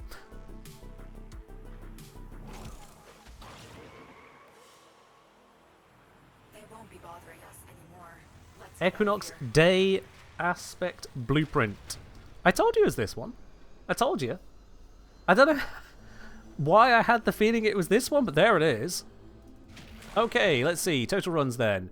For Night Aspect, once. The Night Neuroptics 4 times. Night Chassis 4 times. Night Systems once. That's a total of 10 on Nights. And then Day Aspect once. Neuroptics twice. Chassis 3 times. Systems once. That is 5, 6, 7. Total of 17 runs. And if we take that at 2.5 minutes per run, 17 times 2.5, 42.5 minutes.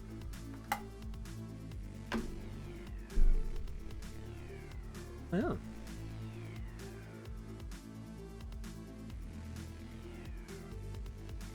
Now let's have a look then.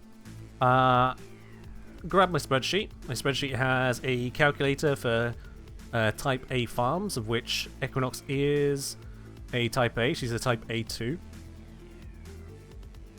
So having run 17 runs, chance of a set in 17 or fewer runs is 36.19%.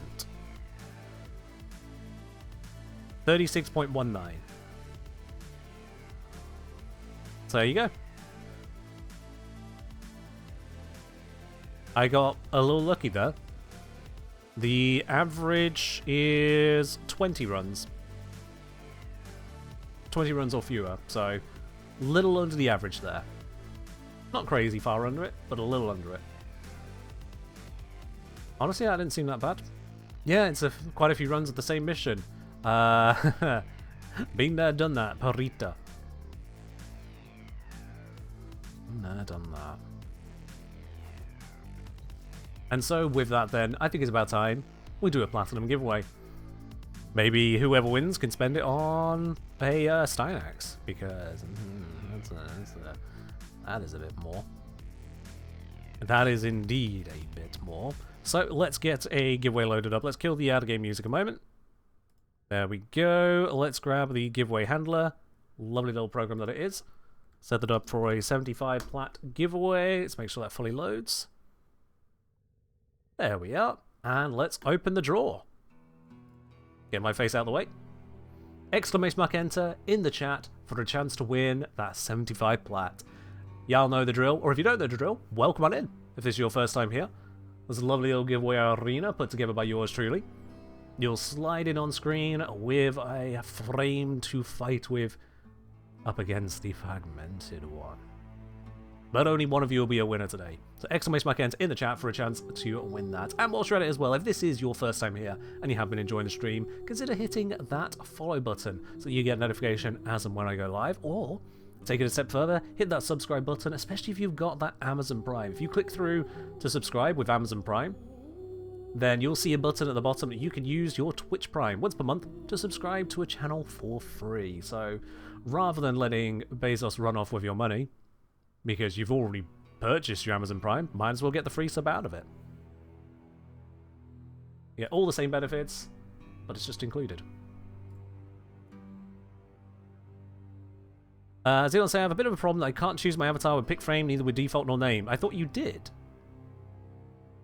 I genuinely thought you had done. Hold on. Zelon, do exclamation mark pick frame default.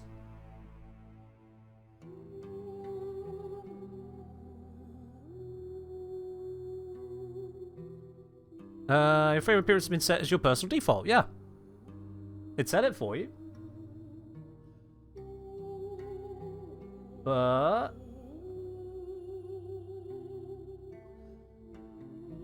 oh, it's still Lavos, is it? Hold on, hold on. Okay, there might be something in the back end that's gone wrong. Let me have a look there for you. I'll dig into this real quick. Sprite defaults. X. Xenon 564. Xenon 564. Yeah.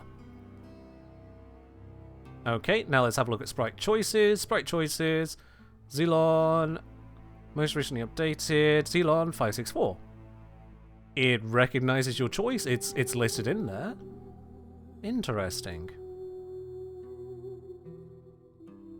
Okay. I'm gonna get a notepad for this one. IRL notepad. Giveaway. Arena. Xenon 564. Avatar issue. There you are. I have officially opened a ticket for you. That'll be addressed tomorrow. I'll have a look into that. Alright. And with that noted down then, oh, and what is this? This is a Kaldaka coming in with their Prime there. Much appreciated. Up onto 2 months. You got that lovely bronze badge next to your name there. Kaldaka, thank you very much for continued support on the channel here. Much appreciated. And with that then, it's about time we do the draw. Let's see who's going to be the winner today of the 75 plat on this giveaway. Let us draw. Those of you picking frame for the first time here, that'll be yours in upcoming giveaways. It doesn't live update it simply because of the limitations of programming, but that'll be yours in the future, absolutely. Oh, Kaldaka, because you just subscribed, it doesn't immediately realize you've become a subscriber. There's a little delay, so I'll force that through in a second. But first, let's celebrate Radika! Excellent work, Tenno. The extraction point is up ahead. Radika, congratulations. You are our winner today of the 75 plat giveaway. We'll get that sent on over to you. Absolutely.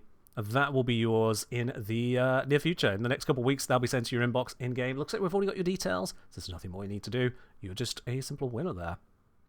Absolutely. Ah, Mythic, thank you for doing the override. Save me the hassle there. There you are, Kaldaka. Your arena avatar has now been set up. Mythic has pulled through as a pro mod today, absolutely. I'll be quite honest, I forgot that the moderators had access to using that command. I remember telling you now, but I didn't remember until you sent it and it worked. I was about to say, oh, nice try, I have to do that. Nope, nope, you did it. Brilliant. Alright then. That is where we're going to wrap it up today. We are actually quite late today. We've gone 86 minutes over time. In fact, we've gone over time about as much as the length of the video I put out. So, on that note then, we are just going to wrap it up there. Thank you very much for joining in. I'll be live again on Wednesday with some more good old Warframe. In the meantime, you have yourselves a good start to your week, and I'll see you in the next one. Bye-bye.